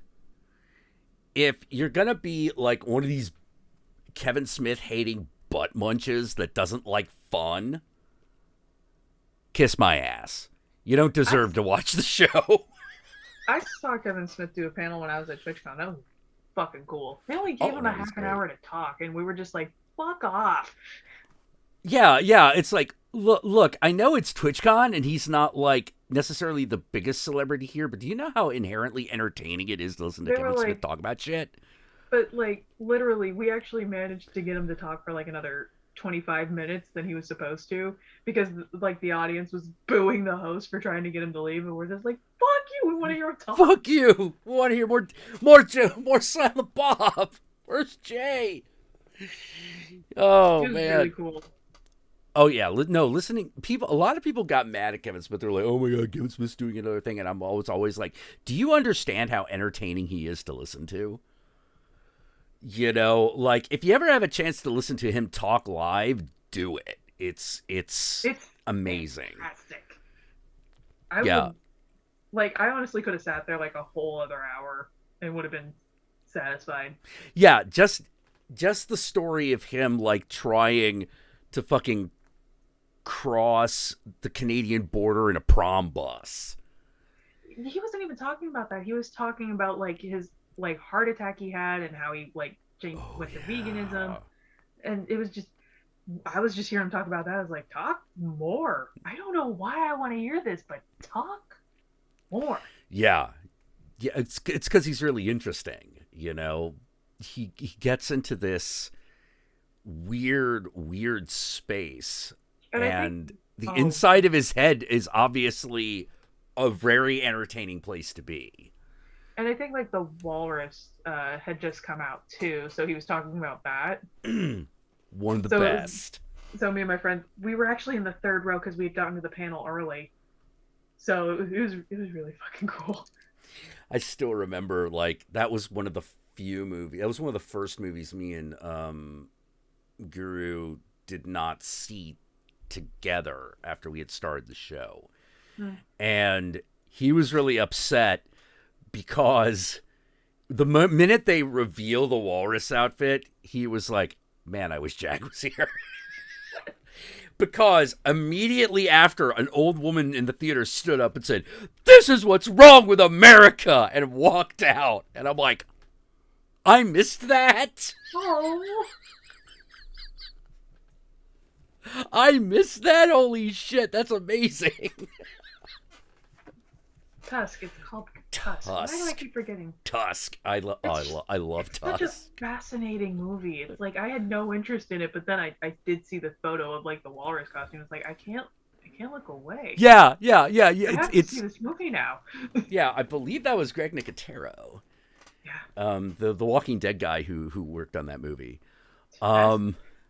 Yeah, it's like purely, like, my cosmetology brain went on. Is like, I want to know everything on how this worked. Oh yeah, you should absolutely go to one of the horror special effects conventions in California. Like, sometimes I see there stuff is and I'm like, shit you did not know existed. But it's like, sometimes I see things I'm like, that is the stupidest fucking thing on the planet. How does that work? Some of the shit that they pull these days is really ingenious. Like, I honestly, like, I don't think I would have to get paid that much. I just want to do it. I want to be there. I want to see how it works. Yeah. If I get fake blood on me, so be it. Yeah, one of the things that I saw that they do is if they're planning on doing something CG. But it's going to be motion captured. Like, they prefer to have the preferred method of doing CG with live actors right now is to have a puppeteer on set. If it's a non-human thing, have a puppeteer there that actually has where there's actually a creature, and the creature does not look completely realistic. That's what the CG enhancement is for. And rather than, animating it from nothing, they motion capture the puppeteer because the puppeteer can do a lot of shit with the actor because they're right there. It's so they can, it's one of the reasons some of the CG in television shows has gotten way better because they found this cheat. They found this shortcut, which is we don't have to, because the thing about animation is traditional animation takes forever. Puppeteering doesn't. But a puppeteer still makes the exaggerated gestures that make something look right. Because that's the whole art form. Motion capture is a much bigger deal than it used to be. Before it was just yeah, that's that thing you fucking do to fucking do this kind of stuff.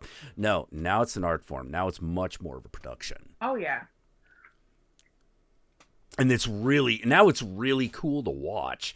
And the funny thing is that the motion capture that they developed in order to do CG for movies, they've also began to retroactively implement into video game development. Best example, Resident Evil Village. Yeah. That was completely motion capture acted. It's really good, though. It's super good. Yeah. Oh, man. Yeah, they did such a good job. All right, I should probably let you go. It's yeah. It's 2 a.m. You're looking a little wiped out. I'm feeling just a little bit peaked, but going on for almost 5 hours, that seems like a good amount of time. Oh, yeah. Yeah. All right, so everybody else, I will see you all later. I'm going to try in the next couple of weeks to get Danny Midnight and Gory B Movie on because they have a project they are promoting.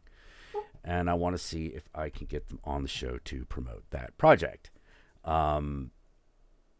You'll find out what it is. But it does involve